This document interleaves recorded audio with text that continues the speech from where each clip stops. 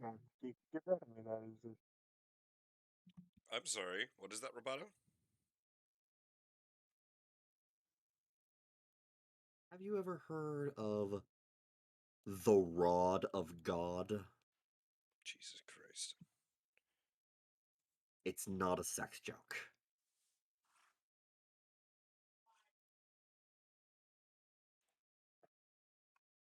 Excuse me, sir. You do not have the qualifications to take care of me. Okay, there you are. Now I can hear you. Well,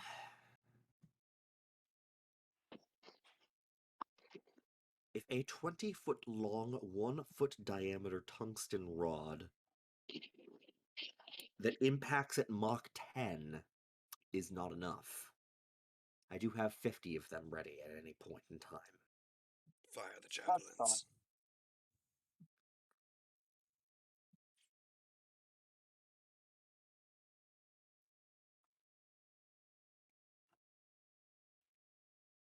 Alright.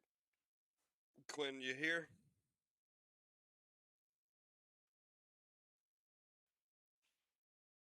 But I will be releasing them at an undisclosed time during this session.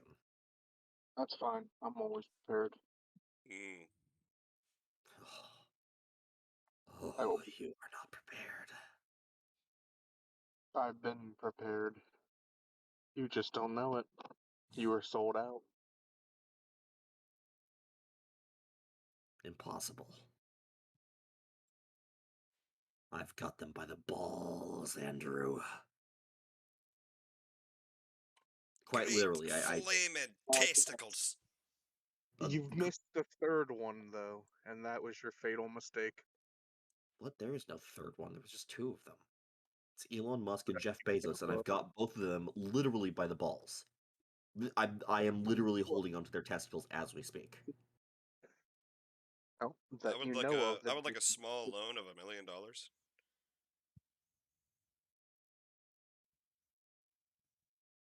Hey, Bezos. No, not from him. Not from him. Not from him. Never mind. Never mind. All I'm right, good. he'll handle it. Never mind. I'm good. I'm good. I'm good on all that. So, are you sure? I had to squeeze pretty hard for that. Oh no, that was pleasure enough for me.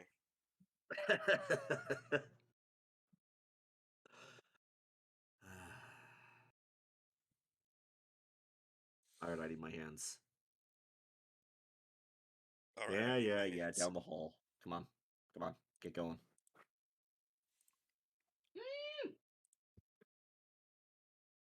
Just one for good measure.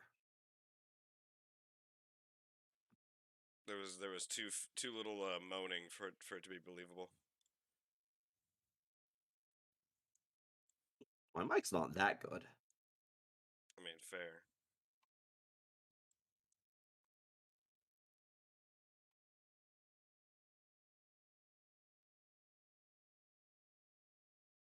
I just realized I fucked up that water effect at the very back of the ship.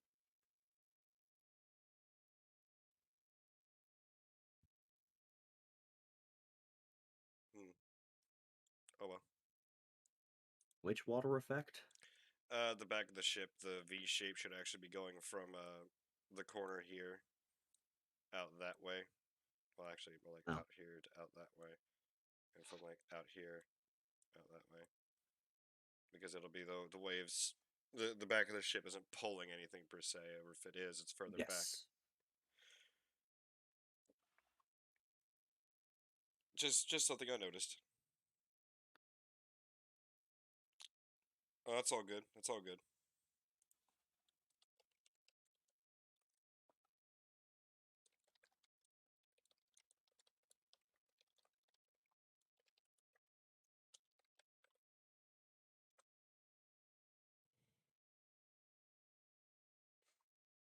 All right. Daniel, would you like to do the recap? Why have though? If you would like. Yeah, I'll do it. Last time on How Fucking Fucked Are You? I mean, on a scale from 1 to 10, it's about a 15 right now. All right. Go ahead. Um, So we finished up our preparations to board Cadmus's ship and sail to Dravar to find the final object that we have been pursuing this whole time.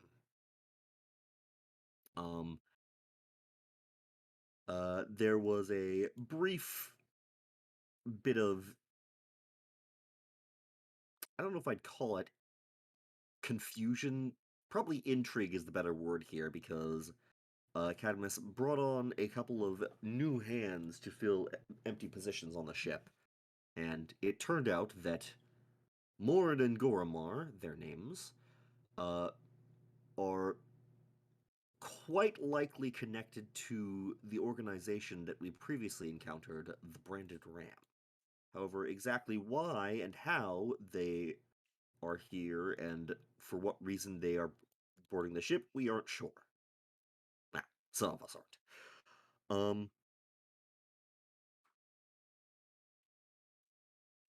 I don't know how many interactions were had, but Ricky did offer the option of having interactions between our characters and these NPCs over the course of the last week. I took one. We can discuss more about that later.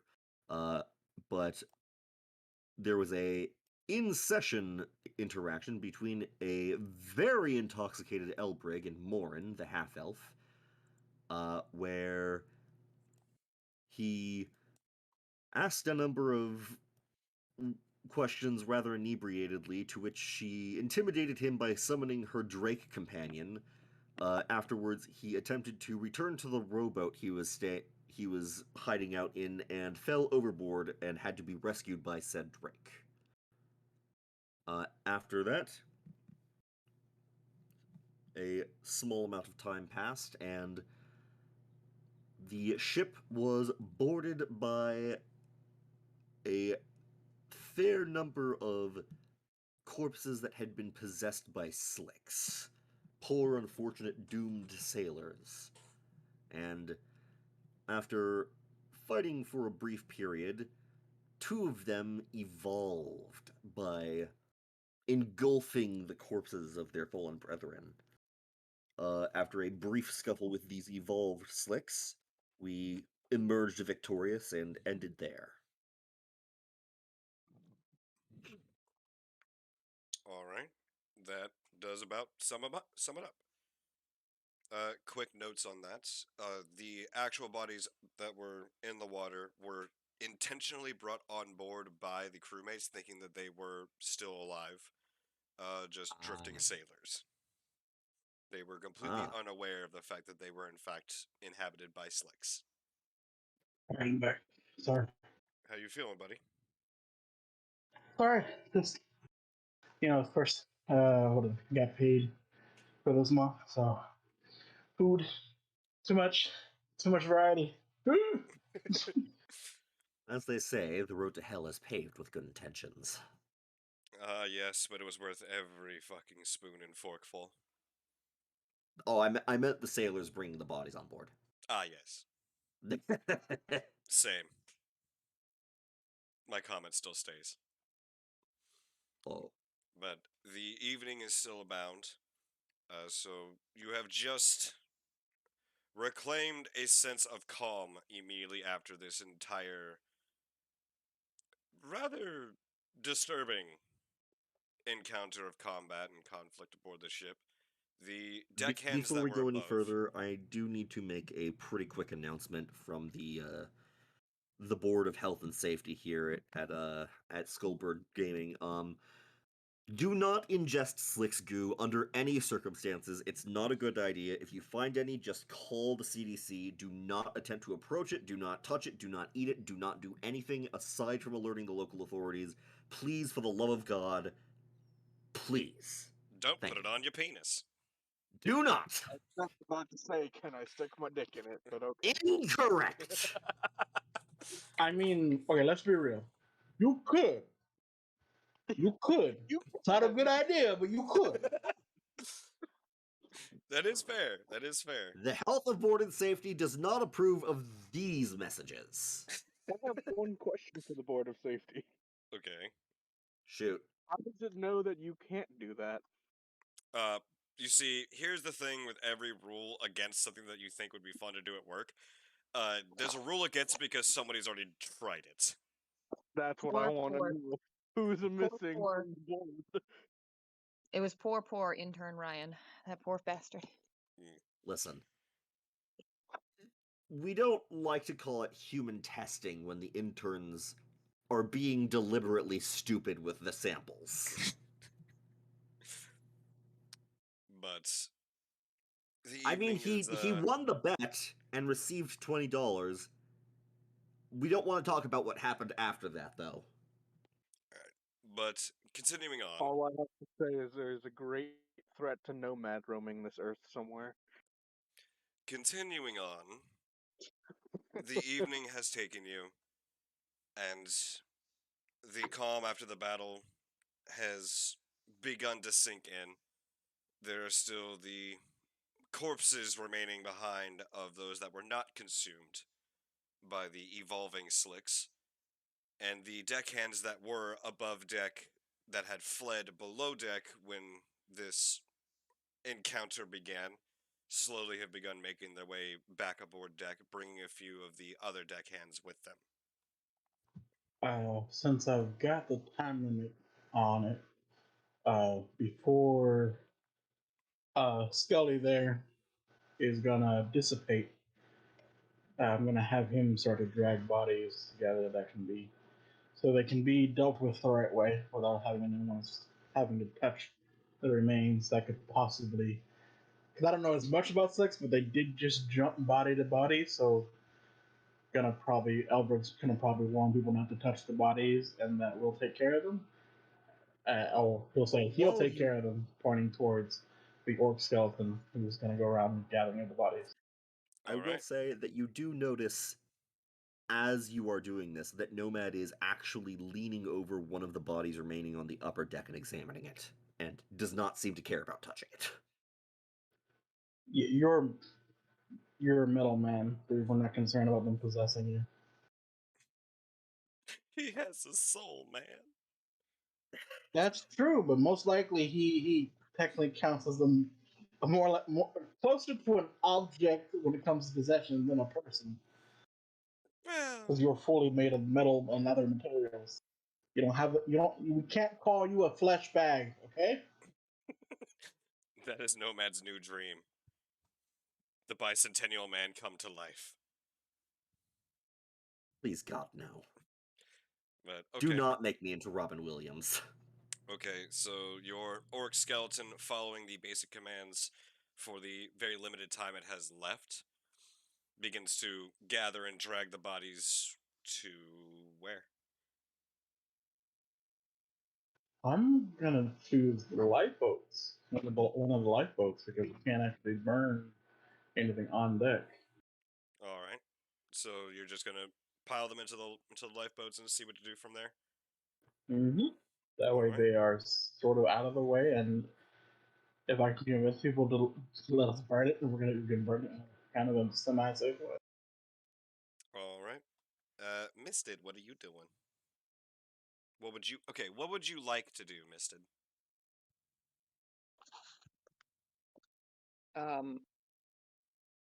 Just, I mean, we are done fighting the slicks. Misted is going to help with cleanup. I mean, that's really all there is to it.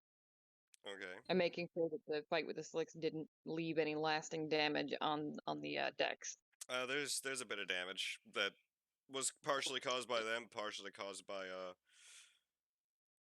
the occasional bolt being stuck into the ground and into the boards. Nomad is going to... First off, before the body up on the top deck is taken, Nomad is going to examine it. The remaining lifeless husk, I should say. Okay. Nomad is going to examine it. Just because he wants to take notes on the body's condition and possible signs that are left by the slicks. All right. So And how it's basically exactly are you like? How exactly do you plan on going? Like, can you describe to me how you're doing that? he would be examining the wounds for blood, like examining the condition of the corpse overall, uh, specifically examining like comparing it to a corpse that has died that is not consumed by a slick. Go ahead and roll a medicine check for me. Oh boy. First roll. Not fantastic, but Yeah. also not as bad as it could be. There does not seem to be anything too out of the usual. If there was any like cuts or slashing or anything done to this body, there is the slight remnant of blood, but it is mixed in with the oily black substance, but now does not seem to be able to perform upon its own. Hmm. So the body It's seems to have been dead for a while and has just like the last remnants of blood mixed in. all right. But aside from that, you can't really figure anything else out. Failing this avenue, the oily black substance is still there. It is there, but it's slowly dissipating. Does it seem like it's evaporating? Hmm. Is there still some left from the big one over here? That one is a complete mass of this black viscous goo, where it looks like the flesh has been completely dissolved off, and there just seems to be remnants of bone and some muscle tissue left. Yes. Nomad is going to actually take a bottle from his backpack and collect a sample and cork it. Okay, it's not While that it might difficult. not be the best idea, You do get a bit he of bone in there with it too. is there any way that I could roll to not do that? It's pretty well attached. Well, specifically, he just wants the oily stuff itself. Okay. Yeah, there's bits of bone in it. I'm not talking like, there's a whole ass femur in it, but there's like shards and broken pieces of bone, like, and bits of muscle and whatnot inside of it. Well, probably rather distasteful, but he's going to put a cork in the bottle and hold on to it for examination over the course of the next few days. Okay. And Tyrell, what would you like to do?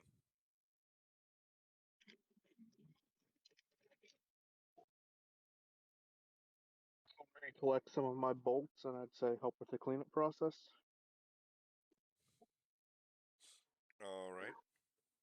And then climb back up to the nest and see if I can't see what direction they may have been floating from or if there's anything else out there.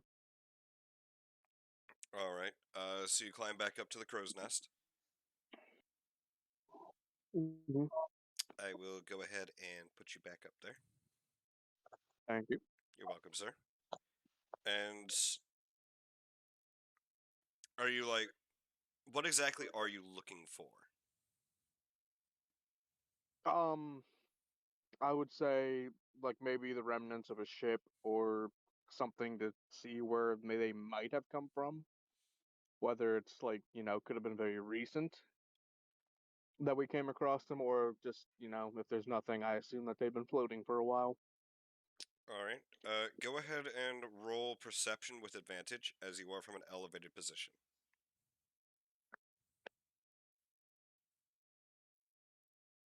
Beautiful. An 8 and a 23. All right. Let me just clickety click and clickety click and clickety click clack.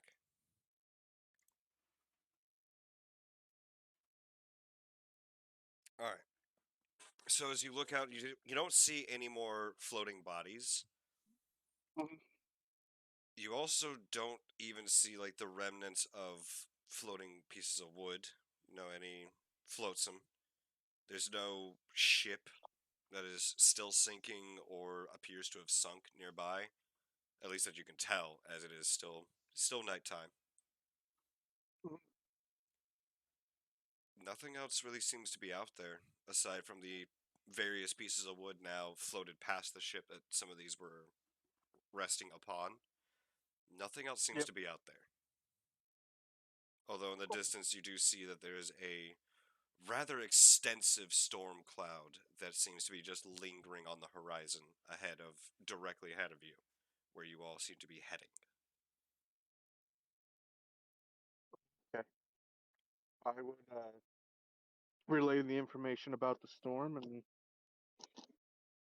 I think the information about not seeing anything else out there doesn't really need to be said. It's not important. All right. And as you complete all these tasks, the skeletal orc would then the spell would end. And he did manage to get a good majority of the remaining bodies into the longboats. The actual masses seem much more difficult to relocate and move. But You say, wait, masses? the two evolved slicks did not retain a more humanoid function after they were, or humanoid appearance after they were slain. Okay, that's what you mean by Yeah, masses. they collapsed into a pile of bone, muscle, and this oily like substance that seems to compose their form. Just as a precaution against any, possible shenanigans, Nomad is going to open his senses and see if he detects anything from these piles. Nothing of an Eincore. Awesome.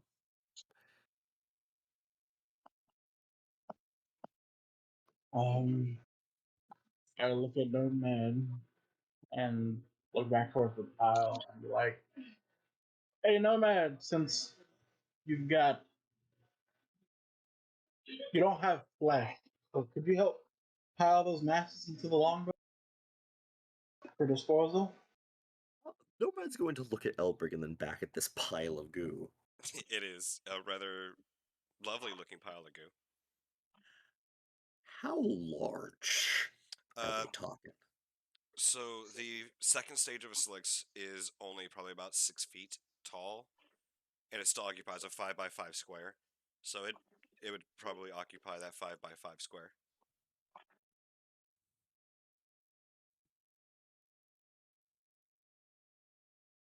Yeah, so they'd be about a 5x5. And since they did this from two different bodies, going with like the average weight of somebody, I guess it's probably around maybe close to maybe 400 pounds.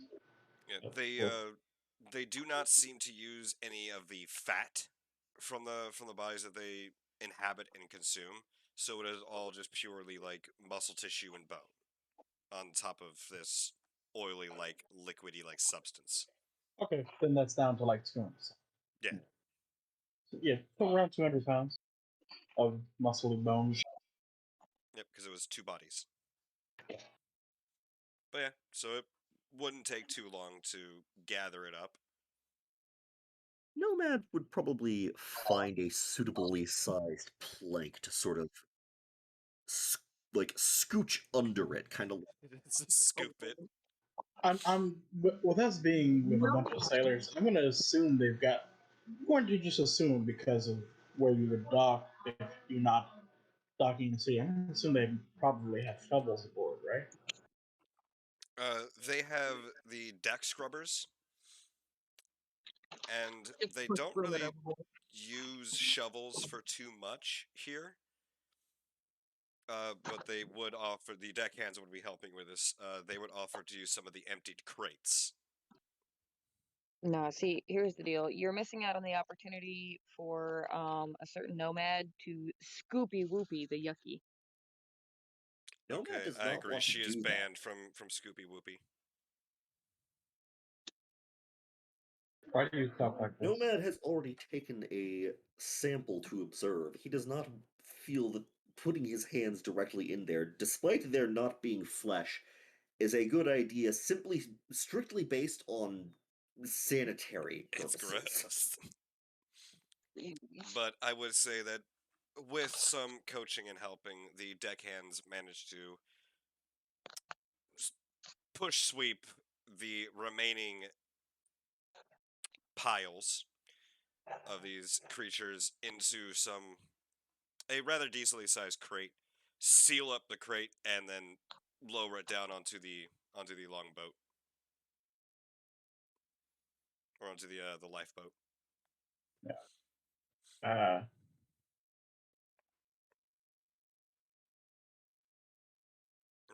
Anything else? okay. This ship has more than just the 2 lifeboats. It probably has, what, like 2 tiers of lifeboats, maybe like 8 or something? Or, Looking over the edge, there looks to be 2 rows. So yeah, there's well, the ones on the top, yeah. and then there's ones below it. So yeah, I'm gonna probably try and get the deckhands to send 1 lifeboat out so that we can get rid of this entire mass. And the way we've been getting rid of diseased flesh for years, for ages, burn it with fire. You want to give these guys a Viking funeral? I mean, it's not a Viking thing. It's more a burial at sea in a cleansed way. Since I don't know what a Viking is. They have Fair. no arguments with it. In fact, one person even comes over with what looks to be a barrel, like a small barrel of oil, and just without even like getting to that point, just kind of just starts like pouring it in. Yeah, Yeah, I yeah. figured. Yeah, no, I mean, like this is how this has been done at sea for nigh on eon since we started seafaring. Mm. Seafaring. But Uh, it good taste too, because now that these slicks no longer inhabit these bodies, the smell is starting to come out. It is the smell of rot and decay and waterlog. I pet my golden oak score. This is why I summon you, Skelly. You don't smell. In chess, the pawns go first. But yeah, they agree and they follow this. Nomad will probably notice everybody like kind of holding their noses, like, oh god, and be like, and just think to himself, it is a good thing I cannot smell. But yeah, they manage to finagle the lifeboat out, and as it's going, they drop a torch on it and then set it adrift. On the boat. Mm. And yeah, they all kind of agree that we'll talk about this some other time and just begin to go back to their stations or go back down below to bed.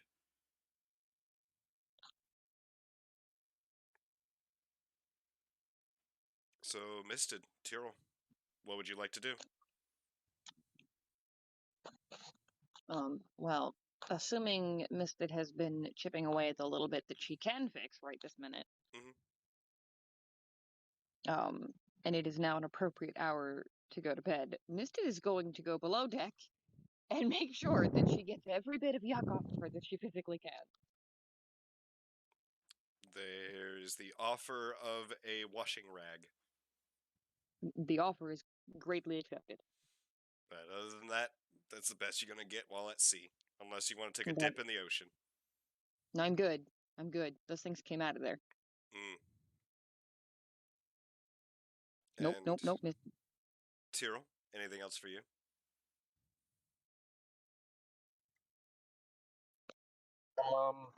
I would say, is there anyone that relieved me from the crow's nest? Are you asking, is there someone who comes to relieve you? Yeah. Yes. In fact, it is what looks to be a gnome this time. Oh, okay. Then I would come down and probably start heading towards Question. the middle deck. How do gnomes work with ladders in this world? The same way they work with walking, Nomad.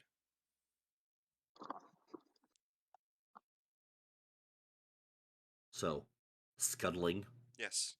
I like to imagine they just put their foot on the rung of the ladder and then like crab walk up it, like defying gravity completely sideways. They're not, you know what? He makes very quick movements, but they are not crab-like. Oh. Why not Zoidberg?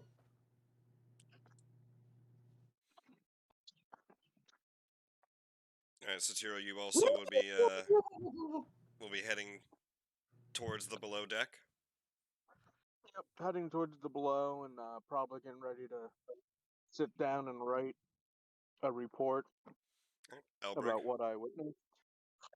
I am going to walk over to Nomad and see and tap him on the thigh or whatever. Hey, Nomad. When you were checking out the bodies, did you see anything of importance, or was it, Nomad just would say, nothing that I didn't already know, but. And he would pull a bottle of the goop from earlier out from a pouch on his belt and say, I have this to observe over the next few days. as you pull the bottle out? I say, if you're going to observe and you want to test properties, you might want to collab with Misted there with her God bless power. She can help you out with that. She'll gain proficiency apparently. Nomad The will kind of like know-how. stop you about halfway and say, I don't intend to remove this from the bottle at any point. So you don't want to learn about it? I am going to observe its condition inside the bottle for several days. If nothing changes, I intend to dispose of it. I would rather not experiment with such an unknown and dangerous substance. Hey, I don't understand. We're already on a dangerous journey and everything, and so we don't want to use all we can to help out with that. That just kind of gives you a look. And you don't really understand what he's looking at you for. And he says, Elbrig, these creatures contaminate and destroy the souls of the creatures they come into contact with.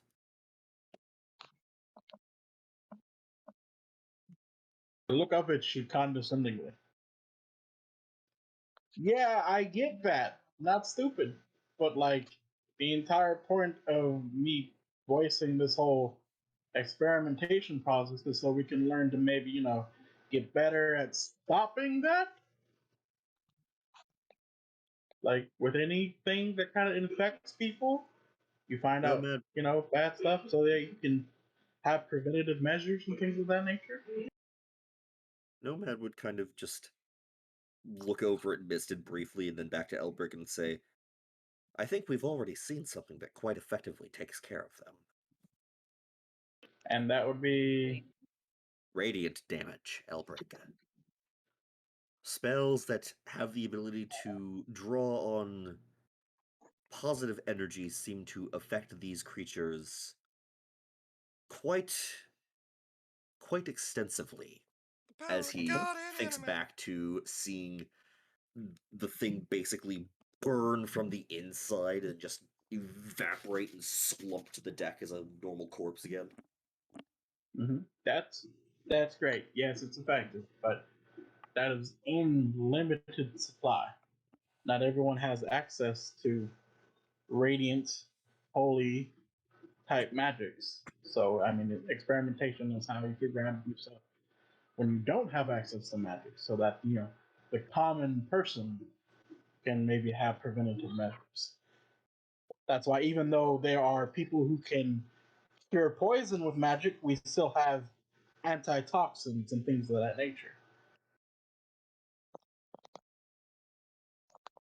Nomad You will understand where I'm coming from think here for a with this? second and then say, let's come to a compromise. I'll observe it for a time, let's say a week, and if nothing changes, and it doesn't appear to be dangerous, then we can consider experimenting with it. I will consult with you So just to when that point out time this, comes. no man, just point out this because I know that you don't know everything about the world, and I have no clue which books you've read, but things degrade over time. So the longer you're sitting there observing it, the less potent it can be, and the less answers we'll find because we don't know. By the end of tonight, it could evaporate or disappear. So Nomad I'm is just going saying. to just say dryly, if I'm going to be honest, that's what I'm hoping will happen. So it's not really a compromise. It's more of you're waiting to get around what I'm saying. Period. If you're gonna do that way, just say no. Nomad is That's not a going to compromise. Nomad is going to I do didn't even something I that didn't you know have you could never. be so sneaky. Well, Nomad is that going is to a sneaky thing. Nomad is going to do something that you have never seen Nomad do before. He is going to look away and sort of just put a hand on one hip, and it looks like he's really struggling to think of what to say here, and then he turns and says, if we have the misfortune to happen on one of these creatures again, and you still want to experiment on it, and this sample does in fact evaporate before that time comes, then we can do it. No man. Look, I look up at you and I say, lean down here. Nomad kind of just is looking at you and says, is that polite? I'm not gonna do anything bad to you. Just lean down. Nomad will lean down. Not a I put a lot, but hand. I put a hand on either side of your face that you lean down. Looking into your eye holes, whatever should be behind oh, the actor there are without no eye holes. eyes. You are looking at a flat porcelain mask. Well, I look where your eyes should be. So, and Elbrig will say, it's like, I don't know exactly where your eyes are, but for this purposes, I'm looking you dead in the eye, just to be clear. You have the ability to just say no. Now, Nomad, while I hold your face and look you in the eye, repeat after me. Elbrick, I think it's a bad idea. I don't want to. No. Say it. Nomad is just like taken aback, and after a minute says, Elbrig, I think it's a bad idea. I don't want to. No. So simple. Let go of your face and walk away. Misted looks absolutely dumbfounded, staring straight into the camera. While this interaction is taking place, Misted just does the office stare into the camera, and then it cuts to an interview with her like an hour later. Like, yeah, I don't know what that was about. It was definitely a bad idea. Honestly. Oh my god, I'm seeing spots. I thought I was a high one. What do you mean you're seeing spots? Did you get into my stash? Oh my god. Oh, I'm crying a little bit. Were you? Nomad, get down here. I need you to get down here. Okay. Grabs. I don't know where your eyes are, but I want you to sit. I'm looking you dead in the eyes. You can tell me no, Nomad. Repeat after me. I think the worst part of that is that he acquiesced to repeat after Elbrig instead of saying no. Just say yes by saying no. Say no by saying yes. I don't want to do that, Elbrig. I don't like telling you no.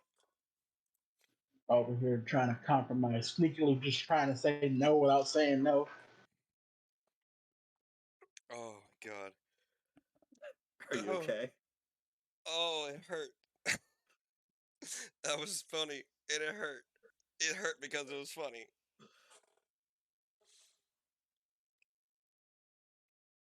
Oh, I'll so grab you're out all here and get some. Oh my god. Oh. Okay. Okay. My eyes have regained focus. So you're all beginning to head back down below deck. Yes, I would assume so. Okay. Hang on, I need a drink real quick. Understandable. Take all the time you need, man. Oh, okay. So as you all begin to head below deck, the first thing you see is Morin standing at the base of the stairs as all four of you begin to go below deck. Oh. Do you need to take like a couple minutes? We could take a couple minutes. No, I'm good. I'm good. That was great. Are you sure? That was wonderful. Okay. Was Outbreak just beautiful. It was so beautiful. Well, it's good to know that Elbrig is comfortable enough with Nomad to grab him by the mask. So don't Elbrig is yank him Nomad's away. conscience. Like, yes, Nomad. Elbrig has that permission. Nomad, it's your conscience. We haven't spoken in a while. No, actually, more like, Nomad, it's your conscience. I've been trying to reach you for a while. Oh, but yes, as the four of you begin to head below deck, at the bottom of the stairs, you see Morin standing there with Goromar. And she looks a bit shaken. Goromar still looks like Goromar. So, Minotaur. Yep. Where the were you two? And Goromar looks at you just, you had it handled. I'll give it. What? No, hell no. You're huge, and you have a fucking dragon drake thingy. Useful, helpful, and kind of thing. Don't ever be like. Nomad would kind of put a hand on Elbrig's shoulder and say, I believe he was in the kitchen. Navigating the ship with that size may not be easy, and That was bullshit. believe We were just up deck. and the combat was over swiftly enough that they probably didn't have time to get there. Lies, all lies. There's plenty of time. Additionally, I don't think they had their weapons on them. Don't keep your weapons close. I've seen Terrell and martial people of you people. Anyone who's martial and knows how to fight always keeps a weapon close. Hell, I don't really know how to fight, and I keep a dagger on me most of the time. Oh. Bullshit, you had it handled. You had it handled. But no, Morin just kind of watches Elbrick go off. And then looks at Tyrrell. Looks at Nomad. Looks up at Misted. And looks back to Tyrrell. And primarily is looking at the patches on your uniform. Or on your armor set. And quite in a tone that you guys have never heard before, very aggressively towards Tyrrell, starts demanding answers. I didn't hear that tone of voice. It was pretty aggressive when I was drunk. That was very passive aggressive. This is aggressive. To the point where she is up in his face. What is she saying, per se? Someone's trying to. I think Terrell's trying to talk. Yeah, I think, Andrew, you're still sounding like miles away.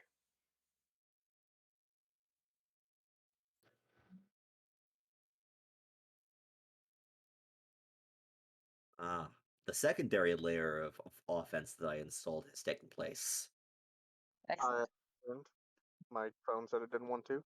Okay. She literally gets up onto you, like, in your face, and, like, kind of, not really, like, putting hands on you, but just kind of leans in and, like, presses you against the wall.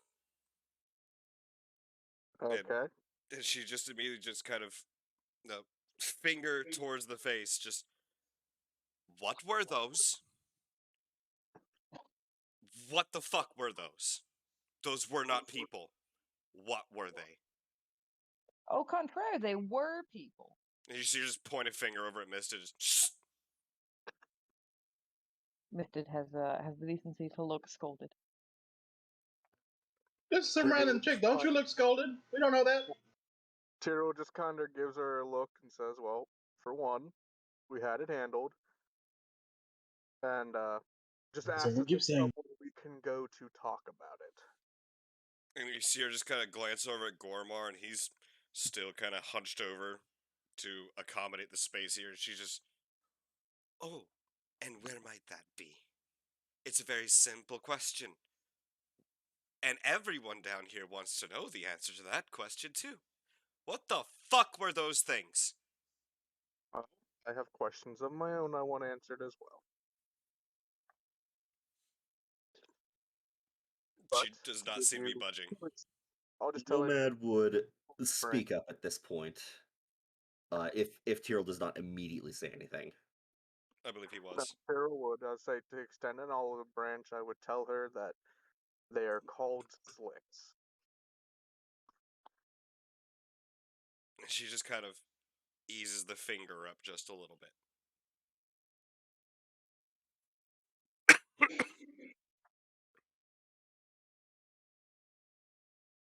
And she's looking like, go on. Like I said, I would press her again and just say if there's somewhere more, less crowded, I should say, that we can go to talk. I think there's some answers that both sides want here, and I can explain it to you better. It's going to be a long conversation. You see her just kind of pull the finger back and look at Gormar. And he's still hunched over. You see him just, I'm too tired for this. And like stompingly turns around in place and begins to make his way towards what looks to be possibly his bed, or what remains of it. And you see her just stop and just like the flinching face of, she wants to scream, she wants to speak calmly, she wants to remain calm, but she wants to scream, and just later, then. Are there any more of them? It's currently out there in the water, not that I could see. If you mean are there more of their kind, then yes. I don't know if you want the good news or the bad news about that, but yes. You see her turn to look at Gormar as he's stomping off. And, Gormar! I'll be taking watch tonight. And you see him just put a hand up. And then gently collapses into what was once a bed. And now is just basically a pillow and blanket on the floor. Yes. A small pile of fabric, basically. Gormar does? Yes. And she just kind of withdraws the finger and without looking away, just backs up and then begins walking up the steps and then breaks eye contact and makes her way into the top deck.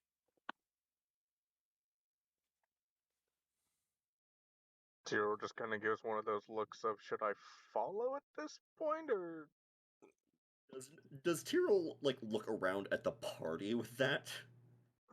No, just kind of looks at her and then looks towards the bowl, realizes he's going to sleep, and just like, yeah, that's useless. And looks back till she breaks eye contact. He's like, she don't say nothing, I'm going back down. I don't care. They shouldn't say anything else. I'm going down for them. They know where to locate me. I'm not like I'm hiding. Yeah, and she appears to be heading immediately towards the crow's nest.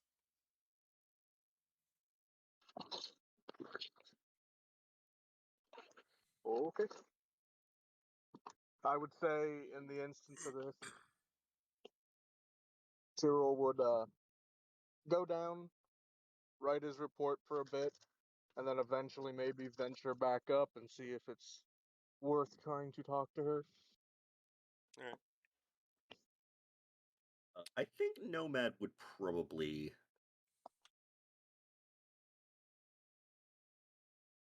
just lean against the wall by the stairs for now, waiting for Tyrrell to finish. Okay. And Outbreak, Misted, what would you like to do? I look at Misted, and if some random lady you don't know tries to scold you, you don't have to be scolded, okay?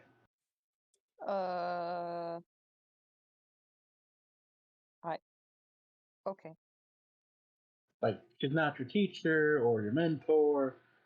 She's just some random person on the boat that you don't know. So, She is technically the technically her. bosun. So, like that. That Deanna, be does quiet. technically We're not make talking her about that. Misted's superior. She's an officer. Yeah. Sure, we're not talking about that. That might be My true, grown-up but might as well be true. But Outbreak is not mentioned anymore. It does not help my case. Its main point is, not someone you know isn't the captain of the ship or the first mate, like the two people you really do need to listen to.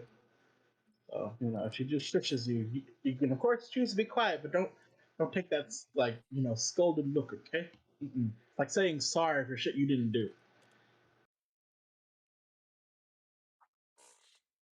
But I'm sorry that I pissed on all of your indoor houseplants. How dare you? but yeah, the bosun is in charge of equipment repairs and the crew itself. I know this. Mister doesn't even know this. Trying to make Mister an adult here. It's her giant ass cat. She try to Hey. powers a lot in front of a lot of people. My giant fluffy ass cat. Get it right. Speaking of, it is yet again brush o'clock.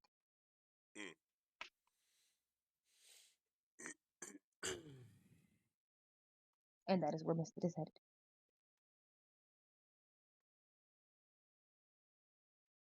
Oh yeah.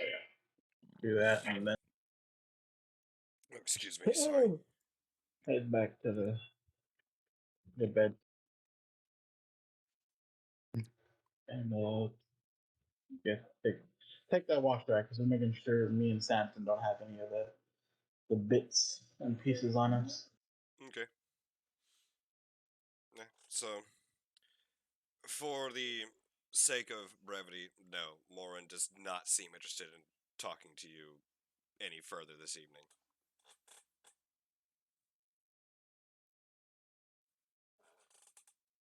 Okay. Tyrrell will just go back down then and continue to put it right into his report. Okay. Yeah. And the remaining time of this journey, is there anything else you guys would like to do? As I will go ahead and state that unless persuaded otherwise, like greatly persuaded, Morin is not in a mood to talk regarding what she is pretty sure the personal nature of the conversation will entail.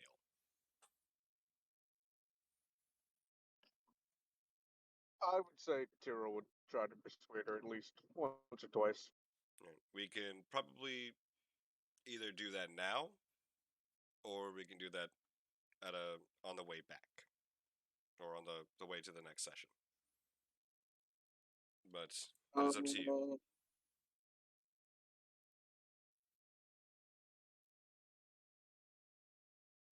I would say once to make it quick. And then if it don't work, I will wait till later and discuss it with you upon later times. All right. Would you like to be with the rest of your group for this, as this is one of those things that the group would be quite possibly interested in? No, I would be solo for this. All right. So for that, I would recommend we just do that one-on-one. Okay, works for me. All right. But do go ahead and just roll a persuasion check, just straight check for me, and I will go off of that.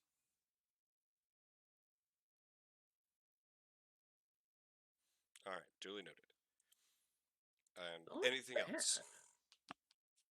Here's a question. Since Mist has bought all those tool kits Mhm. and everything, would there be any like because this would be different from place to place and whether or not in the toolkits she bought there in Serpent's Calling, is there any chance that the toolkits came with like sample material, something you could like test her abilities on, like for carpenter, maybe like a wood block or two, something like that. I mean, she's been using her carpenter's tools around the ship. Is there free wood around the ship?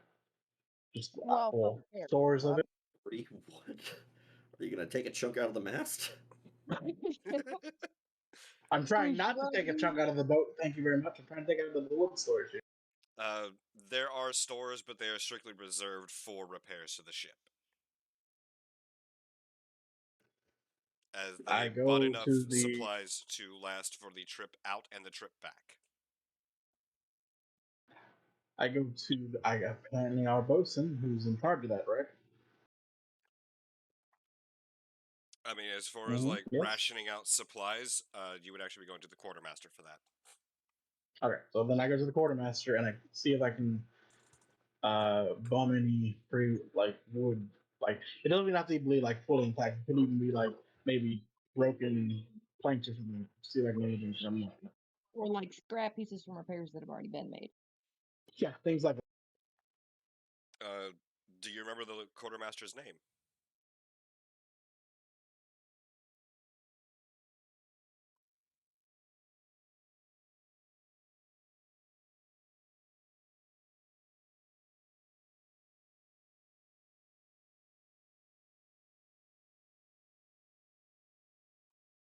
Sorry. What was the response? Do you remember the quartermaster's name? To be honest, no. And Elbrick probably wouldn't either. He's terrible at names, just himself. The This would be both player and in game and out of game. We both wouldn't know. the quartermaster is a humanoid-looking individual that always wears a very loose but very tall kind of hat, and his name is Lin Bai.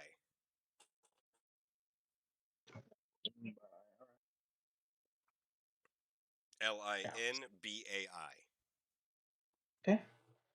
We stir rid of Linby and try to get any amount of wood we can get from him, even if it's scrap wood from already made repairs.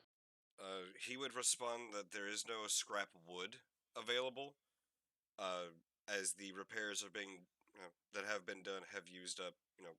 They don't have like too much in the way of scraps. There's sawdust basically, and that aside from there are some leather strippings. There is the here and there's of like thread, whatnot, to make repairs to the sails, as that typically has more, excess cut off to make those repairs.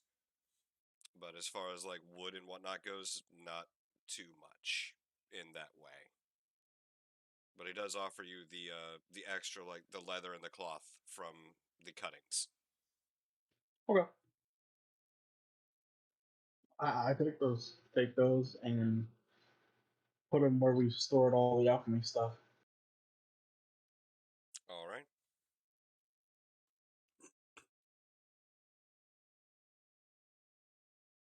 And so, Misted, anything else for the remainder of this journey that you would like to do? I mean, there's some stuff you might not like to do, but Elbrick would try to convince you to do. Yeah, they're probably going along with some Elbrig harebrained schemes.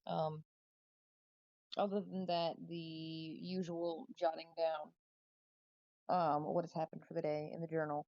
And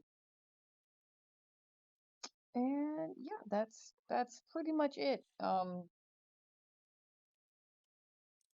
that about covers it. All right.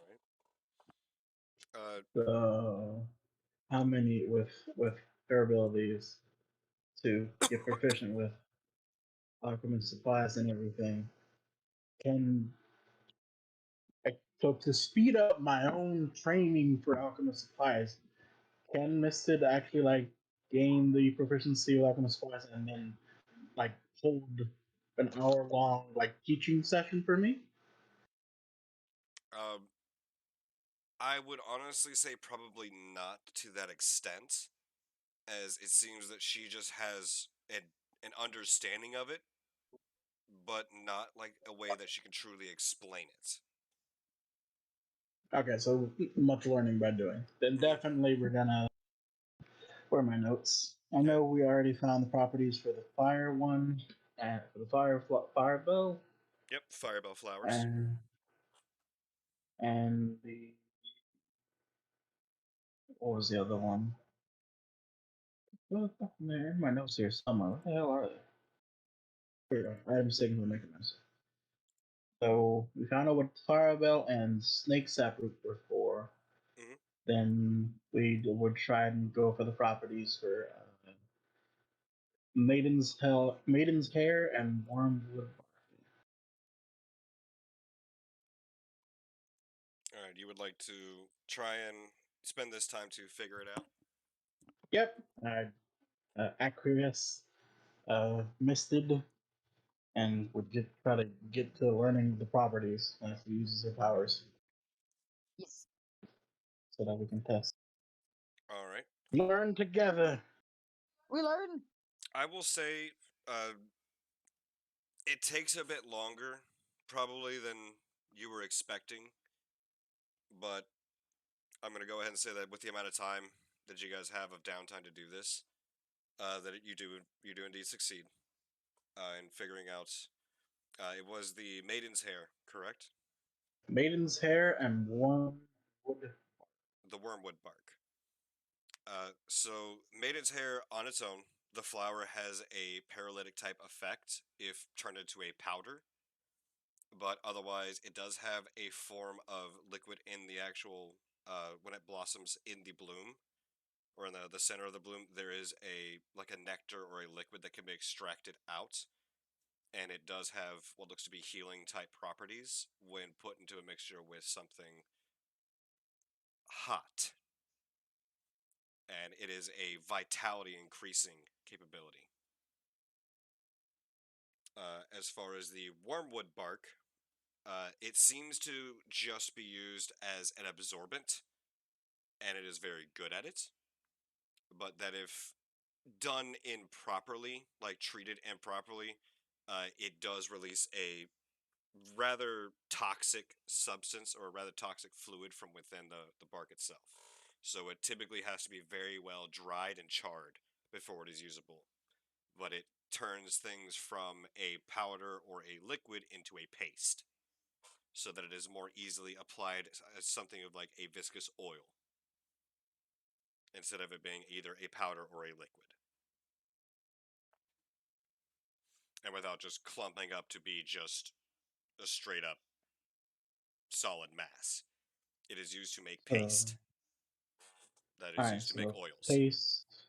Use to make paste and oil. Yep. Which the wormwood bark, as you recall, is one of the components that it has to be dried and charred, turned into the paste, and then used to bring that viscous type consistency to it to make the oil of depetrification.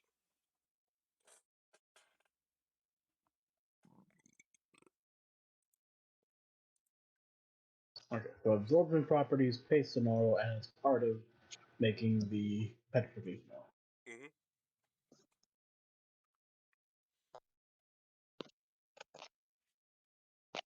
But that specifically, if you do not dry it and like get it as dried out as you possibly can without just setting it completely on fire and charring the whole thing, that if it's not completely dried out, it does have a toxic-like substance inside of it that is poisonous when ingested, so also can double as a poison. And that the poison effects, though uncertain, seem to be along the lines of something like a fever.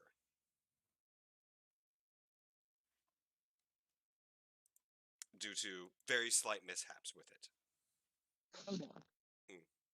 But yes, the poison of the very little that the two of you seem to encounter in this way, seems to cause a fever-like effect, and it lasts for that small amount lasted for about an hour. Which was body Alright. aches, headaches, chills, increased body temperature, lethargy, like the wonderful stuff. Mhm. Alright, cool. Got the nerve down. All right. Is there anything else?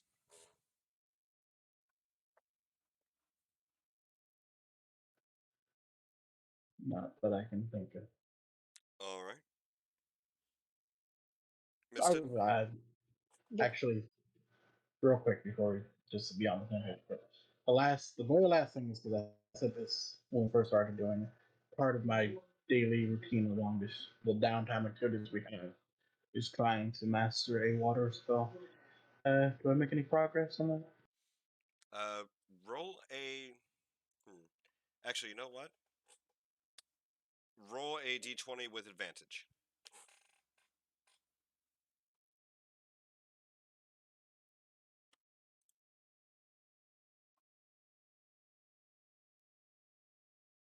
And if it is above a 15, yep.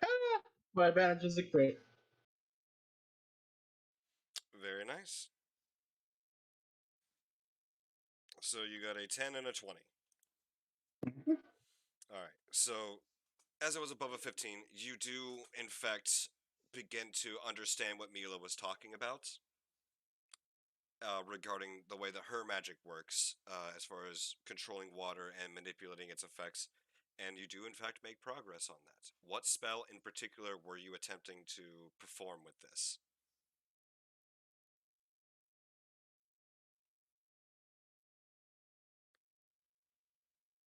One second.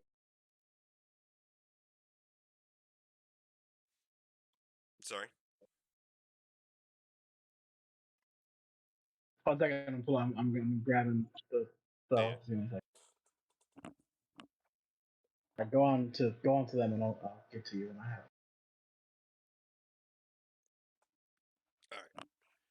Well, while that is happening, if no one has anything else for the duration, I will go ahead and say we will take a very short 5-minute break while I bring up the next steps notes, if that is okay with everyone. Mhm. All right. So we are going to go ahead and we're going to take a 5-minute break.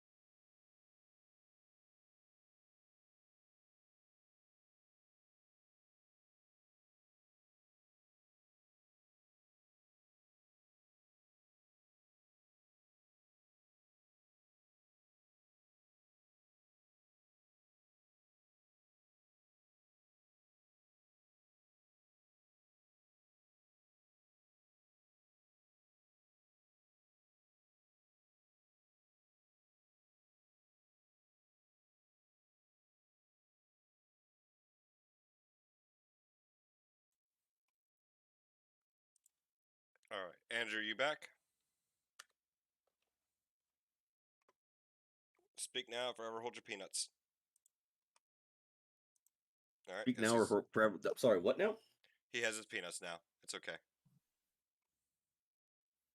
Chitter, Oh, chitter. right, I don't have one. Sorry. 1 second. Oh no. Your toddler exists. I will say, Nomad would probably attempt to interact with Lauren one more time before making landfall, but we can do that one-on-one. Indeed, indeed. Yeah, your toddler exists. Well, gee, I hope he didn't dematerialize. Be No, awfully my notepad awkward. is gone.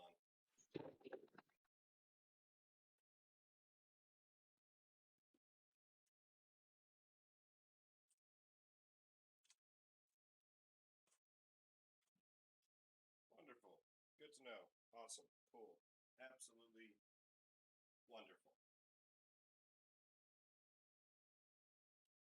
Great.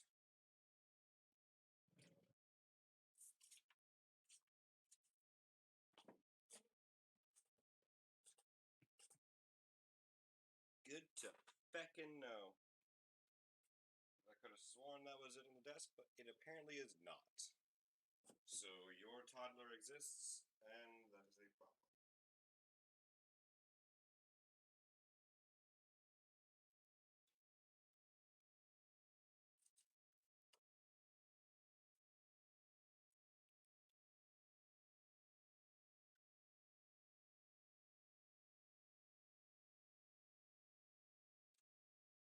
Only the toddler knows. Well, that sucks, because that was part of the notes for coming up.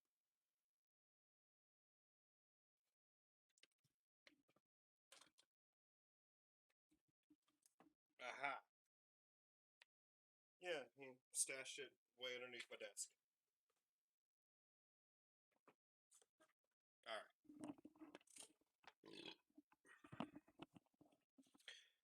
So,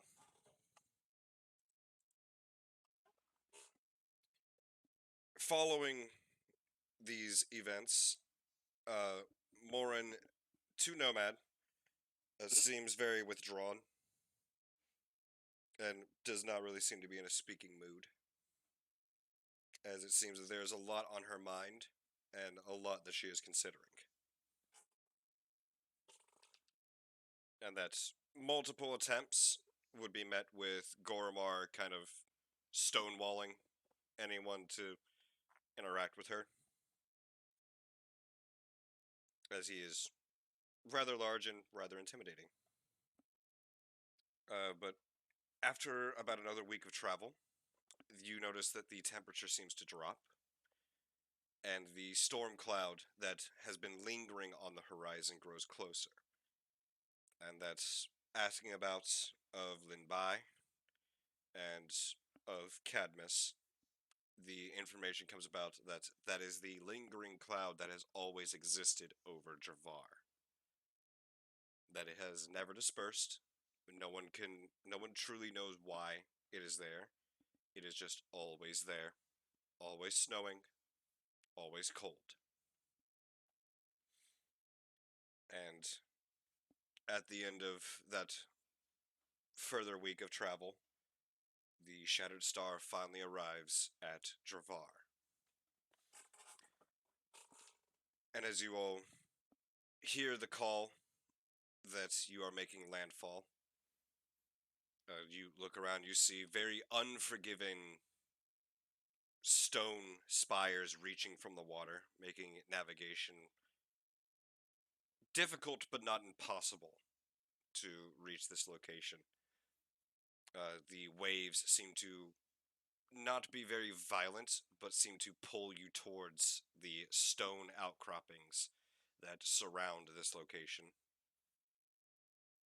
But you manage to, with Cadmus, Linbai, and the work of the crew, manage to arrive safely upon the shores. And as you look out over what looks to be two mountain peaks reaching up to just the base, or just below this, peaking just below this storm cloud. Ice and snow covers the ground in stone. There's also an eerie silence that comes with the constant snowfall, as the blanketed ground holds no signs of life or even being disturbed for a very long time. The dark, whirling clouds swirl and stretch overhead, and then high above the Twin Peaks rests this strangely, almost sentient, just anomaly of weather, which Cadmus refers to these Twin Peaks as the peaks of Driknovum, the eternal winter. And above these Twin Peaks is this great cloud, which sends all below it into cold and shadow. And nestled between the peaks of Driknovum lies the once great fortress of Dravar, now crumbling into ruin and disrepair. You see, there are even entire sections that have fallen and gone crashing down the mountain, now yet again reclaimed by the snow and ice. The only thing that breaks the monotonous silence and white is the gentle flowing of tattered, torn flags that have been placed from long ago, bearing the various emblems of the great kingdoms and domains of Zerdo. On one you see the green flag of Wersine, with its very ostentatious emblem being that of a great tower of silver, surrounded by flowing ribbons and banners. You see the violet-colored flag of Nora, with a hammer and saw clasped between two crossed hands. And, in less quantity, you see the black flag of Ironhold, bearing the crest of the three great houses of the dwarves, drow, and dragonborn, stitched in gold. The encampments are tattered, torn, shattered, in disrepair, long since abandoned, and there even seems to be the remnants of hastily abandoned tents, fortifications, even just the occasional bed sticking out of the now ice and snow encrusted terrain. Stretching before you from the shore is a seemingly naturally carved walkway that leads into less naturally carved set of stairs that ascend directly up the mountain peaks and between them to reach the front gates of Dravar.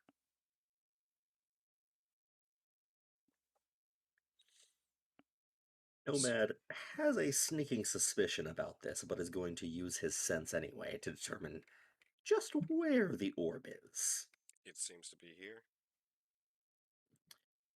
What direction is it in? Up. Specifically towards the fortress? Seems to be. Yep. So, what are you all doing? What would you like to do? You are still currently aboard the Shattered Star, and port is right over here, on the left side of the ship. I will ask. Over the last week, Nomad would have been closely observing that little bottle of Slick's goo, assuming that it didn't evaporate on the first night. It did not. In fact, it still retains its gooiness. Have there been any changes whatsoever? Does not seem to be so.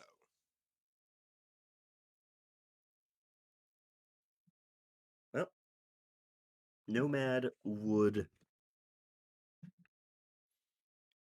take note of that and decide to discuss it with Elbrig after their excursion.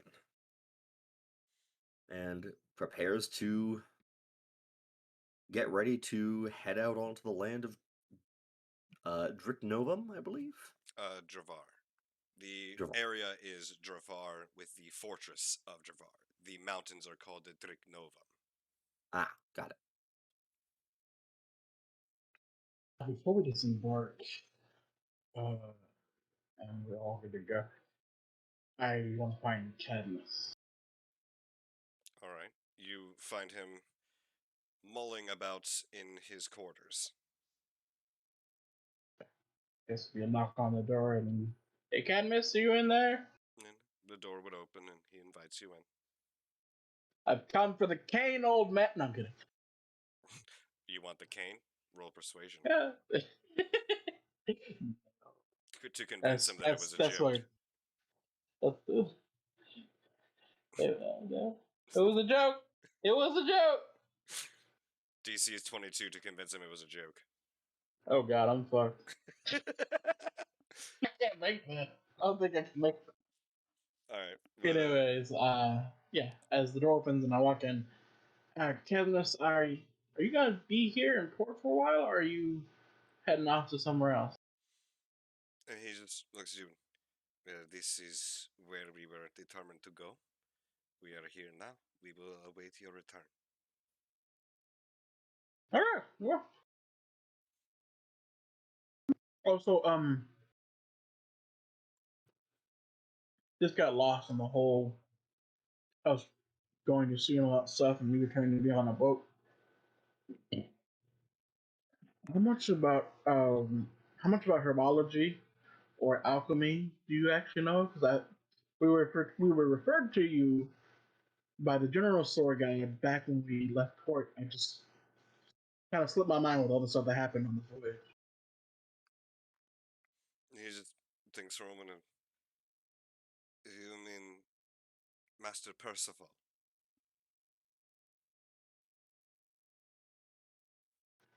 What's his name? Percival? Yep, I, Medios I'm, Percival. that name seems to ring a bell. He just nods. And he meant no ill by it, but he is a bit, how do you say, stereotypical. Oh, so you assume because you're a third blog, you know stuff about herbs and stuff. Indeed. He's means well, means no harm by it. And he is also very old, as I am, so I can forgive him more easily. That, unfortunately, I do not know too terribly much. I spent a good portion of my childhood in a land I cannot remember.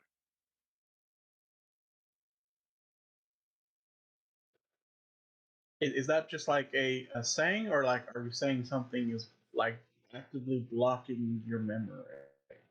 Like when Elbrick is saying this, his head is like turning and he's looking at you like, hmm? Then he just, it seems to be more of the latter. I have difficulties remembering. I've been alive for almost 800 years, Outbreak. The events of the past are difficult for me to hold on to. Okay. I'm only asking because this the door is still open or does it like close itself? Uh, did you close it? No, I'm just asking like is it still open? The door is still open. I walk back over and close the door. Like look outside, like obviously making it look like checking to see if anyone's nearby, and close the door, Okay. and then walk back over. The reason why I ask, and I realize, as we get older, and some of the races live much longer, which can be hard to remember. But I was asking if there was like an active blockage of your memory of your past because uh, I think you were there when I don't know if Tyrrell and uh, Nomad filled you in, but the whole orbs thing, that apparently might actively be blocking memories of an area outside of currently where we are and Serpent's Calling, like the known land masses. So like Yes. a blanket wide effect over everyone. He just nods. And I was there for the interaction with Intrix and Nomad. It Yeah. was revealing, to say the most, and painful to say the least. But yes, it does seem that whether these objects are connected to it or not, perhaps it was only an individual, or perhaps it was many individuals. Something does seem to be preventing me from recalling events beyond a certain point. I do not even remember the smell of my homeland, of Kurtash.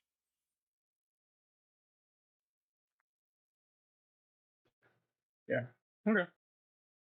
Just double checking to see who if it was like, outside of our own group, if it was like even more so people who are affected.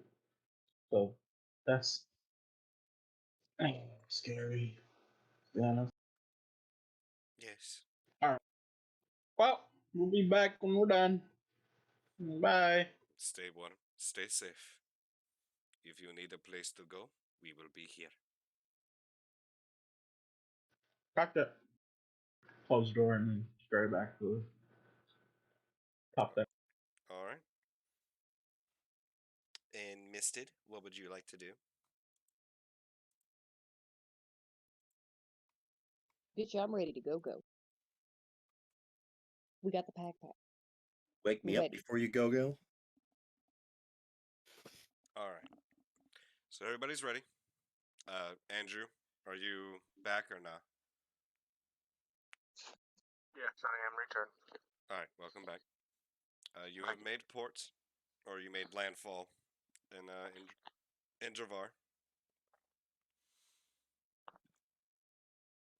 and there, stretching before you, are the abandoned flags of the various regions of Jerdau, and a naturally carved pathway leading to less naturally carved set of stairs that lead up to the great gates of Dravar, of the fortress that is crumbling into ruin. But that something still seems to be retaining its structure. And as you all make your way up, the silence is beyond deafening. You can barely even hear the crunch of snow, and the shadows that are cast by this cloud lingering overhead seems to just drain away any light.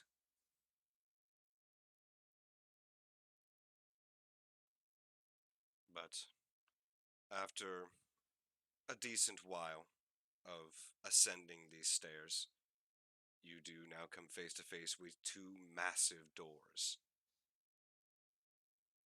one of which is slightly pushed open.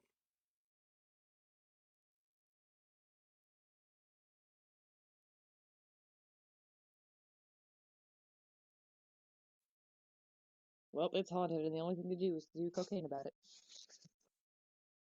What? You I heard mean, me. if you're looking for white powder, it's all over the place, baby. That's what I'm saying. Nomad would walk up to the doors and push the open one a little farther open in order to walk inside.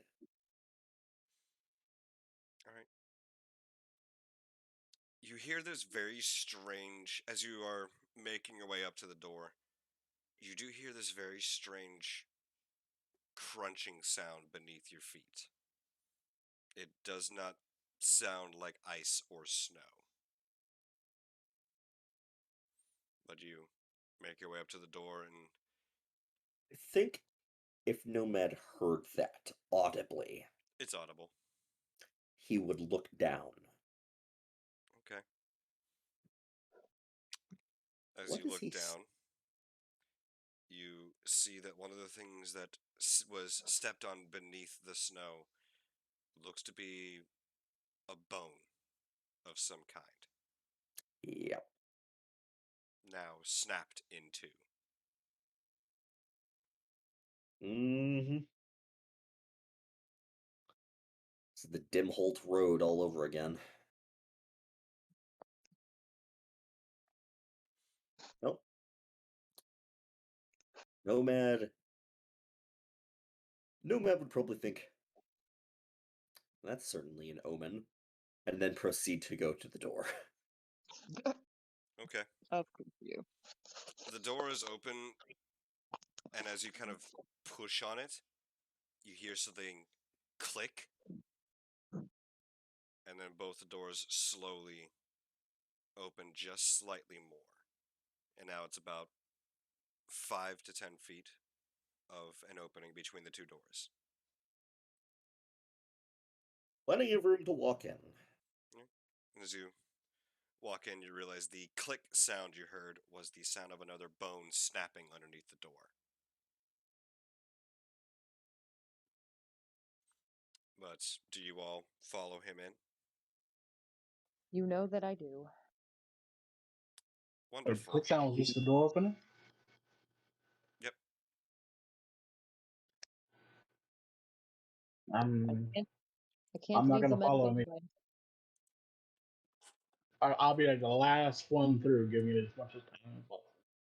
Ladies and gentlemen, I regret to inform you all that as of now, we officially are in the Bone Zone. Oh no, not the bone zone. It is the I thought this zone was where there are many bones. I thought this was a no bone zone. If you hear trumpets, it's time to run. Bum, bum, bum, bum, ba-da, ba. All right. I will be needing you to arrange yourselves as you see fit, Nomad You mean first. as you are now on roll 20. You need to arrange yourselves. Kirill, move your fat ass.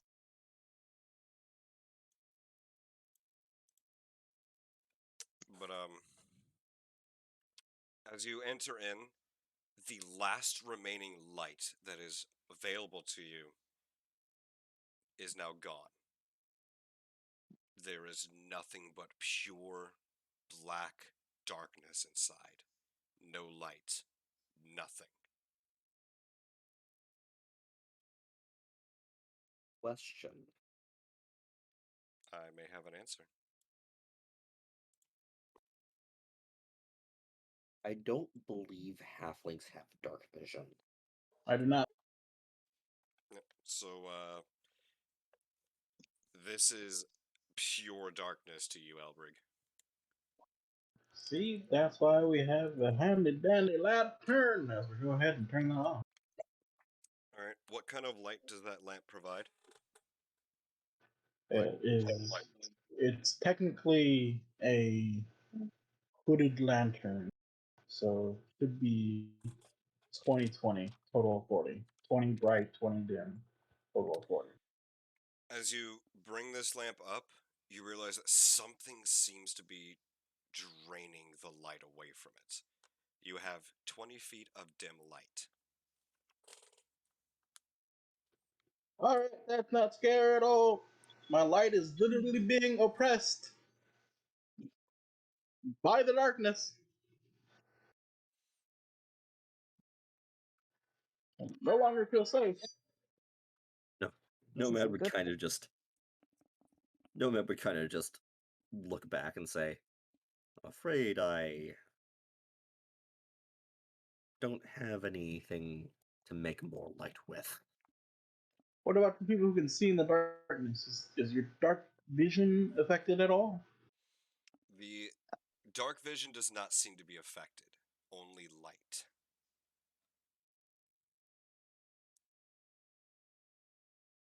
So we can still, those of us with dark vision can still see the normal range. Yes.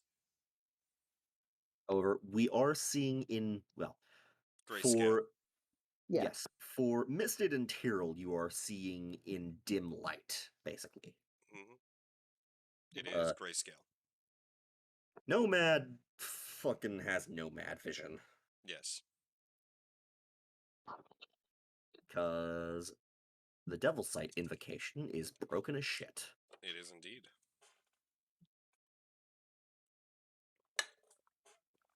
But I believe we should probably, both for the sake of authenticity and for the sake of making this more thrilling, stick with the 60-foot dim light of our less capable compatriots here.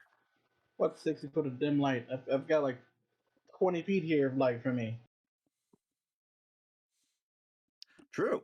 20 feet it is. Let's say from Elbrig.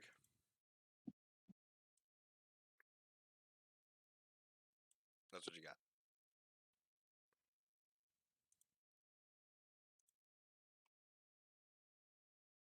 Nomad walks forward.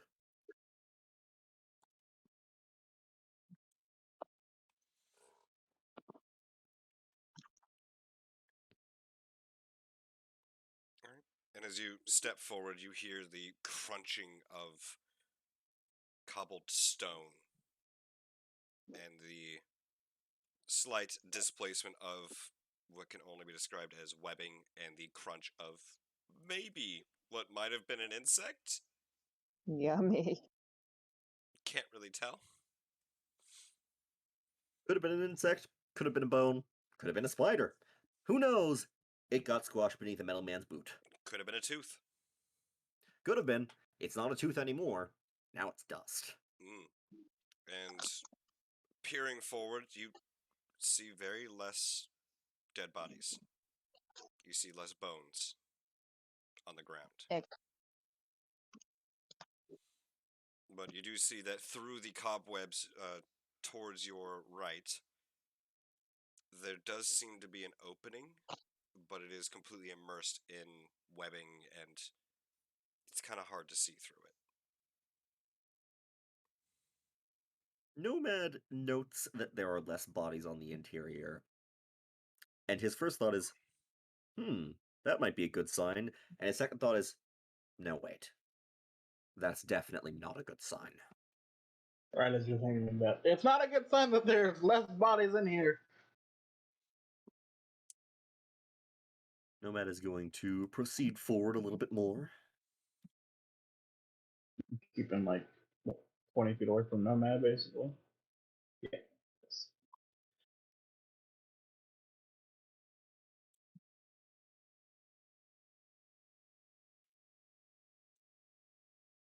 So you said this opening is completely blocked off by webbing, correct?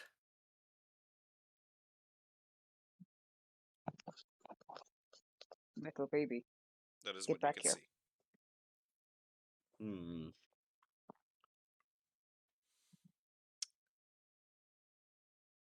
Misted, Yes. I need you to make a perception check for me, please, A perception you didn't check. as you have the radar ears. Radar ears. Dirty 20. You hear the clattering and cracking of bone. Yummy. Misted is going to reach out and grab Metal Baby's shoulder. And hold finger up to say shush. And listen very closely. Can I tell what direction it's coming from? Seems to be coming from ahead of you. And As to the in right. ahead of... I was about to say ahead of me this way? Seems to Or be ahead coming of... somewhere from over there. And Somewhere somewhere from from over over there. Yummy. Oh, so from both directions. Yummy. As well as the faint sound of not really gasping, but possibly wind coming from over here. Misty, not happy. By the way, everyone did take a long rest, right? Yes. Yes. Yes. Okay. I do need to do that real quick. I forgot to say it before we went to break. I apologize. So yeah, what would you like to do? Nomad is kind of just looking at Misted, like waiting for approval to continue. Also, Um, are you wishing to be stealthy, or just moving nonchalantly? at this point, because we know we hear something, Misty is going to be stealth. All right. Nomad would allow Misted to stealth and would keep some distance behind her as to not alert everybody with his clanking metal feet. Okay. Tyrell, Albrig. Tyrell would be stealthing it, I'd say. Okay. I know stealth. I'm the lone light source. They're going to see me no matter what. You Well, say you that. need to. Yes, like as soon as I see people getting ready to like kind of maybe crouch down and be stealthy, I say I am the single light source here. They will see me no matter what. There's not really a point in stealthing here, people. Misty is going to try and peer down the narrower of the two hallways on the right. Okay. Very stealth. You want me to roll You are my currently stealth? walking into heavy cobwebs. Oh crap, I forgot about that nonsensory. Never mind. We're gonna go peer into the hallway in front of us because Nomad has a point.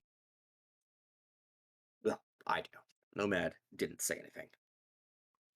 I hope not. If Nomad said something, he would definitely give us away. Hmm. So you're going to peer ahead of you? I would like to, yes. 10, 15, 20. Would you like me to roll my stealthy wealthy? Yes, See how please. quietly I can get there. I'm 18 levels of quiet.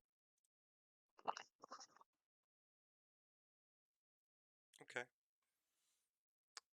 And how far is your ability to see? 60 feet. 60 feet? 60 feet. What do I see with my special eyes? Something that makes your tail stand on end. Yummy!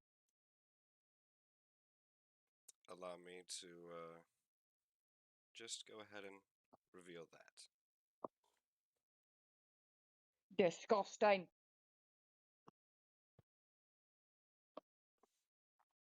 You see the odd shape of some humanoid-like creatures, slightly hunched over, and not seeming to move, but seem to be scanning the area around them, and seem to be listening.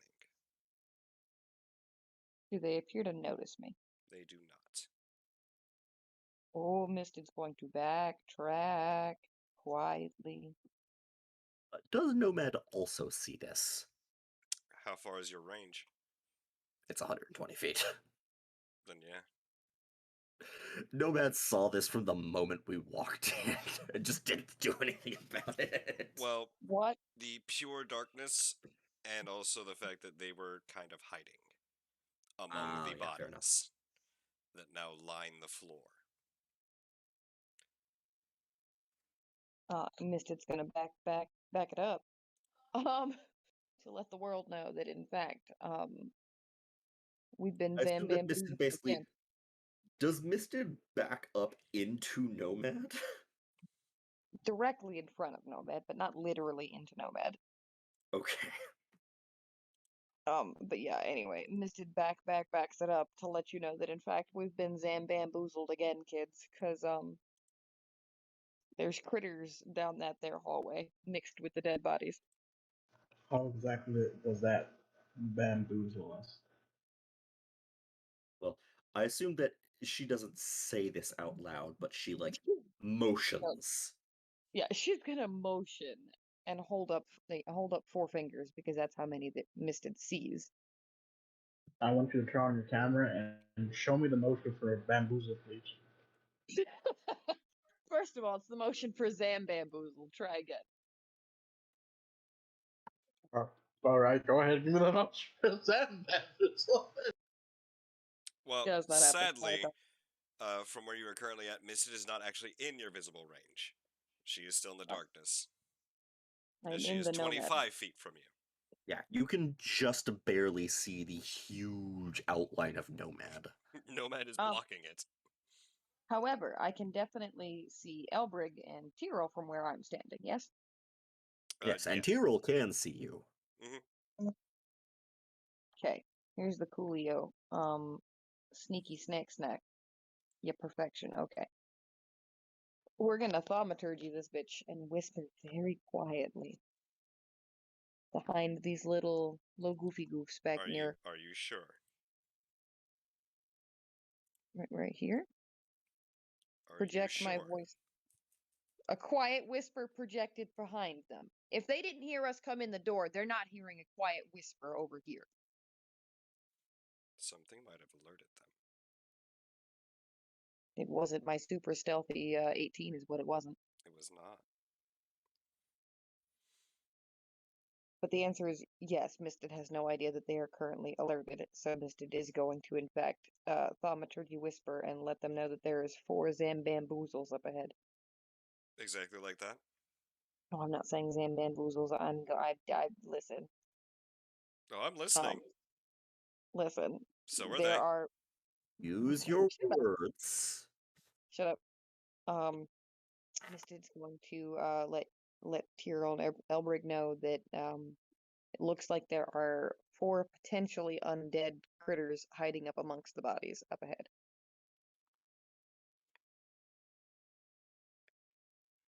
Okay, we done did it. We done did the whisperings. You heard me. Purple Yes. or blue? Of course, purple. Player killer it is.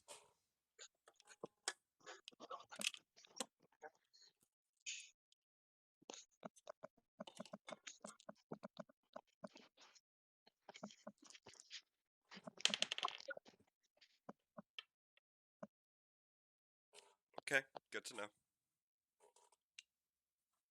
As you were. Now, when I flick my eyeballs up that away again, do the 2 that are still in my range appear to have moved? Yes. Neat. Are they walking towards me? Yes. Cute. Do they seem to see me? No. Misted's going to freeze because they fucking moved. So what would you like to do? Well, you see, what happened was, Misted's gonna hold that their guiding bolt in her hand and wait, because she's a coward, and look at Nomad. Nomad has his shield on his arm, and as you turn to look at him, he unsheaths his weapon. Cute.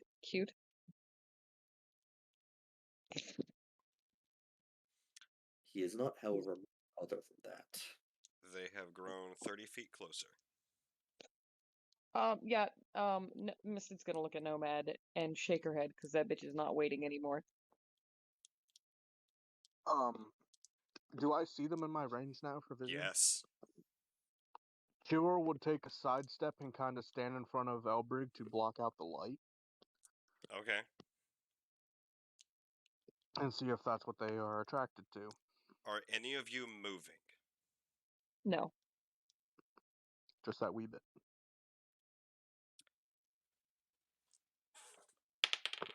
Were you doing so stealthily? Yes. Roll a stealth check for me, please. Will do. Give me a sec. And don't fail it. No promises. That's 21. Ooh. You, very carefully watching the ground, avoid the splinters of bone and loose gravel as you kind of step in front of Elbrig. They do not seem to see you move, and do not seem to react. Oh, so they're not drawn to the light.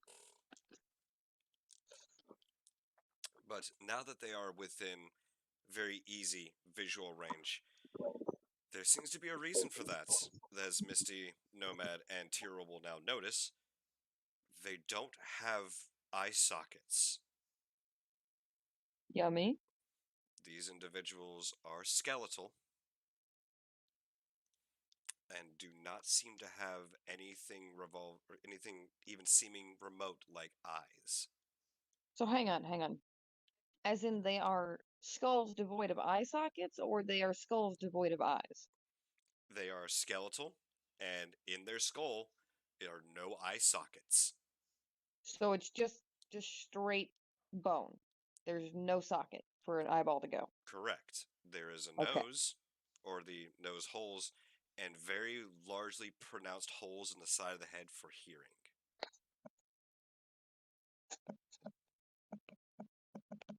Which they seem to You be know the sweeping. Falmer from, Skyrim. Yep. Which they seem to be sweeping their heads side to side as they advance forward, seeming to try and listen.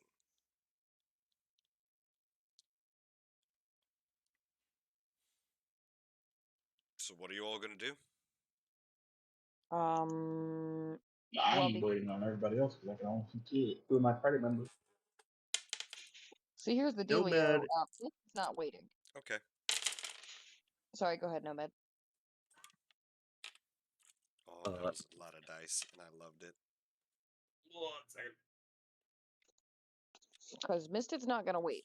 They have gotten entirely too close. Make your action. If you're gonna My do something, action do is something. my action is it's guiding bolt at that damn bastard right there. Yeah, I wasn't saying you had to wait. I'm saying I don't actually see the undead, so I don't know what's going on. No, I got you. Anyway, I'm yeeting the guiding bolt. Ready, And set, that's when I get scared. go. That's a 15 to hit. That hits. Go ahead and roll damage.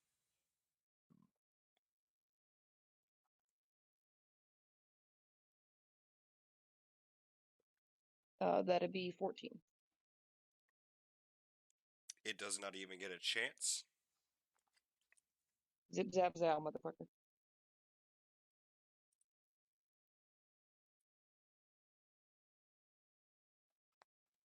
As that one just clatters to the ground, and you see all three others immediately turn and rush.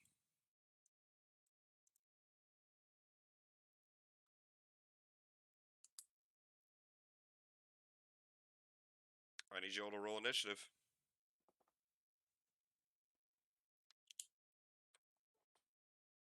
Well, you see, what had happened was I got a 10. Oh my god. You good, Quinn? I don't know what's going on. I mean, to be fair, Elbrig has no idea what's going on. Give me just a moment.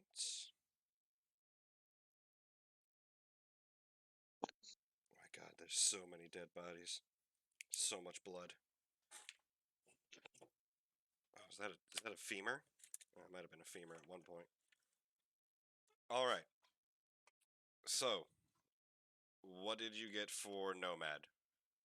21. 21? Yes. Alright. And for Tyrrell?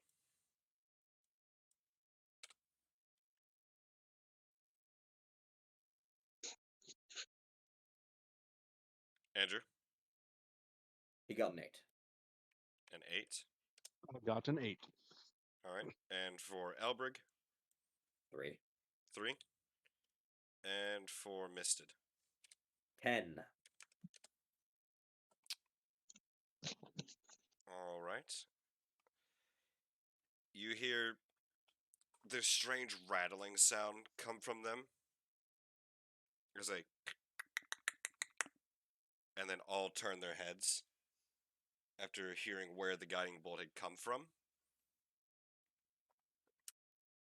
And listening in, they know exactly where Misted is. So that is who they are going to attack.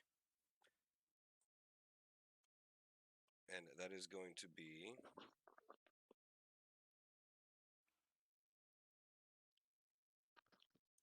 First one here.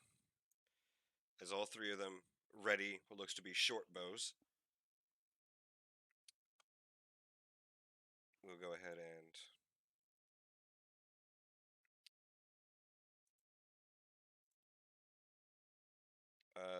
does a 17 hit?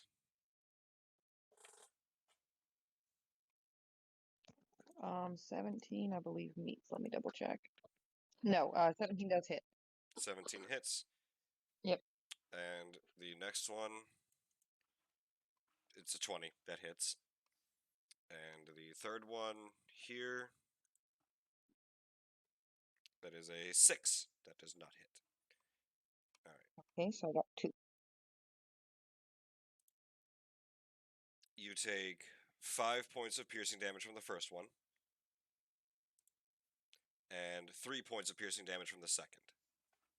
Okay. So you take 8 points of piercing damage in total. Okay. It is so. All right.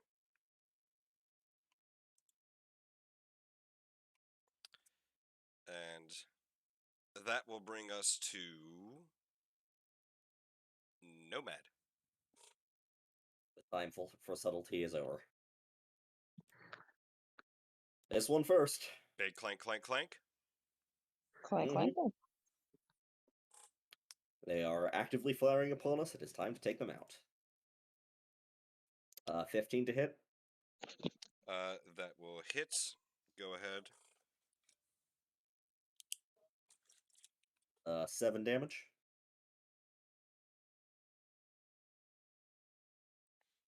All right. Is that slashing? It can be either slashing or piercing. Right. Usually he uses it as piercing. Okay. That brings it down to that. All right. Anything else? Second attack. Go ahead. Another 15. Go ahead. 9. That one clatters to dust.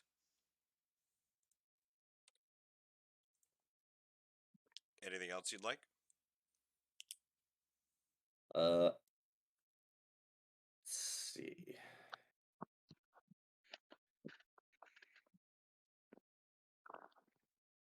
Nomad briefly considers yelling back, "We are under attack," but figures that if Outbreak can't figure it out, he'll probably be fine anyway. He's behind a number of people. Mm.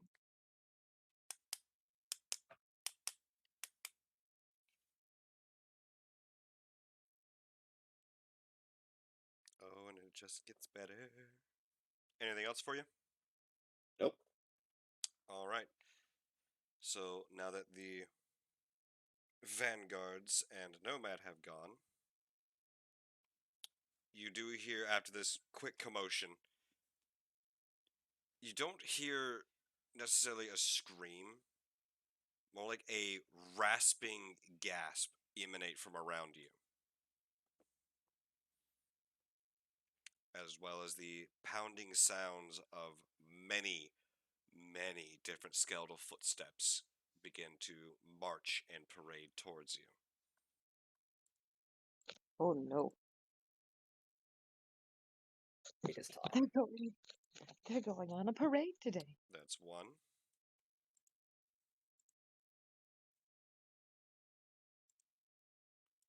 That's two.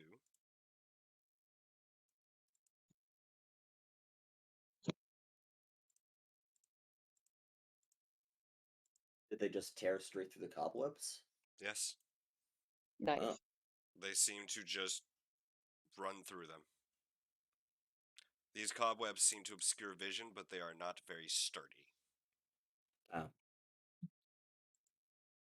I thought they were like difficult terrain or something. Not these ones, per se. No. No. Ugh. I snoozed. You snoozed? I snoozed. Oh no.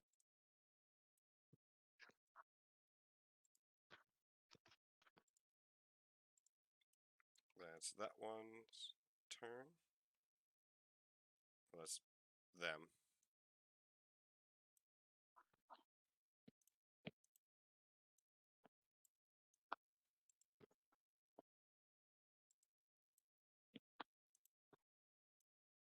Misted is very uncomfortable. I would imagine. You have, well, I mean, you do have two disfigured skeletal beings clattering right next to you. This is true. Their bones go wiggle, wiggle. Oh, show. Bones should not do that. Or I'm just saying, they're doing it. They're doing a little wiggle dance, and it's making quite the racket. Listen, bones typically are not supposed to bend. I'm just saying, it's happening, and it's making quite the racket. Alright, so the vanguards have gone. That brings us to their turn. These two here are going to make two swings with their swords at Misted. Yummy. A 17 to hit and a 9 to hit. The 17, I believe, hits. Yeet. And you take 3 points of piercing damage. 3 points. And the other 4 over there do not actually know you are there. So they are Yeah. going to end their turn there, which brings us to Misted. Misted is exceptionally uncomfortable. And she does not like that there are multiple enemies standing right next to her. Is just not Gucci, my guy. So Misted's going to utter a word of radiance, is what's going to happen. Alright. That's a con saving of 14. Con save of 14. Yeah. And how many does that affect?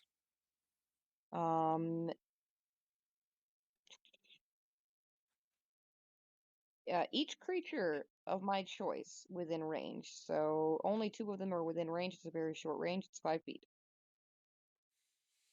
And so it's a con saving throw? Yep. 14. This one fails. This one does not. Okay. That was a 10 and a 22. Okay. Well, the other one, the one that failed, is going to take 2d6 radiant. As it turned out, that's 2 damage. Depression.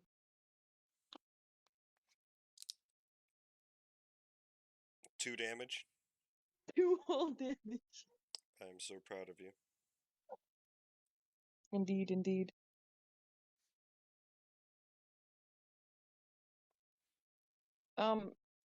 Just to double check because I can't remember. Disengage uses a full act, like Yes. it's Yes, full act. disengage is a standard action. Okay. Ripper, she knows. But the That 5 is, foot, unless you are a monk or a rogue, both yeah. of which have class features that allow them to do it as a bonus. Well, I definitely can't do that. So Misted is going to attempt to leave their direct range. Okay. They're gonna attack. Yes. All right. They'll See if both they take smack. attacks of opportunity. See if them smack. 14 and a 23. Okay, 1 hits.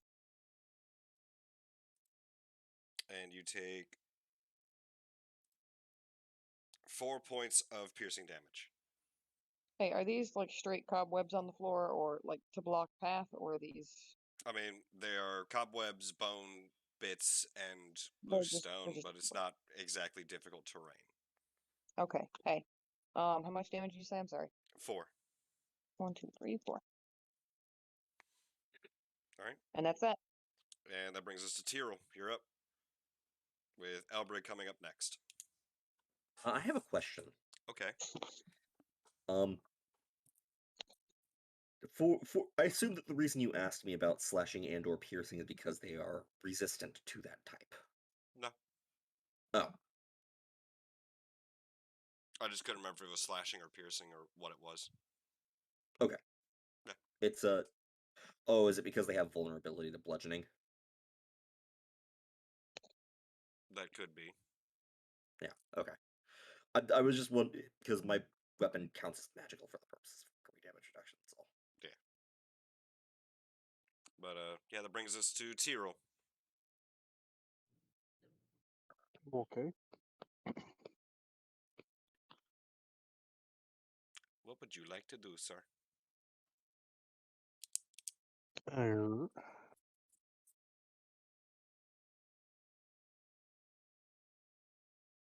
I'm going to target this closest one that came off from the right. Okay. And I'm gonna attack him. You gonna attack him? I'm gonna attack him. What would you like to attack him with? I'm going to use my bow, but I will be using my bonus action to use me things. Hunter's Mark. No, Planar Warrior.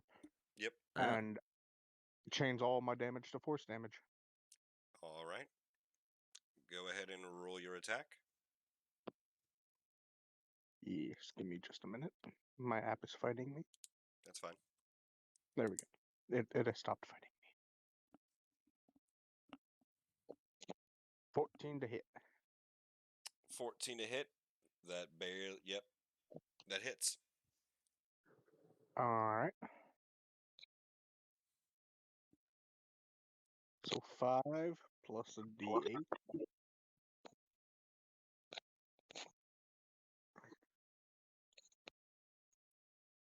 12 damage, all force damage. And that was to the closest one to you, right? This one? Yeah, hold on. Let me get onto that. Oops. There we go. Yep, him. All right, cool. As he shatters into bones with a rasping cry. Just and a clatter, clatter, clatter. Alright, I still have an attack left. I'll attack the one that was right beside him. All right, go ahead and roll.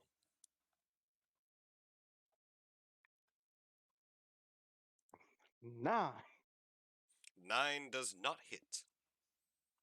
Hell yeah.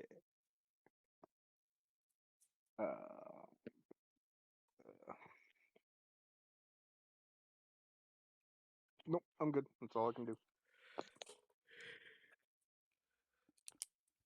All right, and that brings us to Elbrig. You, with your current location, cannot actually see anything that's going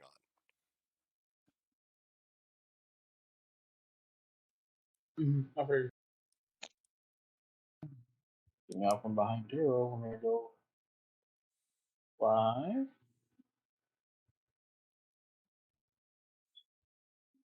And 10. Seeing the vague edges of the sky. Yeah, he looks rather intimidating. No eyes, big holes in the side of its head for hearing, and a rather pronounced nasal cavity where it seems to also rely on smell, but cannot do that anymore.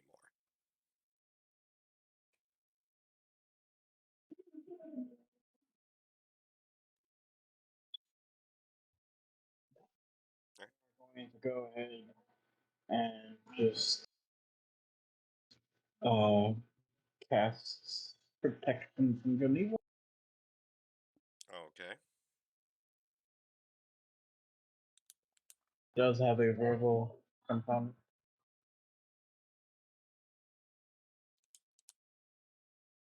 Okay, I'm sorry, what? Good and evil. So it does have a verbal component, so I do have to speak out loud for it to work. Okay. So you know. Cast protection abilities well as soon as we see the skeleton creature. And say the rabbis. And yeah, then we're gonna go ahead and back by 0. That's our turn. All right, that brings us to the 2 vanguards who haven't seen the whack fuck going on. Well, heard the whack fuck going on. Yes. this one is going to drop its bow and immediately pull out a very jagged-looking short sword. Mm-hmm. Actually, no. Sorry, that's the wrong turn. It is his turn first. He is going to make a swing with a sword as he drops the bow and brings it about. And that is a 14 to hit. Does not hit. Yeah, no. All right.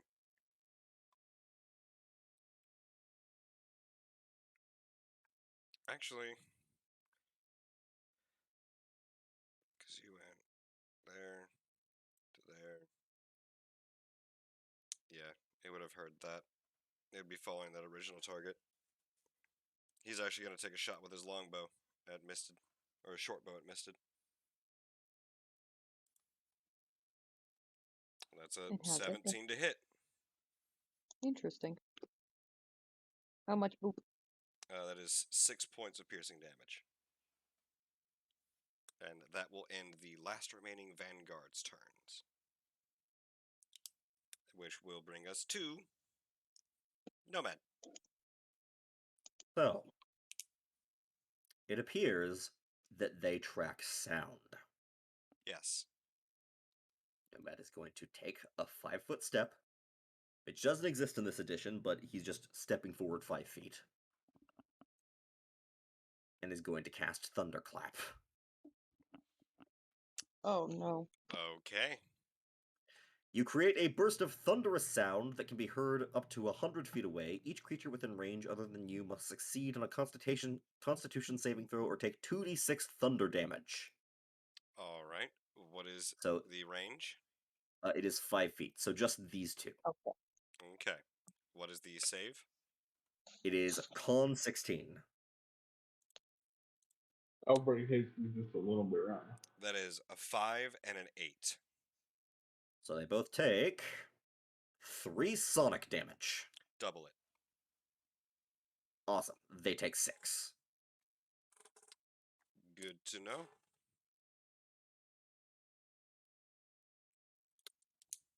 So every single thing in this fortress just heard exactly where Nomad is.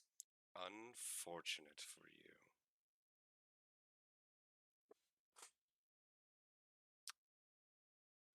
Point out after the whole thing comes out because of that thing, Elbrick definitely says, "I hate you just a little bit right now." All right. Anything You're gonna else have a from Nomad? Nope, that was his move, that was his action. He's just getting ready to go on to the next move. He is You better Nomad's fucking mindset. clench. Nomad is currently just ready to stand and deliver an ass Or whooping. receive. Or receive. Depends on how hard they can bite his shiny metal ass. So that's 100 feet in a stone, completely kind of quiet area, enclosed space. Oh no, Echoes traveling.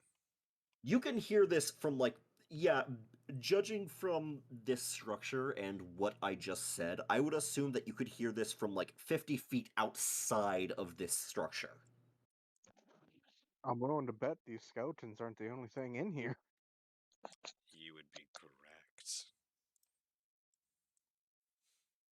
But yeah, so that ends your turn. Mhm. That brings us to Rattle 'em, boys.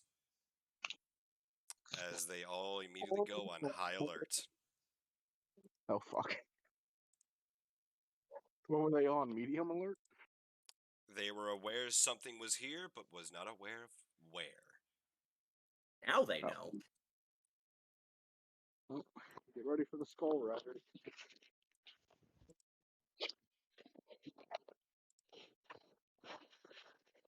Actually.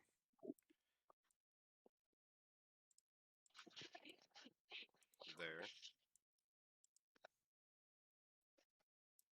And there.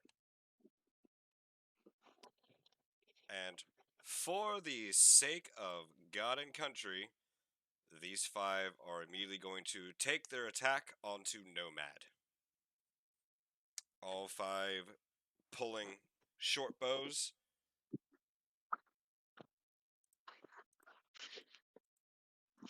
My body is ready.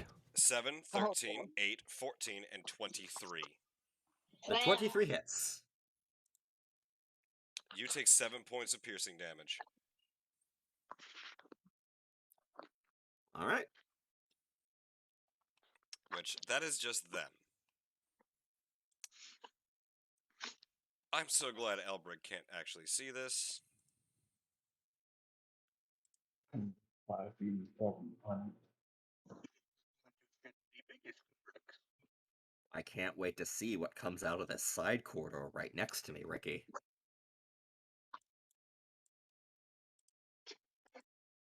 All right. That's another one of those. It's a McFucking Tarrasque. Oh no, that's further ahead.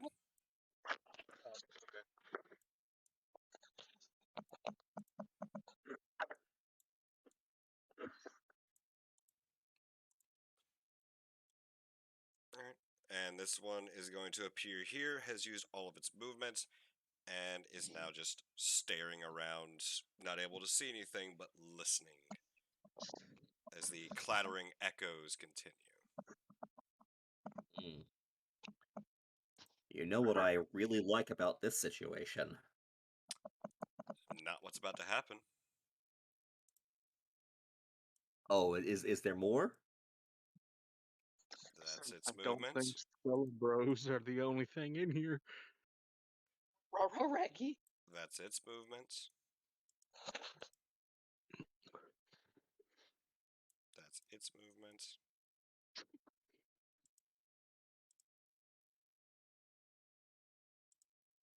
And that's its movement. Okay. And that will bring us to Misted.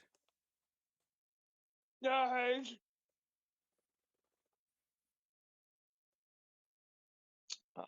As it turns out, Misted is still very uncomfortable. Oh, I know exactly what you're trying to do, Daniel.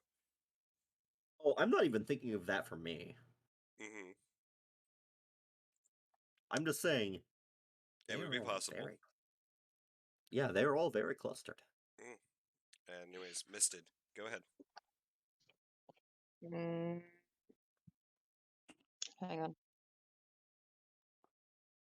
So my buddy Nomad up there, how's he looking? He looking in one piece, or is he looking ragged? He is completely surrounded by a bunch of these skelly boys. Well, yeah, but And they have just declared to rattle 'em, boys. He got hit by a stray arrow from this plethora of skeletal archers. Did find? I mean, granted, 4 of the shots missed, but one did find a little gap right between his shoulder, right between his pauldron and his arm plates. One. He has taken hit from one. Yes. okay. Well, he doesn't He look looks particularly. He looks pretty fine. okay. Yeah. He looks fine. He's not particularly looking like scrap metal today. No. No. Excellent, excellent. The warranty on this boy is not going to expire for a good long while. Don't you worry about that. So you say. Anyways, Misted, what would you like to do? Okay. See, there's this big spoopy bust of Betty White that Misted could summon on command. And she's going to do so. Okay. Where would you like to summon it? Say hello to spiritual weapon. Haboop. Oh, I just realized I'm on the wrong thing. Haboop. Habib does not tell me exactly like which square you want it in. Sorry, this one. Congratulations. You have materialized a bust of Betty White that no one else seems to be aware of her existence in this world. That's okay. That's okay. Because Misted doesn't even know who it's supposed to be. And you However, would like to make an attack on which one? she would like to make a whap whap at the one directly in front of her. All right, go ahead and roll. Hang on. Hiya. 18. That hits. Go ahead and roll damage. I tapped the button, but it didn't go. Why didn't it go? There it goes.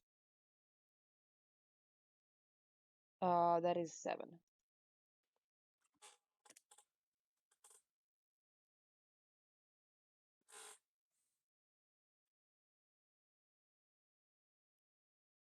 Oh, that's annoying. Hang on. All right. Anything else you would like to do? I am going to physically back up. Okay. Go ahead and move. Okay. Ta-da. The deed is done, kids. Anything else for you? No, because that's my movement and my action. I believe that spiritual weapon is a bonus action, but Well, no, to summon it is not. To move it and whatnot is a bonus action. To summon it should be a regular action, right? To summon it, in the first time you summon it, it's still a bonus action. yeah, it is still a bonus action to summon it. Oh. And you can then move it as a bonus action on each of your turns, and then can repeat the attack. So you still technically have your action, which I believe it is a leveled spell and a cantrip. Yes. Correct. So if you want to cast another spell, it has to be a cantrip. Yeah, it has to be a cantrip. Has to be a cantrip. That's okay, because we can Sacred Flame Ghosty Ghoulie Boy number 1. I mean, number 2, sorry. All right. What is the range on that? 60 feet, and it is a dex save 14. All right. Dex save 14. Correct. It does not save. That is a 10. Okie dokie. 2d8 damage. That is 8. 8 points of damage. Correct.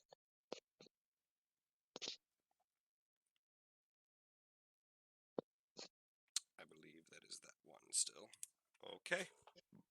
And And that that is will bring us to Tyrrell. You're up.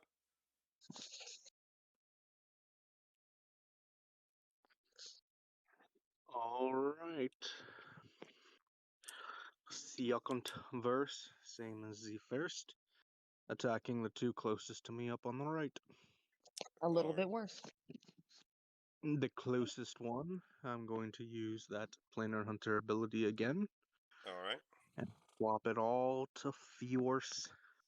All right. Go ahead. 22. 22 to hit. Yes. Go ahead. 5.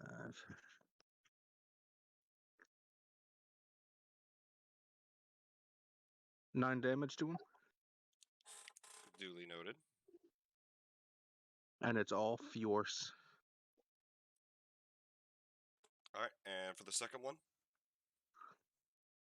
If that does not kill that one, I will re-attack that one. All right. Go ahead and roll.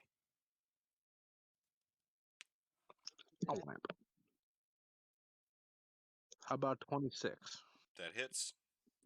Okay, just checking. Making sure. Just making sure. Okay. Another 8 damage. All right. That one shatters into dust. And hippity. I shall endeth my turn. All right. That brings us to Outbreak.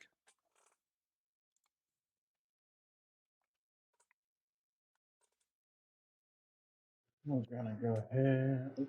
First of all, do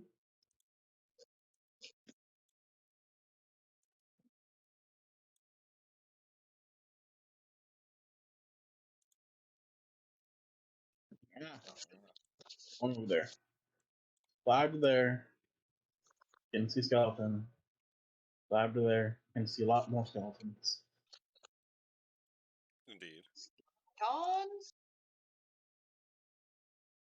And now that I can see them, I'm gonna try a first level Chaos Bolt. See how it goes down. All Gonna right. And fire it at this guy right here. What? What?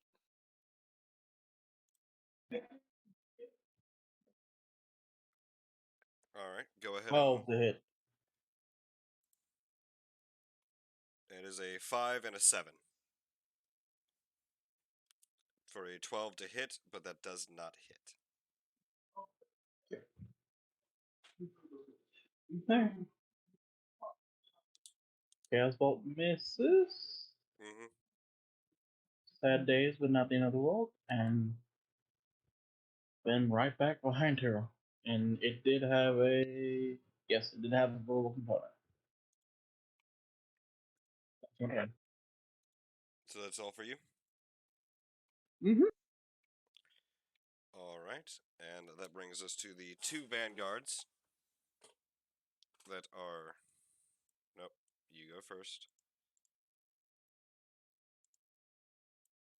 Is going to move there, and is going to take a swing at Nomad, but seems to be blocking Nomad off.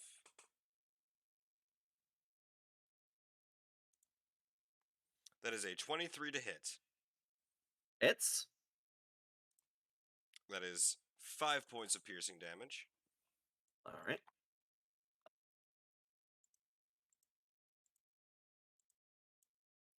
This one goes here.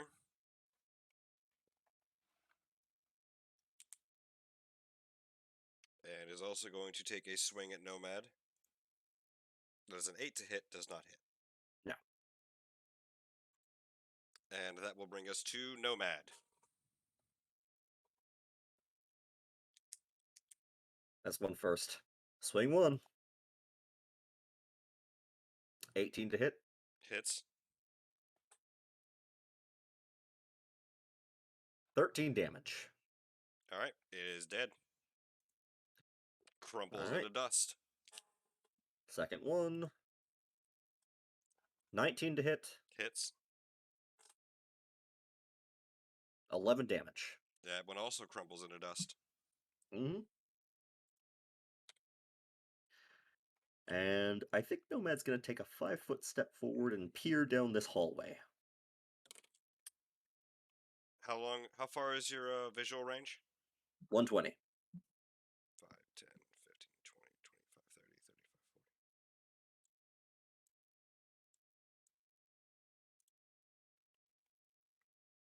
40. Okay, yeah. It's weapon time.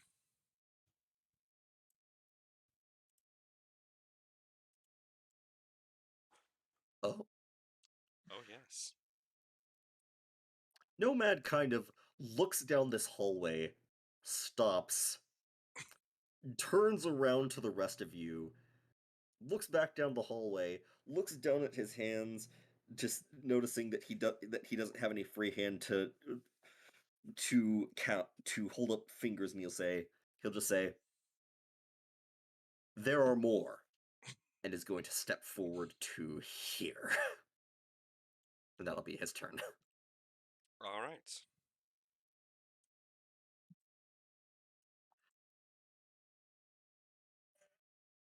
That Thankfully, brings them into view there.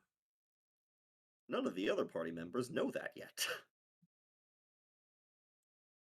And him there. 1, 2, 3, 4, 5, 6, 7, 8, 9. Whew.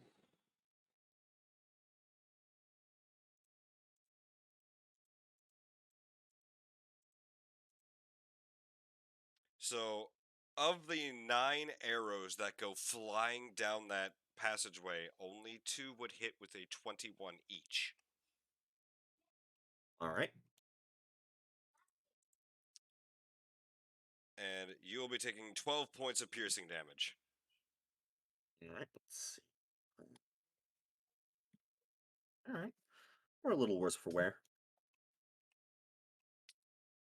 And then from behind, having seen the fuckery going about, actually, I'm going to finish up their movement. As they are going to dash to get into range. 1, 2, 3, 4, 5. There are going to be 3 arrows flying at Tyrrell. with a 6, an 11, and a 24 natural 20 to hit. And Tyrell, what is your AC?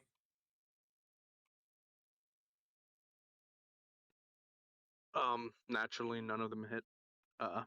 24 wasn't high enough. Well, if it's a crit, it doesn't matter. You're full of shit, and we know it. The natural 20 is the only one to hit. I believe my armor class is 15. 16. I just checked. 16. Alright, so yeah, the other two miss. The last one hits. And that is going to be...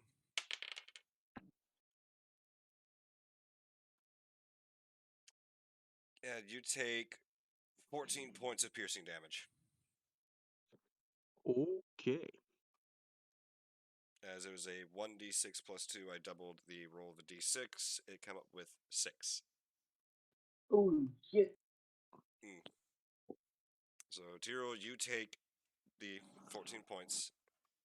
Yep. And the other two are going to... Because they honestly keep hearing something shuffling around Tyrell, but they can't actually figure out where it is. So the other two are going to take their attacks on Misted with short bows. 18 to hit and a 9. So only one of those, I believe, would hit. And Okay. Misted takes 3 points of piercing damage. Just a flesh wound. Wonderful.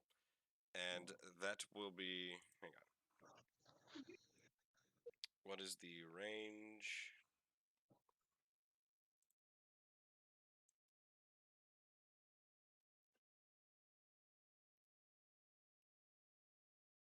No, he can't. He can't actually hear Nomad. How do you not hear the big metal baby? Okay.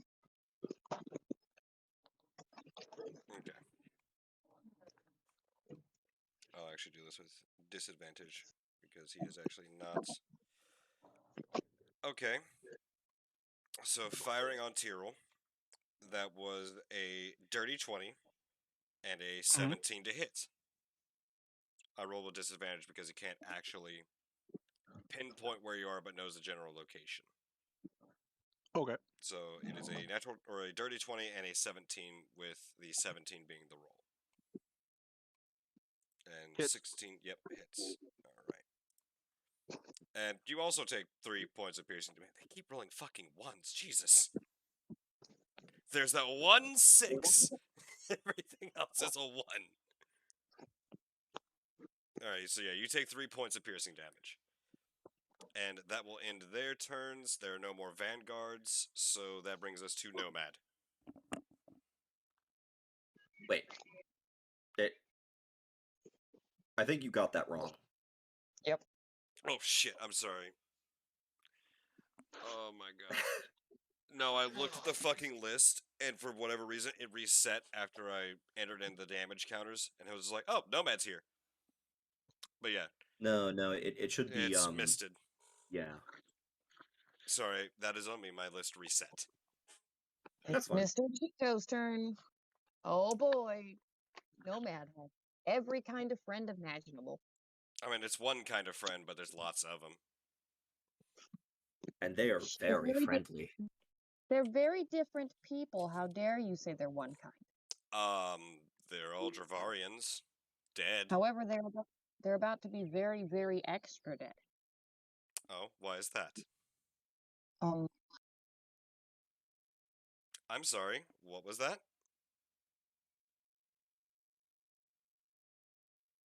Hello? Uh-oh. Did she go outside?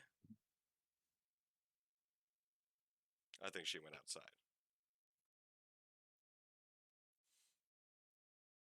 I did go outside. However, the voice wasn't lagging for me at all, and I could hear you all perfectly. So no, I didn't realize I was lagging. Your phone doesn't like when you go outside. Bitch, I'ma slap you. All right. Anyway, McWap wap on this guy here. Alright. That is your bonus action. As the bonus action to go mix smack. Alright. All right, it is a 17. 17 will hit. Go ahead and roll damage. Gmove.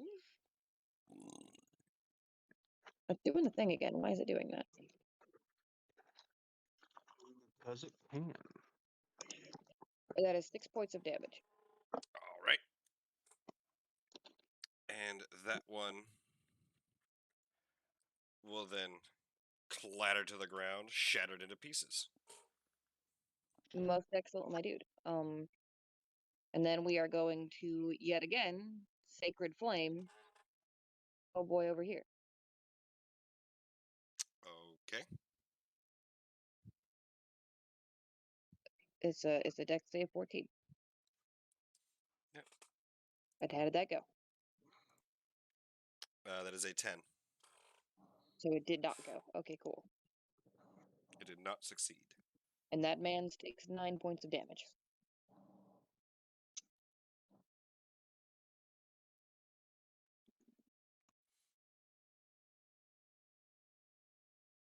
As this one also keeled over dead.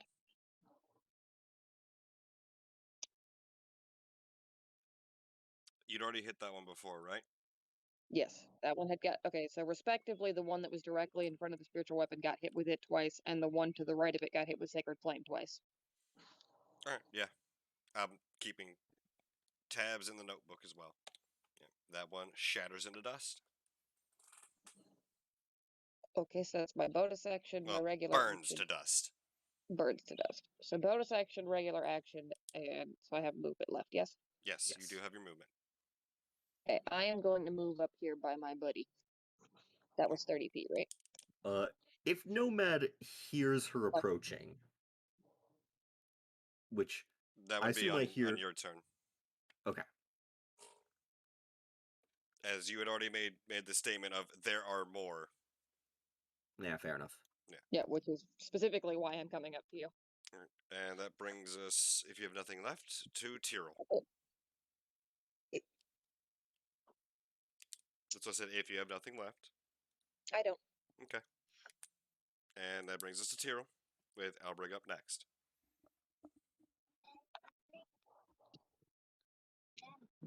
All right. Yes, buddy.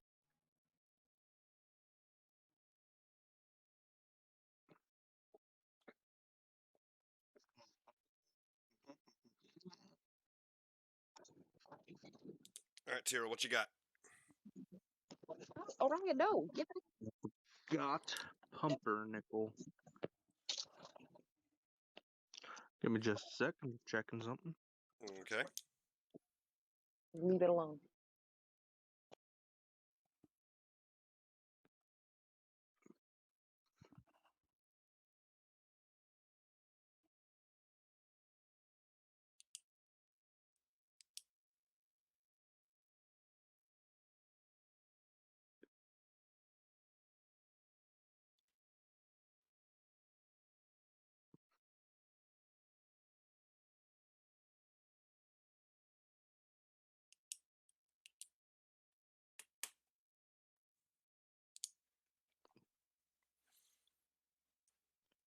All right, what are you trying to look up? I was just looking at what I had in my actual like repertoire stuff, and I know what I want to do. Okay. What you got? Ba-da-ba. I'm going to take. Nope. Step over there and attack this guy in the middle of this group to the right. Yep, and I'm going to use Hail of Thorns on him. All right. Yeah. Go ahead and roll. Yeet. Give me just a second. 15 that to hit. hits. So he first takes the normal arrow, which is 6 damage. All right. And then Hail of Thorns will go. And everyone needs to make a saving throw. Dexterity. In 5 feet. Yes. Hold on. A dexterity saving throw of 12, I believe. It says attack plus save, so I'm assuming it's 12. All right, Did you say so everyone? No, no. it is those three All specifically. right. So does it also afflict the one you already hit? I believe so. In addition to the normal effect of the attack, the target of the attack and each Yeah. creature Yep. within 5 feet. All Yep. right. So that is a 3, an 8, and a 6. Oh, so none of them passed. All right. So they all take 6. Yep, they all take this. Well, he takes thorns now growing out of him as he slumps over onto the ground. Oh, beautiful. Life sprouts even in this desolate wasteland. All right. Anything else for you?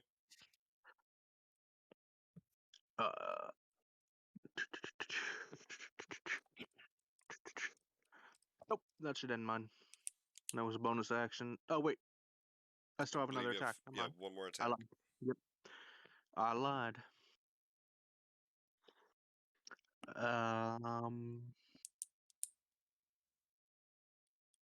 I'm gonna take a shot at the far out dude. The closest one from the. Actually, wait, how far is he? Never mind. From me, can I see him? Yes. No, the one that is pretty much dead ahead of me, 50 feet out. I can still see him within my dark vision. Mm-hmm. I'm gonna attack him. All right. Go ahead. Fuck his chicken strips. Fuck yo, chicken 24. strips. 24. Mhm. All right. That hits. You Go heard what I ahead. said, mother. Are we ready? Bye. 9 damage to him. Thank you. Sorry. How much damage? 9. Bring back a Euro sandwich or something. Okay, I'll take it.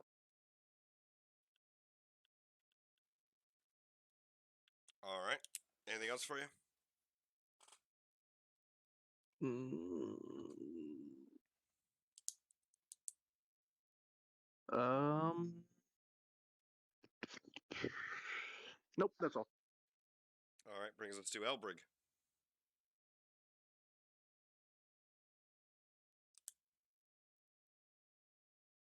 Okay, we're on the 18. My copy perfect. What's that? And because there was the moment of more, we're gonna go ahead and move 5, 10, 15, 20, 25, 30 to here, which shows us more people down that way All right. and more people up ahead. And if this is 35 and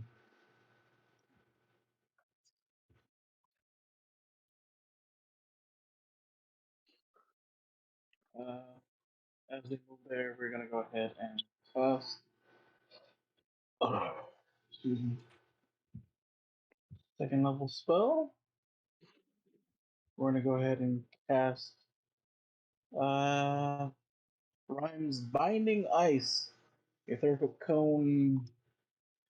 A burst of cold energy emanates from you in a 30-foot cone. Each creature in the air must make a Constitution saving throw on a fail save.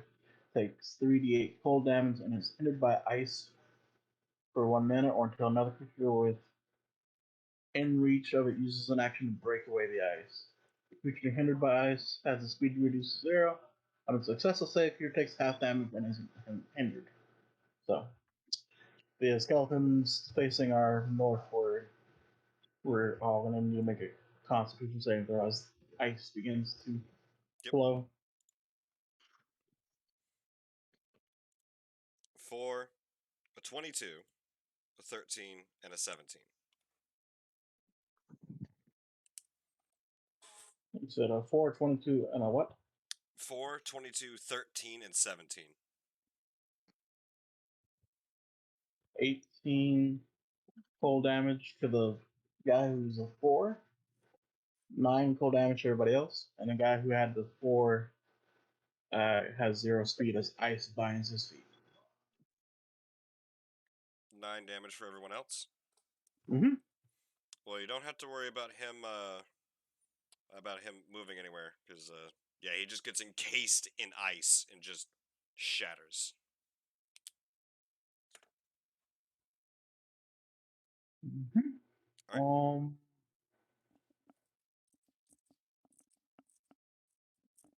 God, God, you did a number on them. That is it. That's as far as we can move and all that. So we're done. All right, and bringing us to the top, there are no more vanguards. Bringing us to Nomad. Nomad's gonna go ahead and decide that now is probably a good time to use Hexblade's Curse on this one. Okay. And we're gonna wail into him. Go ahead. It's a 13 to hit. That just meets the AC. Woohoo! 9 plus 3 from Hexblade, so 12 damage. Yeah, that'll do it.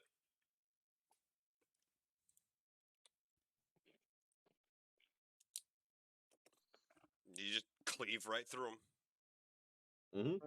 And as Nomad, basically Nomad waves his shield hand at this guy, and he briefly is encased with a black inky energy, which is real hard to see because it's already dark as shit in here. Mm-hmm. And then with the other hand, comes in with the sword and just cleaves him straight in half and absorbs the black inky energy. Is going to take a 5-foot step up, and then is going to attack this guy. All right. Go ahead. It's an 18. That'll hit. And it's an 8. 8 points. So 8 points of damage.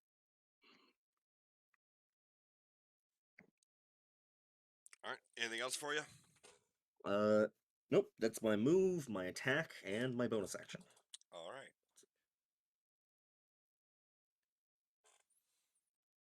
It is their turn. Indeed, it is their turn.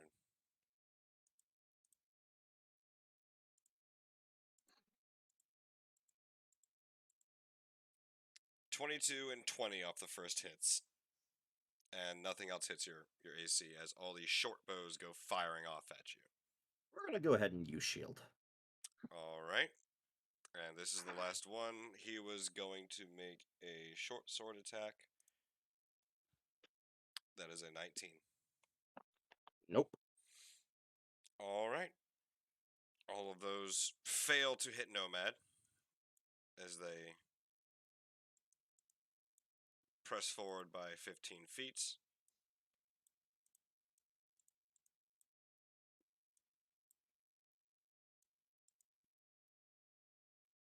$25.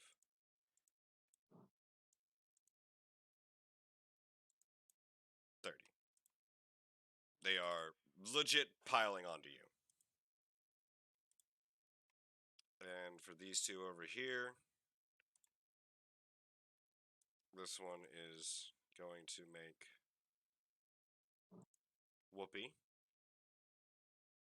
Is going to move there and take a shot at Tyrrell with the longbow or the short bow, which is a 19 to hit and 8 points of piercing damage to Tyrrell.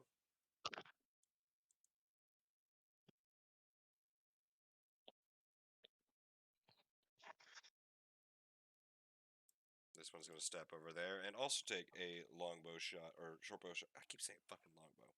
It's going to shoot an arrow at you with a 23 to hit. And Make a 5 long points. story short, Father. I 5 fucked points her of ass in piercing the damage. freezer. All right, What was that? You take 5 points of piercing damage from the second shot, Sorry about that. with 8 points of piercing damage from the first one. Total 13. To quote a video from Pope Wubby. And to make a long And- story short, I fucked her ass in the freezer. 18, 17, and 18 to hit on Elbrick. Coming attack me. These three. They have disadvantage because I'm sorry, not disadvantage. They need to make a. Let me check this out. It's been a while. Right. I Protect from forgot. good and evil. It is disadvantage. Yep. All right. 13 and 14. The other one was a 22. Sadly, but So even disadvantage both 13, those. yeah, so 13, 17, 14. 13, 17, 14. Yeah, all those hit.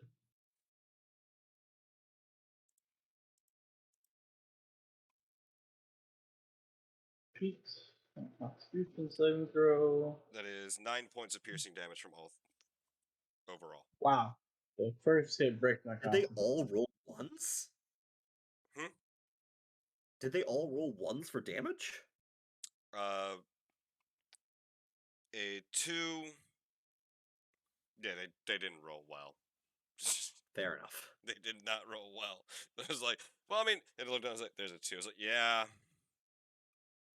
Yeah. So the first arrow breaks my concentration, and then I get hit by 2 more arrows. I'm kind of sagging my seat. All right, and that will end their go, bringing us to Cat Lady, Crazy Cat Lady.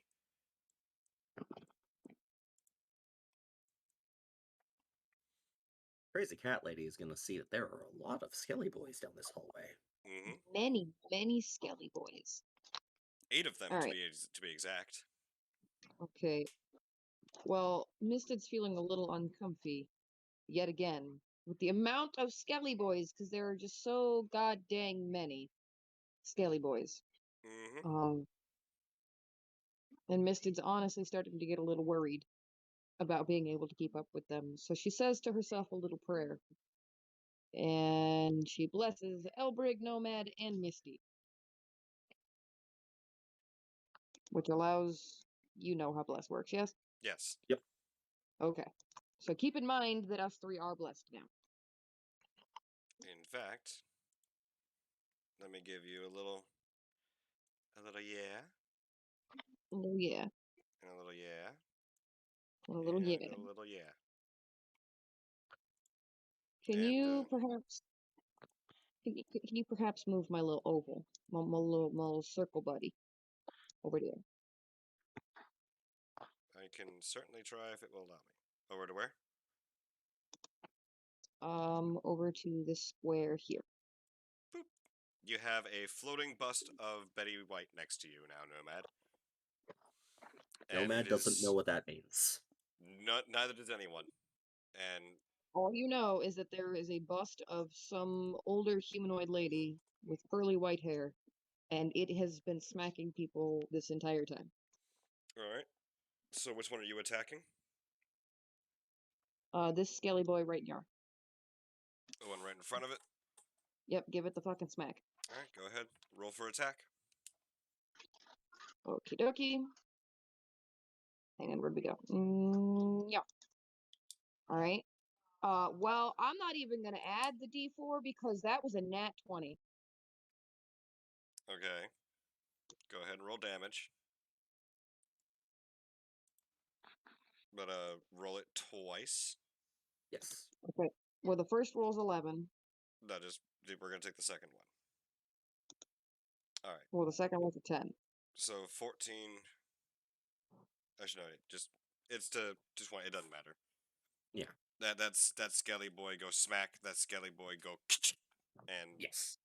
Dust. Plop, plop. To clarify, because I feel like it hasn't been mentioned, Roll20 is automatically at doing critical hit damage for everybody. Yeah, where you add extra dice on, whereas we just double the Roll damage. 20 is or D&D Beyond is? Because D&D oh yeah, Beyond. D&D Beyond, my bad. Thank you. Okay, so it would have been the 11 anyway. Well, it would have been 14 basically. Okay. Or it would have been. It would have been 6 plus 8. It would have been 6 plus 3, so 9, so it would have been 18. Yeah, so either way. Either way. Alright. You still have your movement and a cantrip action. I'm just going to tell you, you might want to focus on these up here, because they've been attacking Outbreak.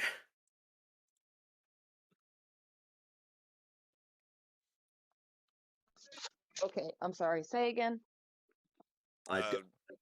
Nomad would not be aware. So yeah, I would. No. Yeah. So you still have a movement and your action, which could be a cantrip. Okay.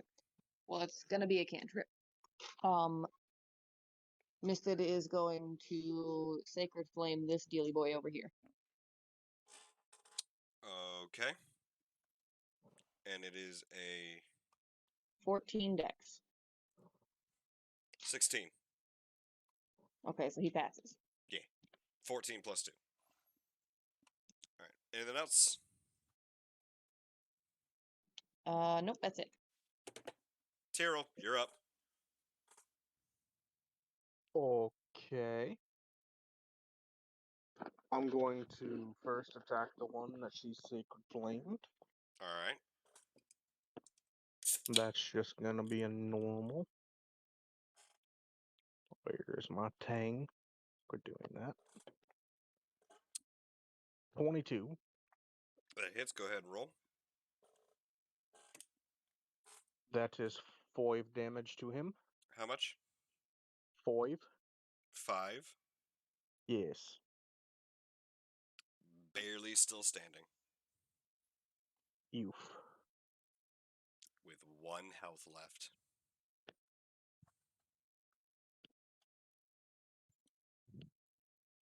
Won't you die? He is going to stay that way. I'm going to attack the other one then. Closest to me. All right. When this goes away. Thank you. Going to attack him now. 23 to hit. And that's Hits. using my bonus to turn everything into force. Yep, that hits. Okay. Effective 6 damage out the gate, and then I need to add a D. You don't need to add anything. He's dead. Poor guy. They both only had 6 health left. Ah, poor bastard. I mean, those are the ones that use Hail of Thorns on. This is fair.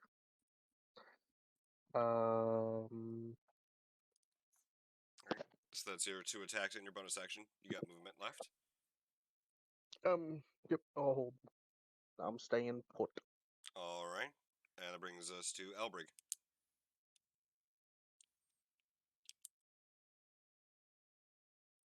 We're gonna go ahead and continue our assault. So we can see Nomad. So we take a 5-foot step to actually let's see. 5, 10, 15, 20. Yeah. I can see no one else, so I take a step towards Nomad. See that there's an enemy there. Continue moving towards Nomad. That is a total of 20 feet moved. Okay. And we're gonna go ahead and once again raise the lantern. Is part there casting focused, and blue energy is gonna swirl where the light is. Rush it forward, and once more, bring the cold. So, yep, that'll hit everybody. So everybody but Nomad, because of the way cones work. All the enemies down this hallway need to make me a Constitution saving throw. All right, so you're starting DC, at here. Yeah. Okay. So the cone starts from right in front of the Outbreak. So 5-foot square, and then it turns into a cone. But yeah. Yeah, that'll. Yes, it is a total. Yeah, that hits all of them. Yeah. So it is a con save. Yes, DC 15 Constitution save for all of them.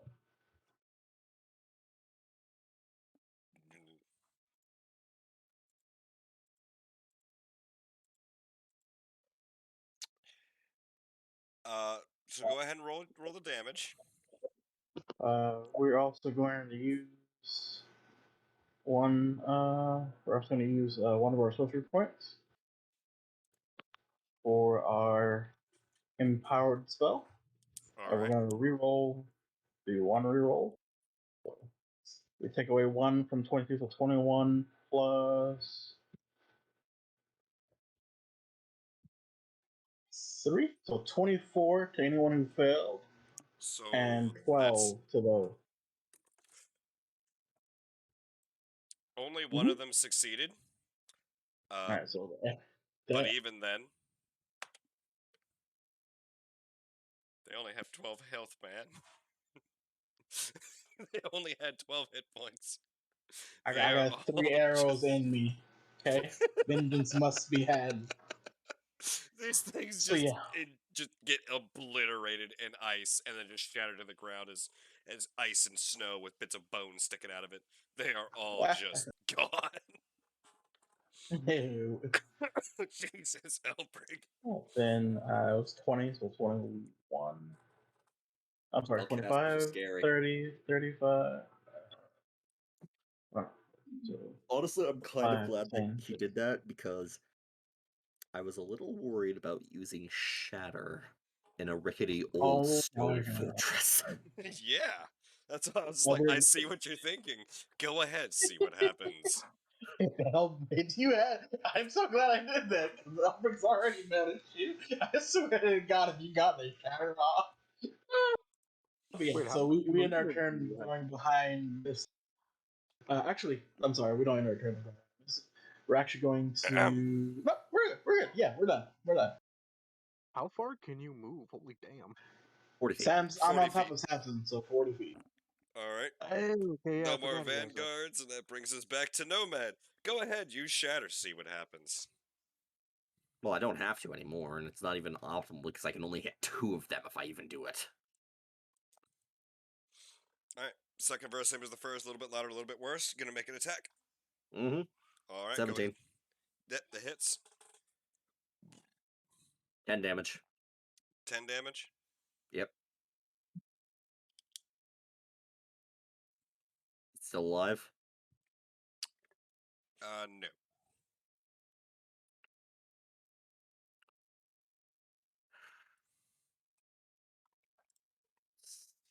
Sorry, I was doing math and was confused.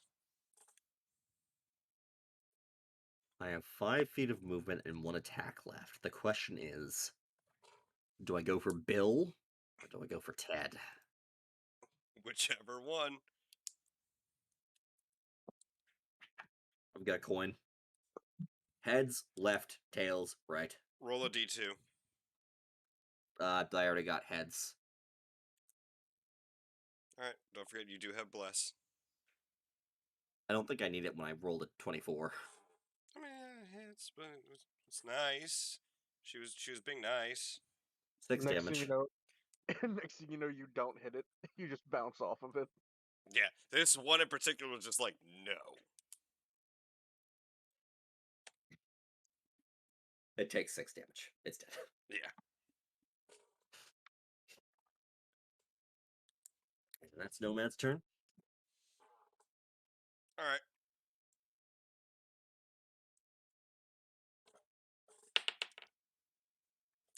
Yeah. Fuck. That's a natural 20.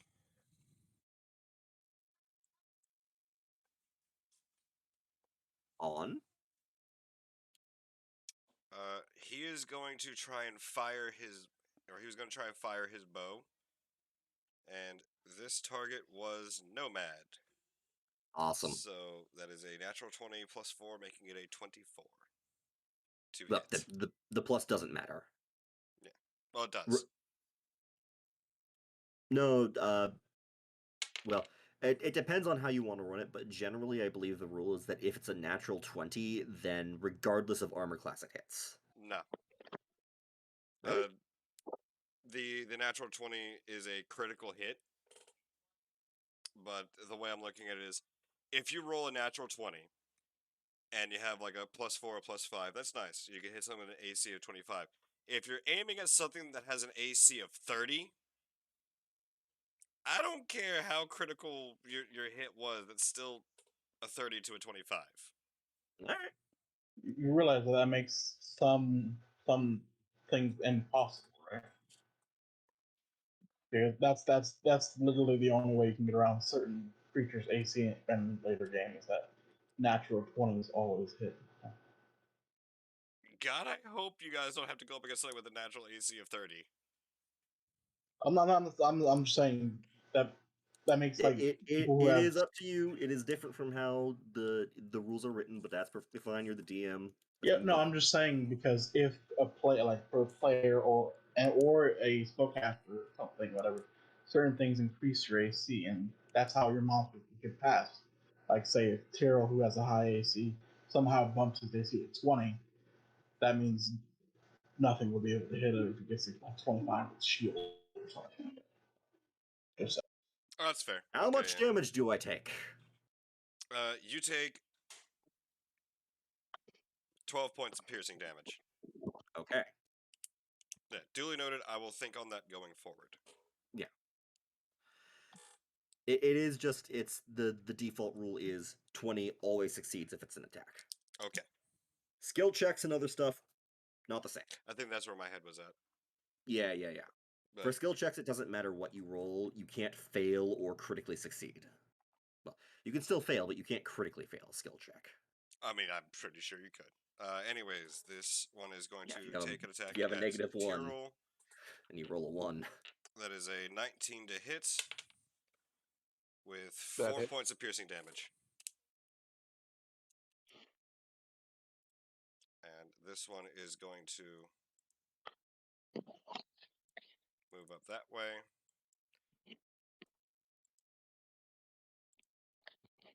What'd you say? 4 points? Yes, 4 points of piercing damage. And that one's going to move Alright. there.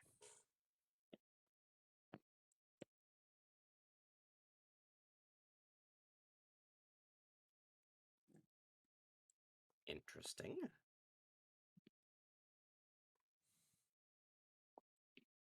Which, with your outrageously busted ass visual Vision. range,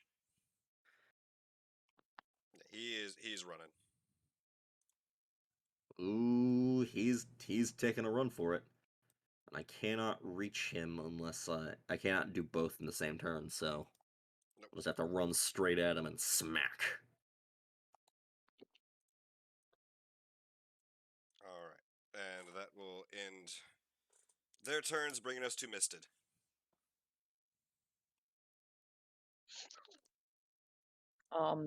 Well, you see, now that we've done with a hallway full of spoopy boys, now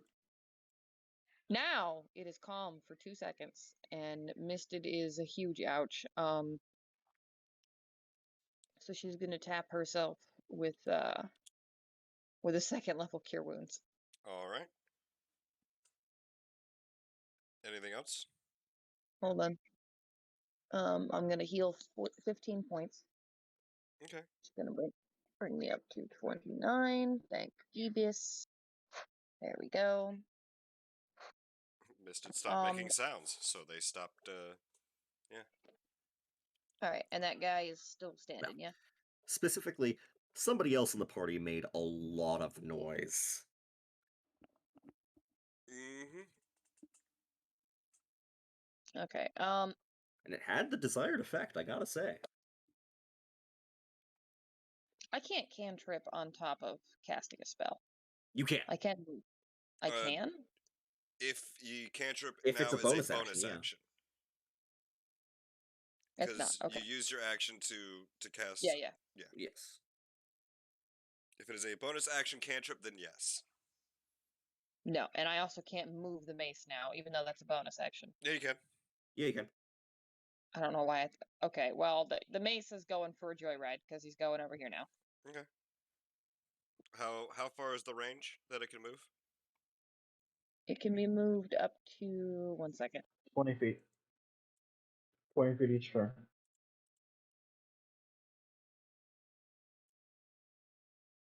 That's 15 feet, so that'll work. All right, and it And then can that's it. make a whack. And it make a whack. All right.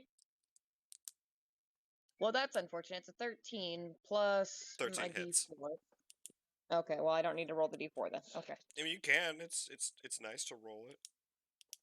I mean, yeah, but I mean, if it's already succeeded. You know what? Here. It's a 13 plus 3. Okay, well, I did 9 damage. All right.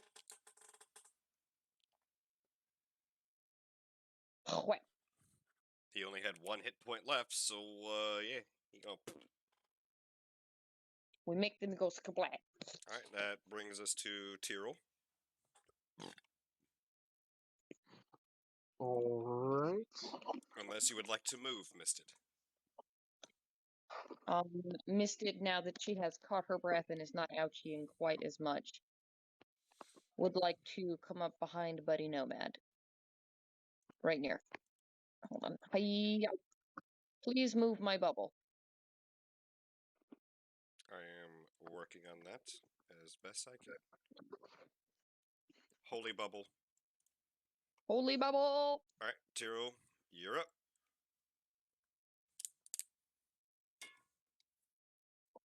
Right. I don't believe I can see that skeleton. Nope. That's all the way up there. Show. I'll take my 30 feet of movement. Go there. And I'm going to use a Cure Wounds, 2nd level. All right, on yourself. Yep. All right, go ahead. Anything else for you?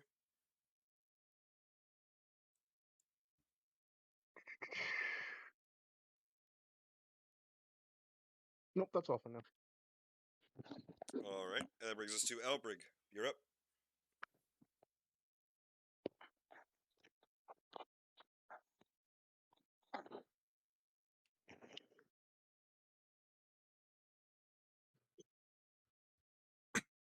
We are going to move 5, 10, 15 to there. See Turtle there. See Misted there. Keep in sight for Nomad. Oh, there's Nomad. Nomad has a lot of arrows sticking out of him. Yep. And haven't seen any enemies. We've moved a total of 20 feet so far. Well, 25 feet, I'm sorry. 25 feet. 30, 35, 40. Still don't see anybody. We're going to go ahead and take the dodge action because arrows might come out of the darkness. And I'll put an arrow out of the darkness normally. All right. All right, we're done. All right, and brings us around to Nomad. Y'all know what's about to happen. Jesus Christ, that movement. Thunk. Just, it's 30 feet, man. All right. 16. 16 hits. If it's higher than 3, you already, yeah. A little higher than 3. Yeah. That's all he had left, man. All he had was 3 health left. It's all I have.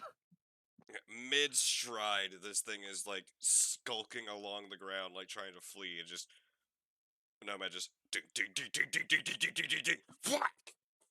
He like underhand swipes it, and like the skull goes ricocheting over the walls and stuff.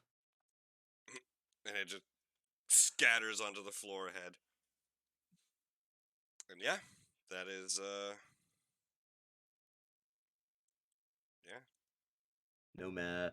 I think Nomad would take a second to examine his handiwork and then turn and start walking back. I think about here, in like not quite on the edge of Elbrig's lantern, but about there, he would see the expression that Elbrig has upon seeing him return. Because I assume Elbrig is not pleased. Just an angrily raised eyebrow. Like the eyebrow is raised, but the brow is furrowed. Nomad would kind of like stop and say, "We have dealt with all of them that came.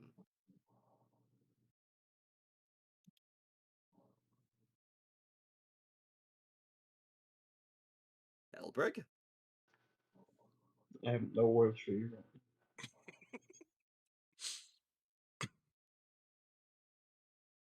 Nomad is just does that blank, this nomad stare of complete not understanding.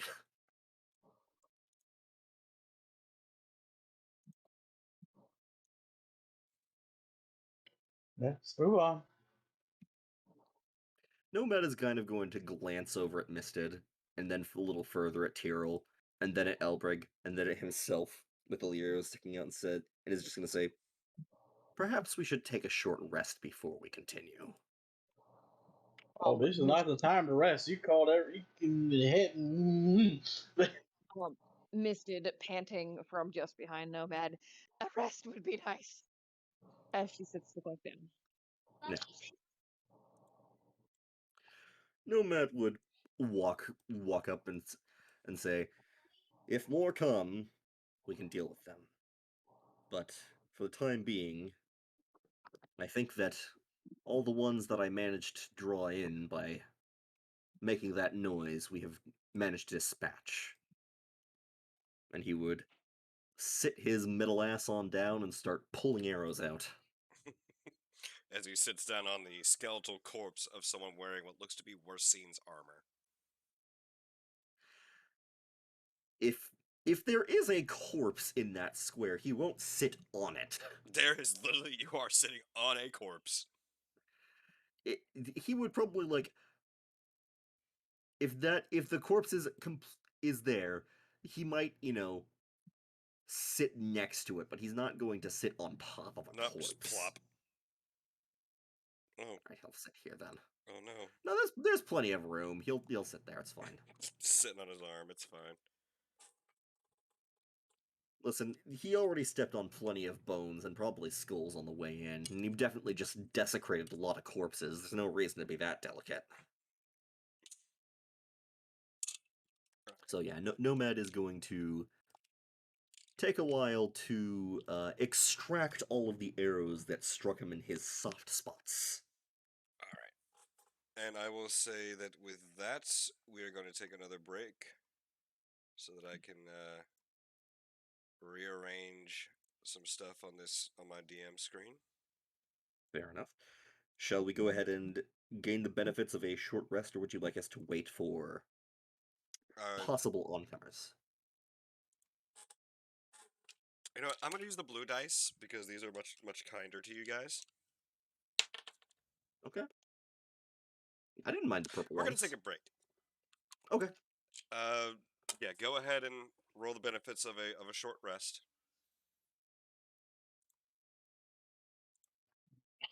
And we will be back in, I'd say, about 5 or 10 minutes.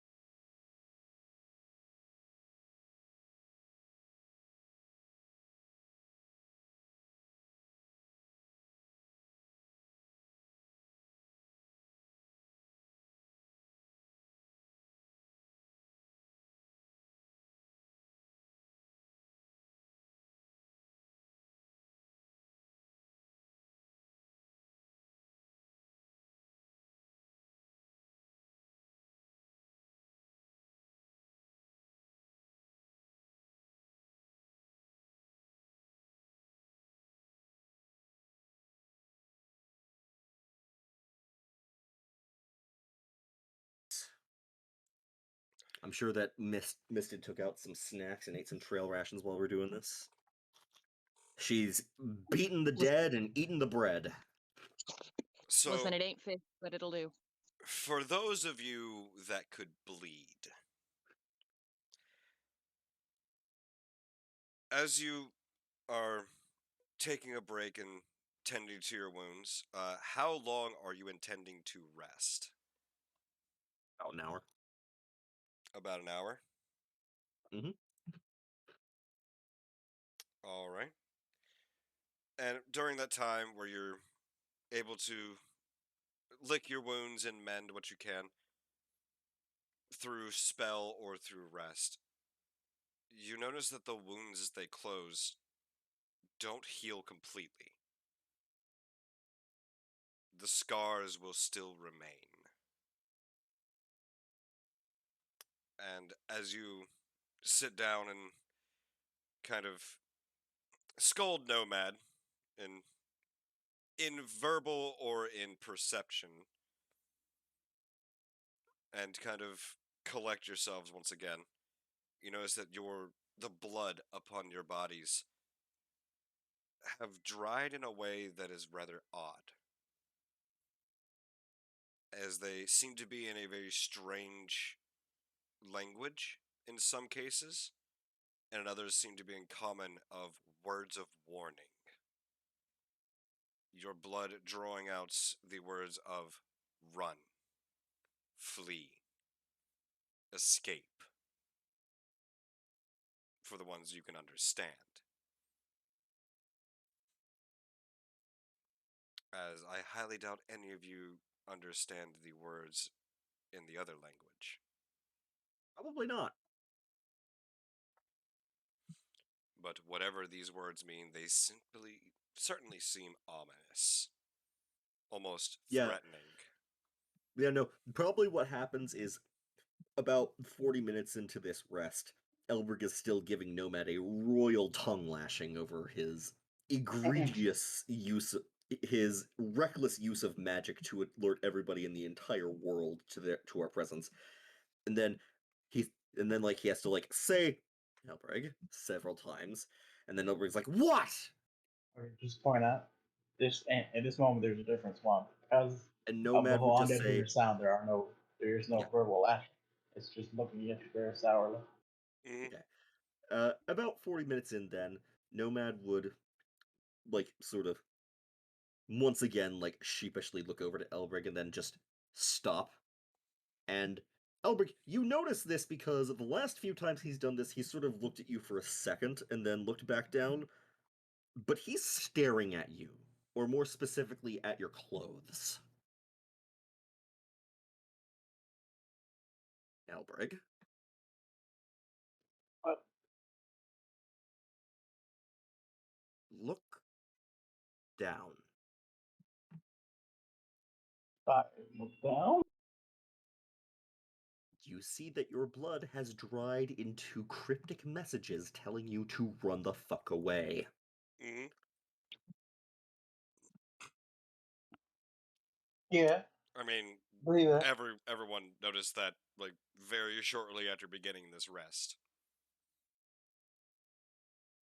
Oh, as no, Elbrick has the light source, fair enough. which dim light but still light.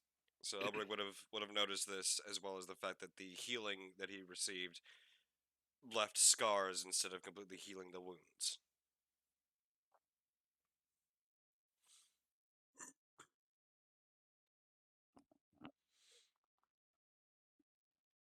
And going forward, something does catch all of your attentions, as just beyond the darkness that permeates around Elbrick's light source, you do see a faintly, dimly blue glowing humanoid-like image seemingly wandering about, and is seeming to search for something. Out, where is this thing? It's my soul. That thing is searching for my soul. It seems to go from here and travels into the room that seems to go over here.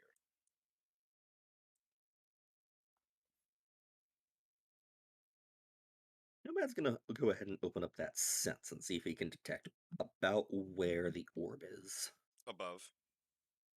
Ah, so it's up. Indeed. Nomad will be on the lookout for stairs. Are you gonna get that out of the microwave, or...? Oh, the baby? No, the soup. Ah, It yes, is. the It has baby literally soup. been beeping since we went on. Since we took our break. Is it chicken noodle? It's broccoli cheddar. Anyways, so what was Nomad wanting to do? Oh, Nomad's just going to be on the lookout for stairs. You don't see any in your immediate vicinity. Well, yes. Once the party has felt that they've spent enough time dawdling around and letting blood draw into cryptic messages on their clothes. Oh, on their skin. Yeah. Nomad is going to stand up and sort of look down this way, and then look down this way, and just say, let's start with the passages near the entrance first. He's going to start wandering on over this way to the probably still completely frigid and frozen hallway filled with shattered icicle skeletons. It is now slush and ice and is considered difficult terrain.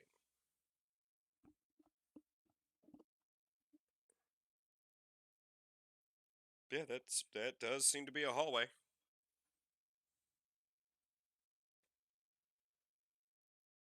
Elbrig, Misted, and Tyrrell. What would you like to do? Following them, man. He seems to be going somewhere. Mad's The just problem. slowly slogging through all this ice and snow and slush and stuff. Okay. As you kind of get past this point here, you do notice that this entire area is collapsed into the tunnel. Ah, so that's rubble. And there appears to be several bodies pinned underneath the rubble. Oh, nothing that Nomad can do about that. Unfortunate. Maybe. Well, it's unfortunate for them from 200 years ago. No. Closer to 50 or 60. But yes, missed it. Being as my bust of Betty White dissipated long ago, Misted is now brandishing her mace and her little shield Okay. and creeping slowly behind Nomad. What do I see with my special eyes? Something truly concerning.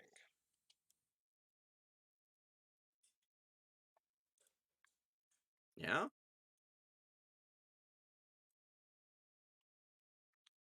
Lining the floor and wall of this, what looks to be a room, are just piles and piles of even unarmored skeletons. The vast majority of which already appear to be of these Dravarian nature, with many of them being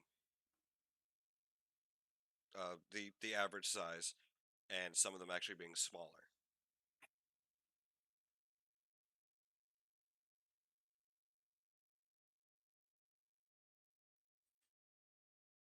I don't know if Nomad. Well, no, Nomad would probably get that by now. Yeah, by now Nomad would catch on. It's like, ah, that's not good. He does say that out loud, by the way. And then starts walking into the room. Alright. This is one of the few places that you've noticed that actually has, with the crumbling of the ceiling and whatnot, has actually had, and the holes in the walls, has a portion of light peering in and kind of in the darkness kind of floods it. So everywhere in here is technically dim light. Neat. You say that. Oh god, it's Durin's tomb from fucking Moria. No, this is the cafeteria. Oh, and there's so many lovely snacks! Mm. There does not seem to be any food left. There are, however, a staggeringly large amount of skeletons lying about the ground, with the vast majority of them not wearing any kind of armor or remains of armor. Even the vague remains of cloth or linen seems to have been rotted and eaten away.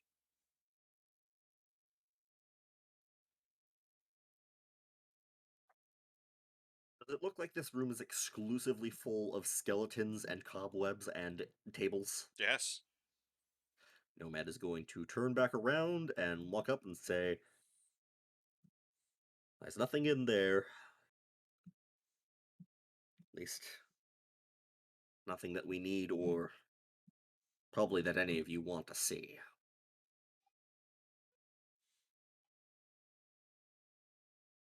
Tyrrell, Misted, Outbreak, what would you like to do?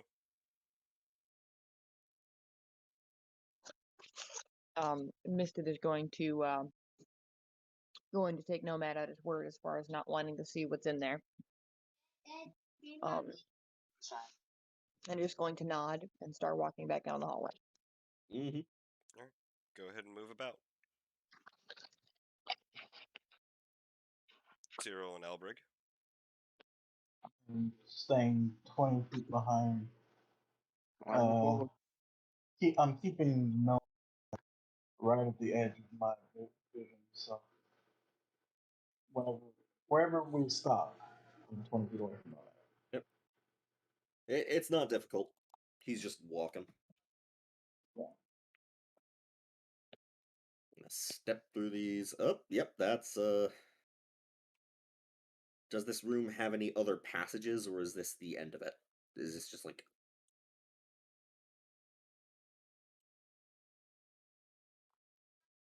Does not seem to have any other rooms.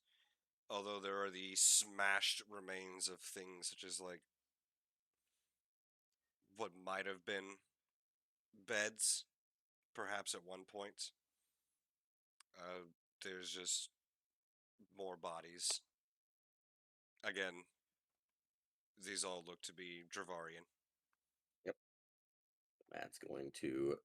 Nomad, upon taking a second to look in the room, turns right back around, just looks at the party and, like, nod, and just shakes his head, and then walks over in this direction. This... He's walking down the big hallway. Misty, would you like to move? There we go. Thank you.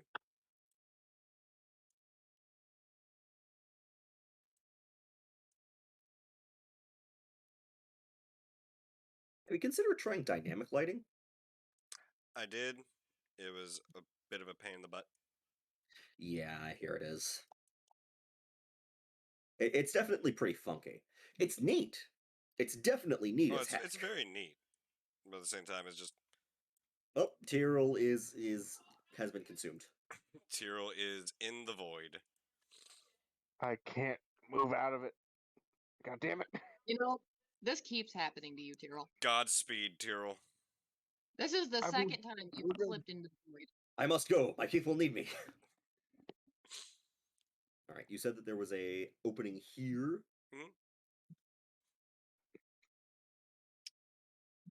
Okay, bye, Tyrrell. 1-800 contacts. They can't have my brand. I have special eyes. Yo. My brand. That was the abyss I was in. Yeah. And I believe this was where we saw that ghastly blue figure sort of wandering towards, right? Yes. All right. And you go. And I go.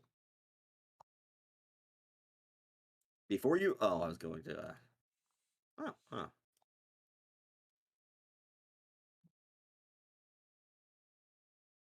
You see the desiccated remains of what looks to be...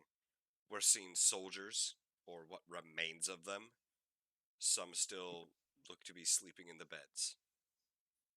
The ashes of a fire, and what look to be crates full of supplies.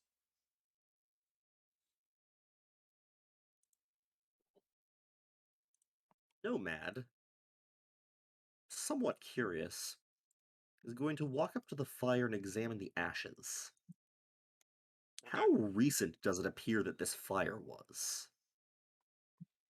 Probably decades. Decades. Decades. Wasn't the war... wasn't the attack on Dravar by Zerdo over a century ago? Based on intelligence alone in history and knowledge, no, this was the most recent war. Oh, okay. This attack occurred about 50 to 60 years ago. Okay, I see.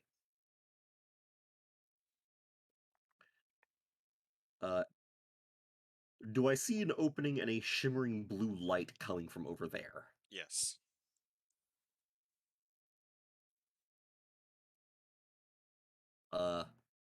Is everybody staying outside the room? Like I said, this entire time, I'm not moving because Okay. I'm waiting for you to finish moving. I'm 20 feet behind you no matter what. Yeah. Assume Sorry, assume go on. Misted is always going to be right on your heels. I was eating, so my hand wasn't Yeah. free. Nomad would turn to the party and say, "We have company. Hostile, I'm not sure, but company." And would start walking in that direction to see what's going on with the blue person. Okay. I swear to God, if they start seeing Eiffel 55, I'm gonna fucking cry. I'm Actually, blue, Dabberty. No, what you all see Do Nomad in. is a ghostly figure that looks to be possibly a soldier at one time. Humanoid. And seems to be gently searching around, lost, almost, looking for something. Since it has not been hostile to us thus far, Misty is going to call out hello. You call out to it, Does it appear to respond hello? it stops searching. And Does it do anything slowly else? turns to look at you. We're all gonna die. No.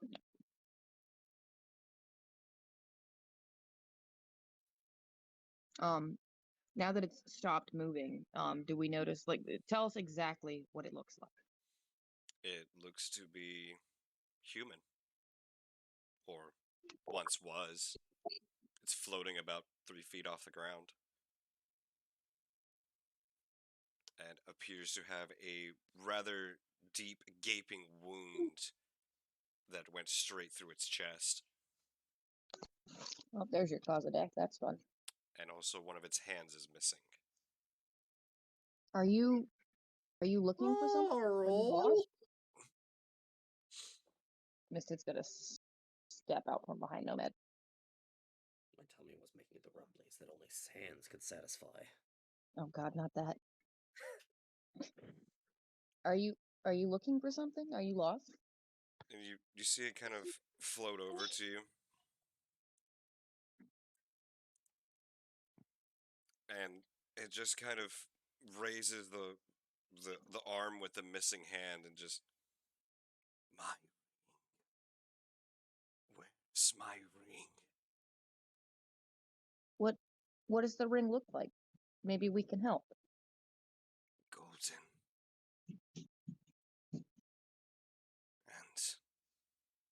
And it just seems lost. Like there's nothing else it can remember. Dude, shit. Nomad is going to casually glance over at the soldiers' corpses around here. Do any of them appear to have similar wounds? Batting through the cobwebs and taking a look, describe to me how exactly it is that you are doing this investigation. Just glancing over the corpses that he can see. Here's my question: are the corpses actually corpses, or we're dealing with skeletons? They appear to be skeletal.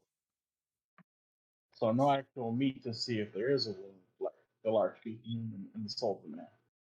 Specifically, he's looking to see if there are either any skeletons that have obvious damage to the torso, or if any of them are missing a... Which hand is it? Left hand. Left hand, if any of them are missing their left hand. It's not really something he feels that he needs to actively be rummaging around in these people's bones for, but he's just glancing. Glancing about, it does not seem that any of these are missing their left hand. Alright.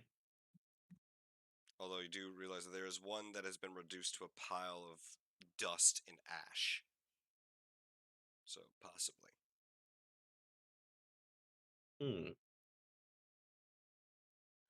Don't really want to rummage around in someone's ashes.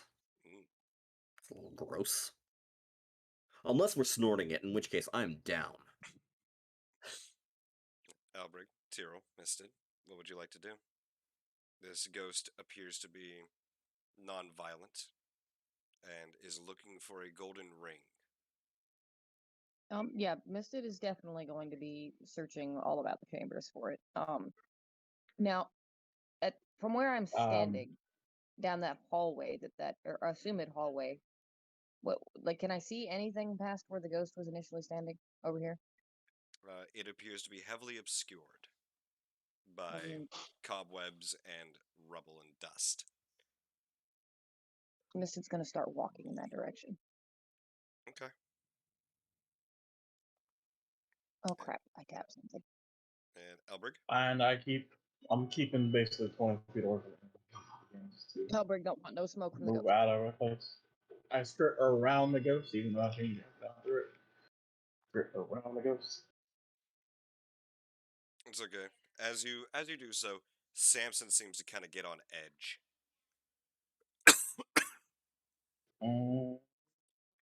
Guys, Samson's on edge, and he's a cool customer when just like going down. And his gaze seems to be locked on the ghost.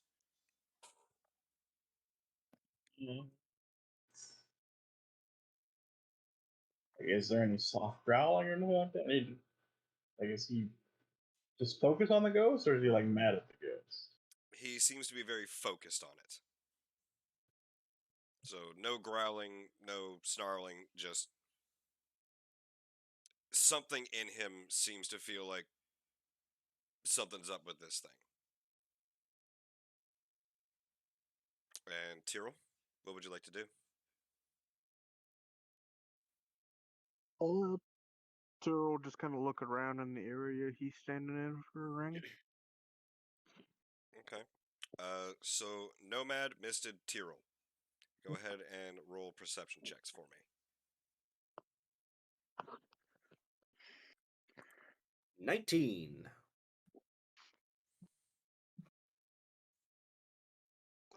I only got a 15. All right. And Tyrrell? Second. To do what?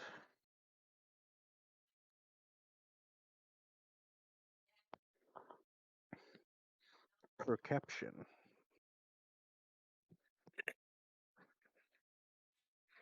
21. All right. Nomad, you don't really find anything. You find a collection of old armor, shields, swords, spears that just seem to have been laid to rest as these individuals seem to be killed in their sleep. Tyrrell, looking about, you see that many of these supplies that are nearby have gone to rot and gone to waste. You do see that there's a really nice, looks to be a captain's hat a tri-corner, just sitting on top of one of the crates that looks to be in rough but usable condition. I take the hat. I bet you do. There is dust and cobwebs all over it. I clean the hat. Guys, he's speaking funny. He's been possessed by the spirit of a ghost pirate. Arr. But that's looking about all these crates. Something does catch your attention. Ew. Some of these crates seem to have been touched very recently. Ew. As in, within the last day, touched. Ew. O times 12. I would call for everyone's attention. Before we get to that, Mystic, Nah. as you're peering through the dust and cobwebs and kind of knock them all aside, you notice that the room you are standing in used to have a door, or that you were looking into used to have a door that seemed to have been completely ripped apart. Ripped apart or smashed apart? As in, like, Ripped. something hit it with a force to. Oof. So something ripped it inward, Mm-hmm. like toward Misted. Yep. Cool. Can I see into the room, or is it all okay?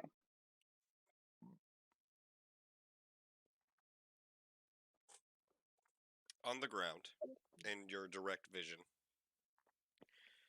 you see what looks to be racks that used to hold weaponry, a small vase containing what looks to be several scrolls, also dusty, but otherwise untouched, and a small chest that has been shattered. Is there anything still remaining inside the chest? Does not seem to be. Would you like to enter into the room? I would. I would like to enter into the room. Do you have a light source?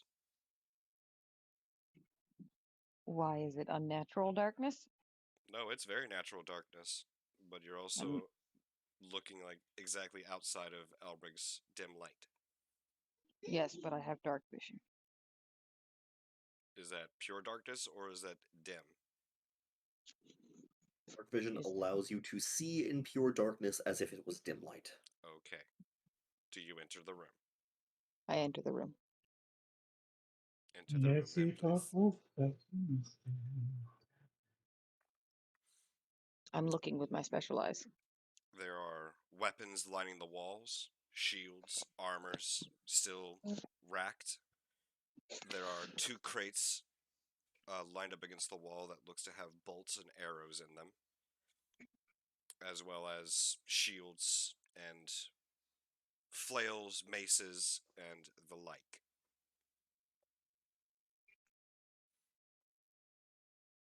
Misted's going to remark out loud that they never even got the chance to use their weapons. Nomad would say, I gathered that. They appear to have been killed in their sleep. Bringing the light into this room where Misted is. Just want to see if there's anything actually with actual light and not just using dark vision, which probably does leaves out color. Is there anything of interest in here now that there's actual light? From the corner, you see something glimmer and glisten. We'll look in the corner. It'll Whatever be corner will be. over in this corner. Lean down on Samson and bring the light closer. What's glimmering down there? It looks to be a necklace that was hidden pretty well, but seemed to have been shattered out and scattered from the chest. The chest has been shattered, like someone Like someone smashed it Okay. open. Does it seem recent, or is everything covered in dust? Yeah, it's covered in dust. Alright, so someone smashed this open a while ago. Hmm. Alright, well, we're gonna go ahead and snatch up that necklace. All right. What type of necklace are we holding in our hand? It looks to be decently made,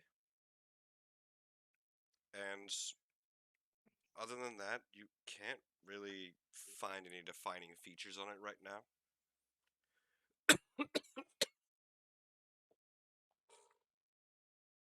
As Every time I do. dim light,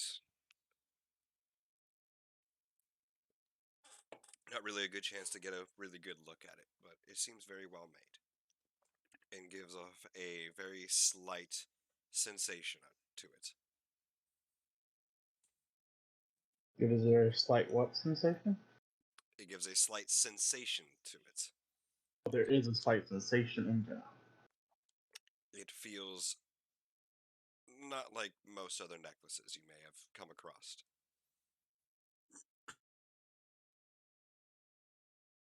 And the ghost clearly said it needed a ring, right? Yes, he said he was looking for a ring, a golden ring. Now, Tyrrell, as you were describing, or explaining, calling out, what have you.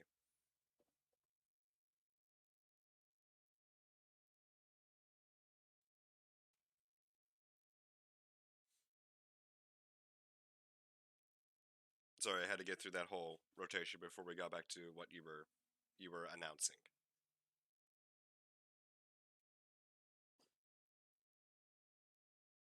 Oh no, Andrew's dead. The ghost killed him. But that's my friendly ghost. Audio on me? What's going on? Oh, I was getting back to what you were calling out. Since they said something about weapons, I would head over that way. To one, look through the weapons, and two, to let everyone know that um, someone's been through here, or at least something has,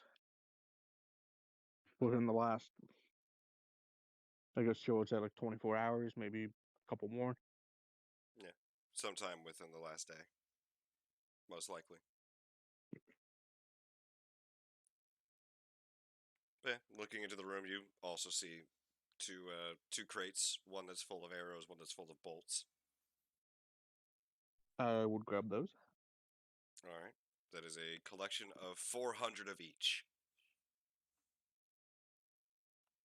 As they seem to be intent on holding this position for quite some time. What do I see in the way of weapon racks? Just looks to be your standard basic crossbows, swords, shields, maces, hammers, axes, basic suits of armor, very, very rusted and very not upkept, if I'll put it gently. Yeah. And in the corner or against the other wall, there is a vase full of what looks to be scrolls. Tyrrell would ask any of them if they looked at the base of scrolls yet.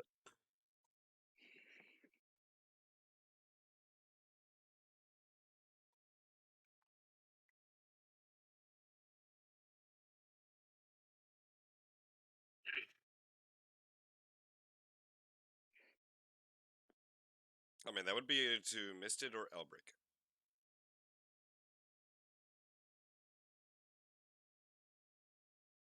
Repeat the thing. I had my mouth full of food and thus was not paying enough attention. Did Did anyone anyone look through the vase full of scrolls? Passively, yeah. Like, not really like reading, but just flipping Wait, through. there's a vase full of scrolls? What? Yes. You didn't hear that part? I did not hear that part. Yeah, there's a vase full of scrolls against the wall. Okay. Fuck. Well, then Outbreak is in there looking at the vase full of scrolls. All right. They look to be old reports, some of them. Keeping notation of the occurrences and whatnot, the ongoings of the war. Aside from that, they look to be maps battle plans. They seem to have drawn out where they plan to entrench and garner up defenses about the mountain. And there also seems to be a rough looking map of the interior of this place. But many of them seem to have since crumbled away from what you can gather. So these maps may not be entirely accurate anymore.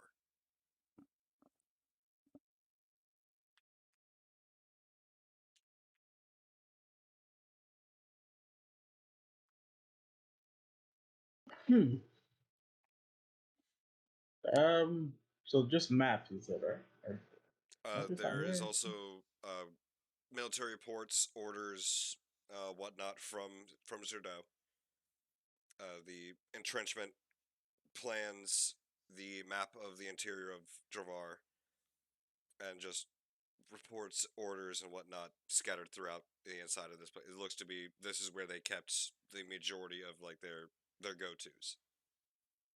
Well, definitely take the map with us and hand it to Terrell since he's kind of our navigator slash tracker, as far as I know. Could That be in his was training wheel set. yeah. Nomad was the navigator. Mm-hmm. I give the map Terrell Okay. because it should be in his wheel set. Also, as I give the map to Tyrell, I look at Tyrell and say, why does Nomad actually always seem to be leading these forays into places when we have you who has the training for, hunting things? Shouldn't you be in the front, keeping an eye out for traps and things? He's not here. Damn it. I'll be right back. I'm gonna get some water. Mm. Also, I think that delivery that I ordered has finally made its way over to him. Let me tell you, orbital bombardment by tungsten steel rods is nothing to fuck with. Anyways, He'll probably be fine. I'll be right back. Elbrig, Misted, what would you like to do? The ghost is still out there, seeming to be looking. Um, since I found the necklace because of the light, I'm going to go ahead and just come out with the lantern and just quickly, while on top of Sandsman, take a run past all the soldiers and see if anything glimmers. Okay. Same thing with the barrels over here. Just like a circuit around the room, seeing if anything glimmers. Give me a perception check with advantage. Misted is also going to be keeping her peepers open because she saw Elbrick find it with the light. Perception with advantage. If Misted is also looking, can you just let Misted do it with advantage? There's a reason you have advantage. Shit. Well, I try. Misted may also roll if she would like. Misted will also roll. I didn't do advantage. Son of a bitch, I just clicked it. Advantage is a My 12. die is correct. What did it say? Mommy. Oh, yeah, Sorry, not mine's 12, but 10. My advantage is 10. All right. Mommy. Misty with advantage. Mommy. Orion. Yes. Hold on, buddy. Okay, 14. Because I'm pretty. Yeah, that. Yeah. Mhm. Yeah, Good. 14. It takes a little while, but between the two of you, like actively kind of like searching around and watching, and a few passes around the room, eventually you do notice that near the actual fire, where the ashes are, something does glimmer.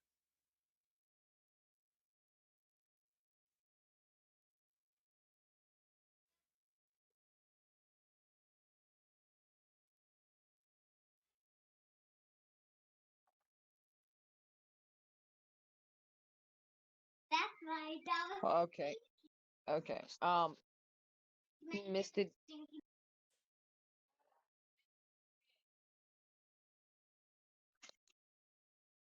Patrick, you need to come get this boy. Why? Because he's got the fart gun from Uncle Vince. Anyways, so Elbrig, Misted, the two of you, after a rough time of searching around, a little bit longer than you might have expected, you do see something glimmering in what used to be the campfire, or the fire. In the campfire, he says. I go to the campfire and go ahead and snatch up what glimmers. Actually, okay, hold on. We don't just snatch up what glimmers. We look to see what it is, as now we are closer.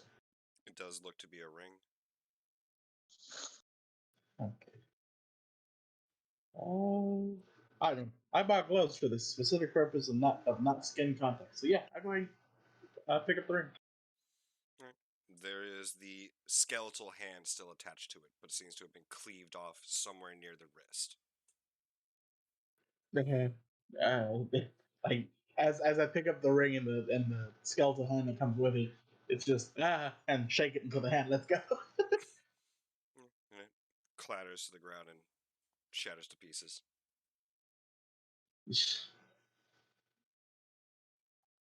And then we'll go and walk over with actually, since Misted said she'll give me over here, I hand it to Misted, and so I'm gonna go give him the ring.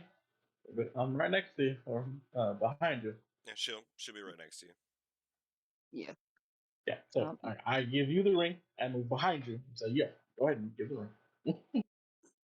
Misted is going to toddle on up to Mr. Ghost, extend the big old fluffy paw, palm up, and hold the ring, so the ghost can very plainly see the ring in the hand. And you see it kind of turn and my, and it seems to just reach out and gently takes it. Thank God. Outbreak holds a breath, and then when it takes the ring, he's gonna exhale. We didn't want this to turn into the thing where he's like, my ring. Tries to touch it, can't touch it, gets madder and madder, and then we're in trouble. Yeah, that's exactly what I thought was going to happen. I legit thought about it. Misted is looking straight dumbstruck because he was able to pick up the ring. Yeah. And it seems to just gently hold the ring and stares at it.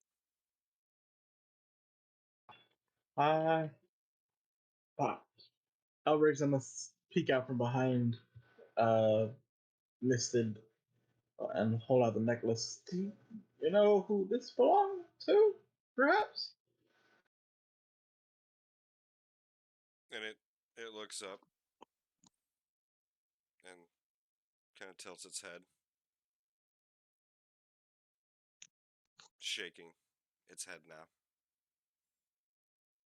I don't remember. It was so sudden. We were sleeping. I woke up. I tried to run. I cut off my hand. I didn't even make it to the door. Okay. Misted is going to go hug the ghost, since clearly it can't be touched. Mm-hmm. It Can I is hug the ghost? freezing cold. But he does let me hug him. Does not seem to resist. I'm going to give him a big hug and tell him it's time to go have a good dream. That's what it's time for. And you see it just kind of nod. And then as begins to vanish. She does. Okay, cool, it's working. No, it begins to. It's not completely gone.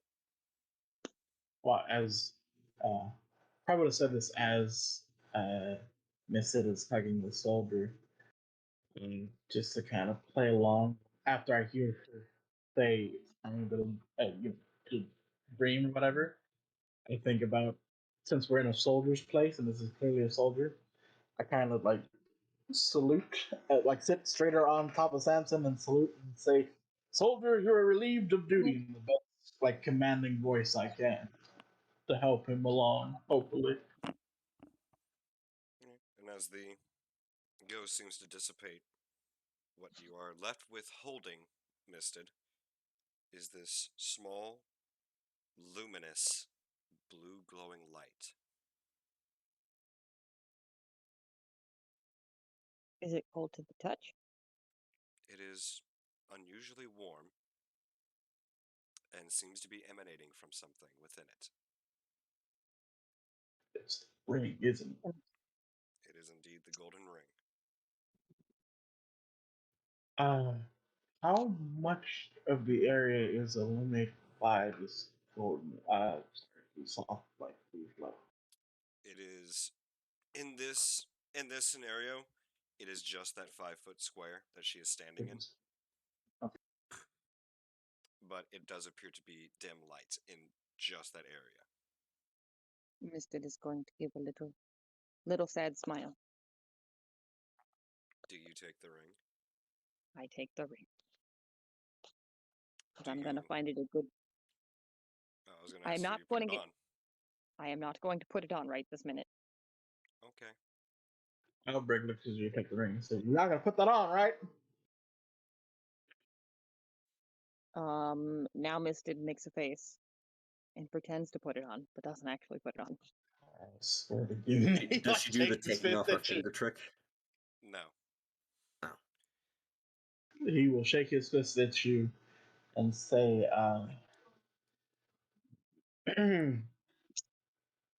"We have to identify what that might do, because that is definitely not normal."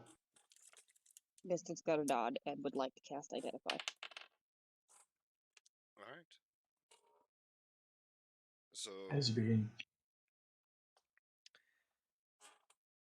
As you take the time to cast Identify on the ring,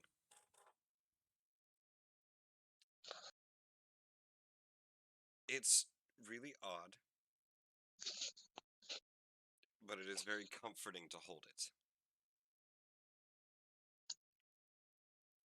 And what you have found, or been given by this entity,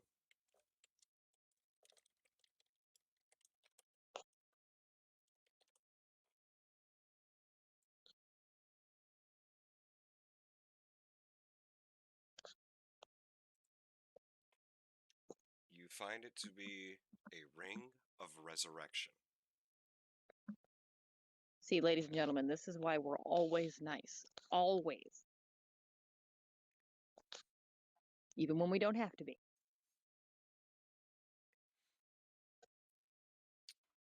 Misted is going to. Okay, assuming Also, that I am. to Quinn and Daniel, not the one you're thinking of. Assuming that I fully understand how the resurrection works for this ring, yes? Putting it on would not cause any effect, correct? You have to attune to it. It is a magical item.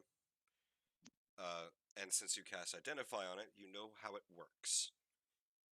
While wearing this ring, one time and one time only, you can cast the spell Resurrection. One time.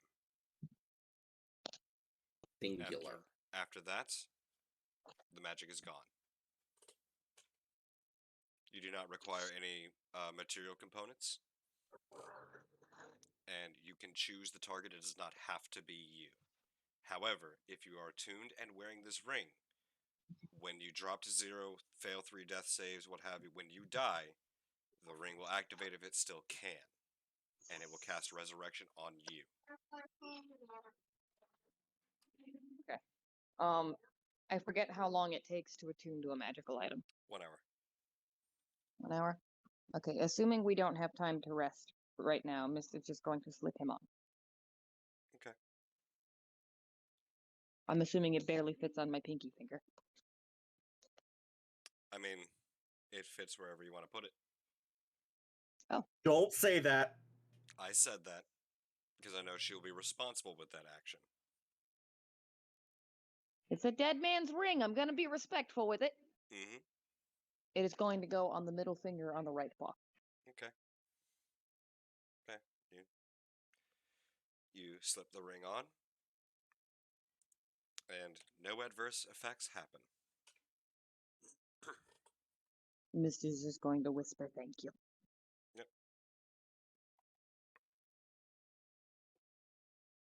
Nomad, who has been observing this all, standing by the entrance to this room, says, "Shall we move on?"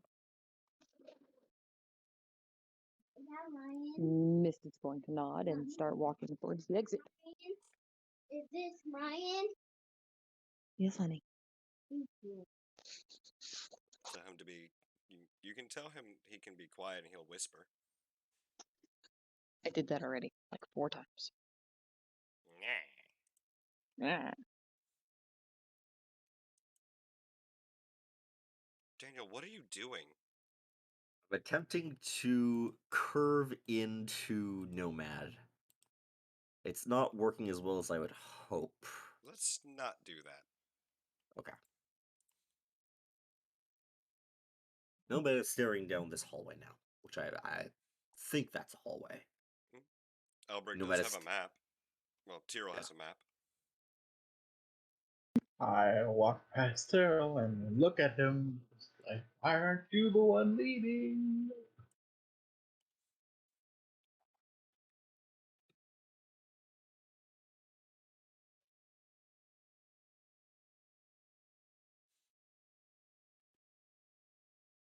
I believe Andrew is AFK for the moment.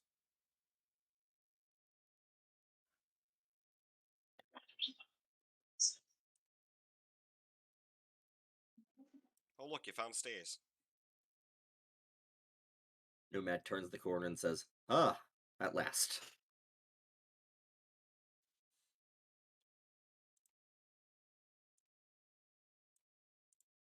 I'm going to assume Misty is right there behind Nomad. Correct. Okay.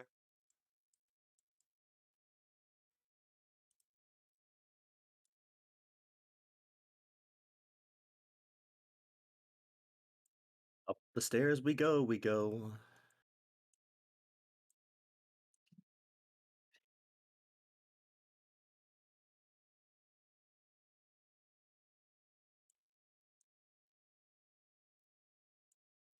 I cannot actually black that out again. There we go.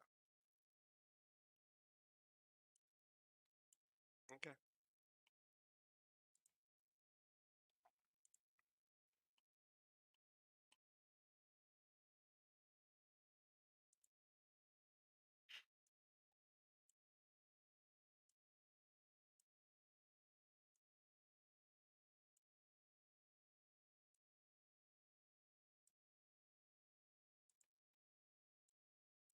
Boop.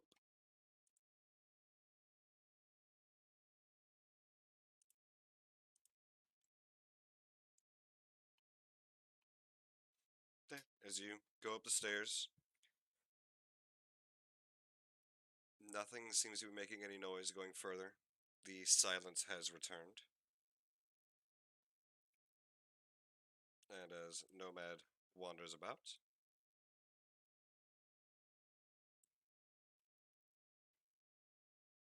Oh, it's gonna be a maze.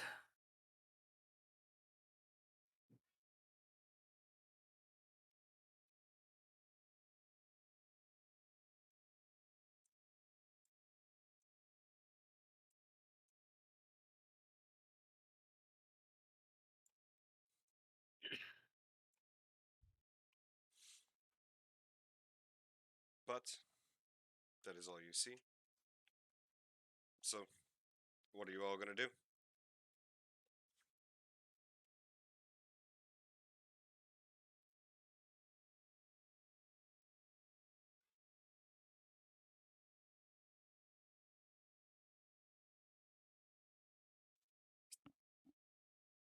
Well, if nobody else seems to be doing anything and nobody stops him, Nomad's just going to probably continue walking down this hallway until something significant appears. Well, not too significant.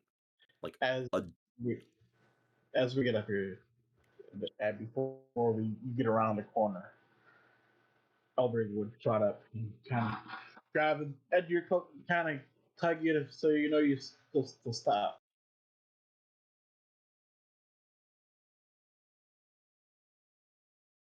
And as you actually come to a stop, we'll look back at Misted and say, okay, kind of getting tired of this, but Misted, you are, I think, you're in light armor, you're way less heavy than Nomad, you actually have safe capabilities. Would you please be the one who is leading and keeping an ear out instead of having Nomad be the one leading? This is getting ridiculous. And Nomad, I swear to God, if you do another giant sound clap thing, I will melt you down for parts. But Nomad likes to be in the front. Nomad would kind of look at Elbrick and say, Elbrick, we've done your suggestion a number of times, and it doesn't seem to make much of a difference most of the time. It literally just made the difference. Mr. New things were coming before we're going, and then kind of blew the advantage away by doing a thunderclap. Nomad kind of stares at Elbrick and says, they were attacking us, Elbrick. Our cover had already been blown, so to speak. It's just gonna If I gesture didn't behind have you, a like, giant amount of AoE, we were being swarmed.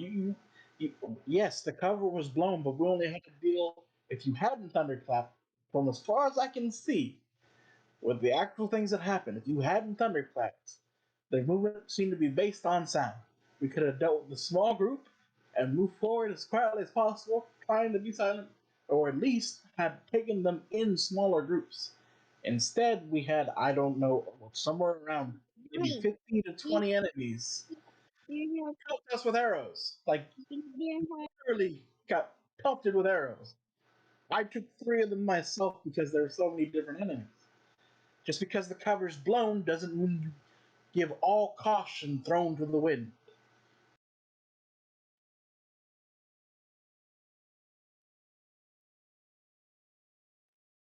Nomad is going to look at Elbrick and say, considering that we were pelted by arrows, and mainly I was pelted by arrows, considering the fact that I am more heavily armored, in a hostile situation, there are trade-offs in terms of advantages and disadvantages to using stealth, as opposed to having me up front.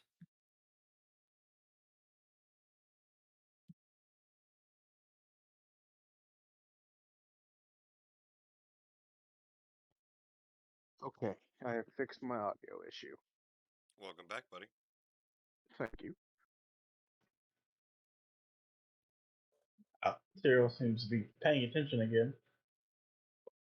Actually, say as you talk about this whole trade-off thing, it's actually Tyrrell who I want to be the one leading the front.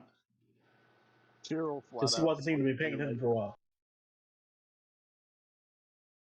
Tyrrell flat out declines it for the one reason of Nomad can see twice the distance I can in this place. It doesn't help. We're inside of the building. There's corridors. You're telling me him being able to see further than I can in this instance is not going to help. I give up. Like, he saw all the enemies in the corridor before he ever attacked us. The only reason they went hostile is because we hit them assuming we were going to be attacked. Misted at this point is just going to shrug and start, like, yeah. I give up. No, I'm done. Fuck it. Are you Cactus moving mean back nothing to you towards the people. stairs? Isn't that where we're headed? We just came we up came the stairs. stairs.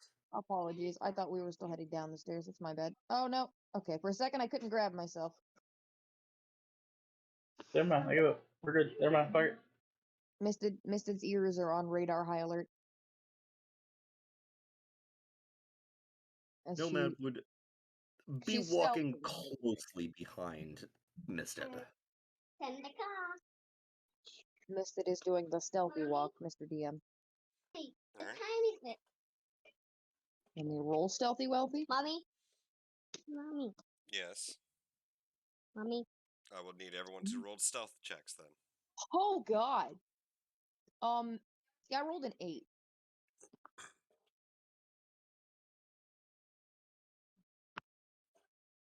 And Nomad would Out be of with 5. disadvantage. Great.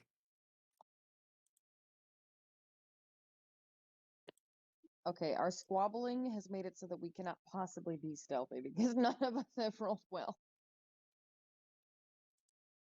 Well, yeah. The whole tirade from fucking Mommy? Outbreak would have got louder and louder. So And Tyrell, did you even want to roll? I wait. What? Oh, okay. Yeah, I will roll for it. Let me check. For some reason, I thought it went through. Apparently, it never did.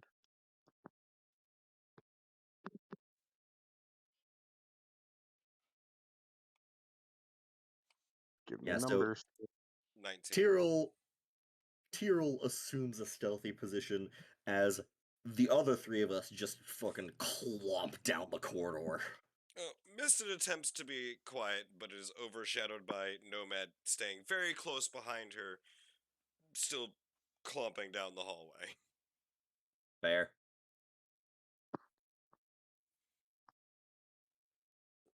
But alright, you guys progress through the tunnels until you see something. Or how are you all proceeding?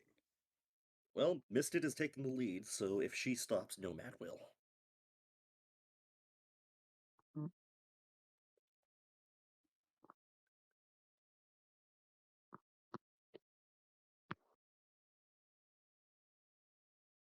Okay, so you're all proceeding down the hallways then?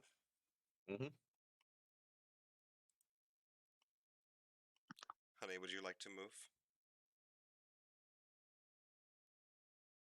Or is Toddler apprehending you still?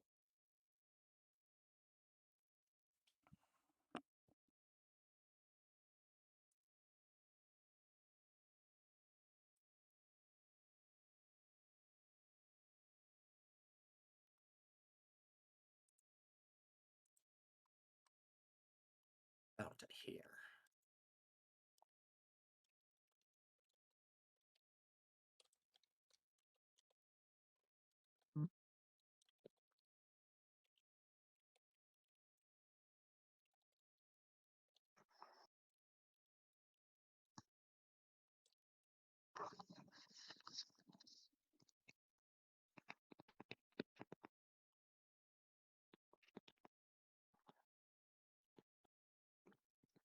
Okay, yeah, that's all you see. Just a vast, long corridor. But one thing I've noticed is that there seem to be grooves along the insides of the walls. Roofs? Look to be like finger sized and have small bumps in them. How many of these grooves are along each wall? They just seem to be randomly spaced apart by all you know. Um, Does it appear as if they've been carved out by something? Or is it like wear and tear from time? They look like they were deliberately made. Nomad would attempt to look closer at one of these grooves without like touching it all, but he would attempt to closely investigate the inside of one. Are they just spaced randomly throughout the entire wall? To Nomad, they seem random. They're intentionally carved in. None of them appear to have holes. They look to be grooves, dots, and just other strange symbols. um, you said strange symbols? Looks like dots, lines, and grooves. Okay. Having spent enough time in the archives and knowing a little bit about these people, any chance I could roll a history and see if I would be able to figure out if maybe they have any significance? Maybe they're just can pretty wall art? certainly you can certainly try. Go ahead and roll a You want to history do check. unimportant. It is a 10. Yep, they're pretty all right.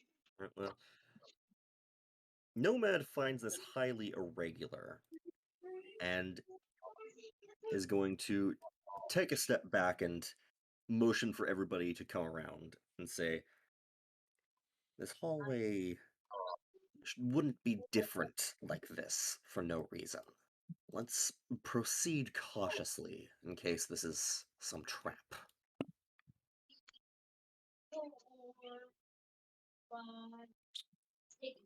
All right.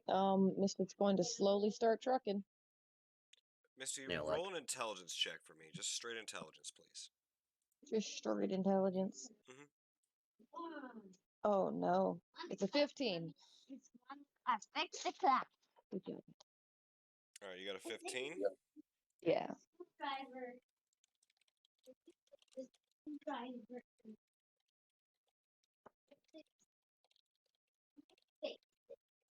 Now it's working now. Now it's working now. Good job, buddy. There you go. You mean there I go.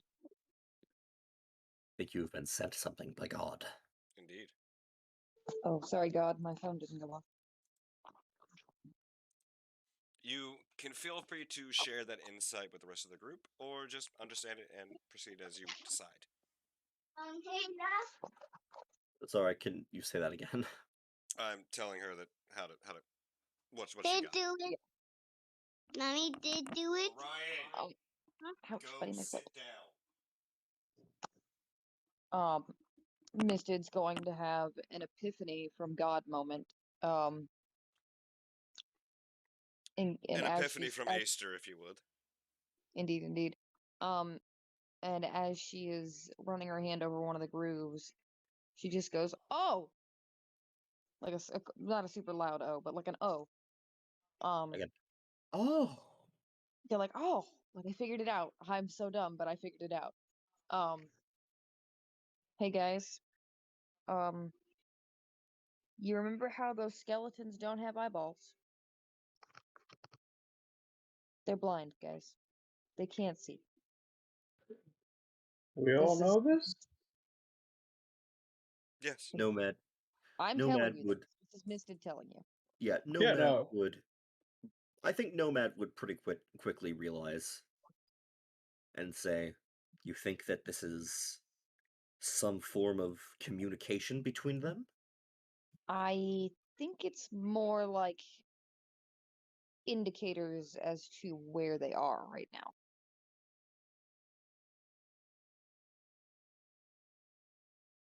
What is So, those like indicators, you are Lord? in, like an indicator of you are in this hallway, which is in this part of the keep. Oh, you're talking about the marks on the wall? Yes. Oh, it's like, why are you telling us that we're blind? That we already know that. Okay, now this makes more sense, Miss. I was Yes. wondering, like, why are you telling me that they're blind? I know that. Nomad Yes, would but say, Misted had an aha. Oh, wait, they're blind. They need to be able to know where they are. Nomad would say, interesting, and would take a step back and kind of like glance at this whole section of the wall to examine to see if there is any semblance of order among these symbols at all. I mean, they seem to be in a pattern. Seems to be a language.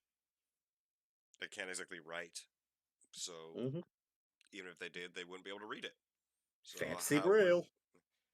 how would they be able to dictate where they are, where they're going, and what direction they're going in? By sense of touch. Sense of touch, sense of hearing, sense of smell. Nomad is going to stand there kind of like staring at it for a minute, just memorizing it. Okay, they look like dashes, dots, and symbols. because he wants to write this down later. I mean, you could do the charcoal paper thing. Nah, he'll just write it down. Okay. Not really a good reason to stay in here long enough for him to take a wall engraving. That'd probably take like a good 10 minutes, and we have better things to be doing. Yeah. So, what would you like to do? After inspecting it for a while to admire the ingenuity of these people who once lived here, he would turn to look down the hallway and then back to Misted.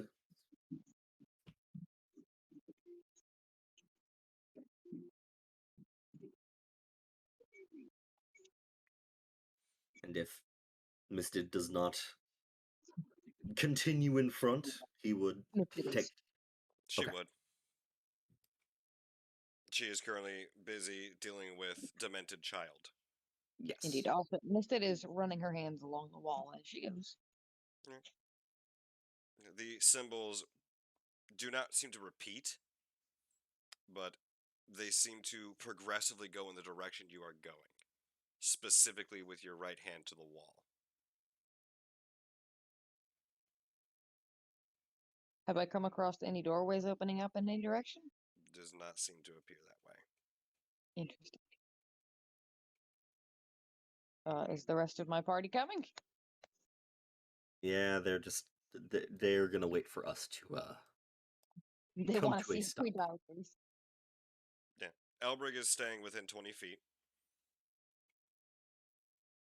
Yeah, so even if their tokens have not yet moved, just assume that Elbrig is within 20 feet and Tyrrell is close by.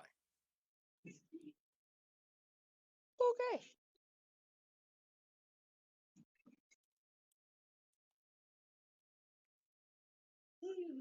At this intersection, assuming that nothing crazy is down, Nomad is going to pause for a second and open that sense. Still above. Is it's all right?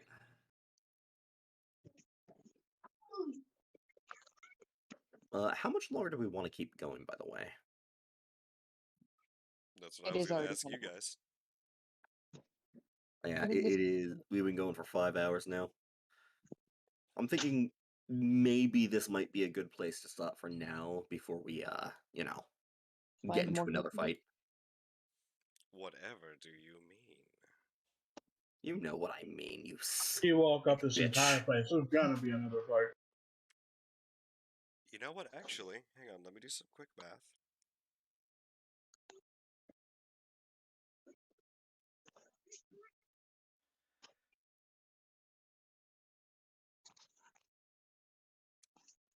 Okay, I tell you what. We'll go ahead and we're going to end. But before we end it for tonight, all four of you roll a perception check for me. 16. Ooh, 26. Net 20. Choo! Got that natty light. That natty life indeed. Buddy, stop. So, Tyrrell, Nomad, and Elbrig, the three of you don't really hear anything,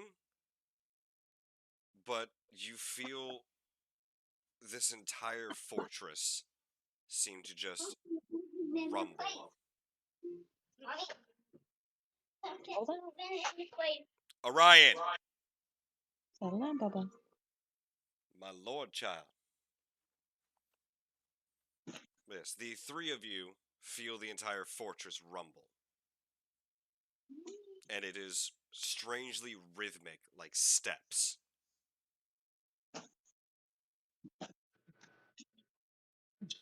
I immediately take a swig of my wife's gift. It has whatever beer we had on the boat now. But yeah, as soon as the shake and rumble, Elbrig whips it out and just takes one long pull. Do you still have that, or did that actually get consumed by that Drake? He didn't eat it, as far as I know. I would assume that he retrieved it. But aside from that, you three don't hear anything, you don't see anything, but you just feel like the walls and the ground just rumbling. Misted. You feel the shaking, and the radar ears go full mode. It does not seem to be on this level, but it seems to be coming from above you. You hear the rumbling growl of some decently sized creature, as well as the clanking of armor, the patter of footsteps, a very odd bursting sound that might be spells, perhaps, and the oddly memorable sound of music.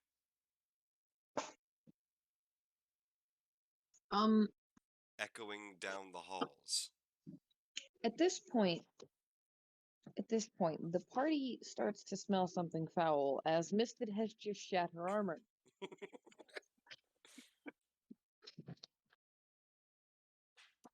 I'm sorry, but there simply wasn't time for the pity pan. But the rumbling seems to be rhythmic and also seems to be moving in circles or in random angles and directions. And it's As a though it were familiar going. And that it seems to be coming from a floor above.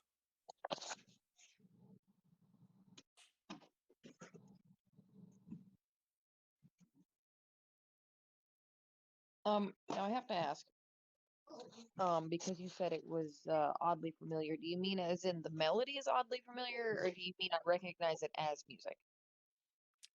You recognize it as music, obviously. It is the sound of a stringed instrument, but you distinctly remember this song.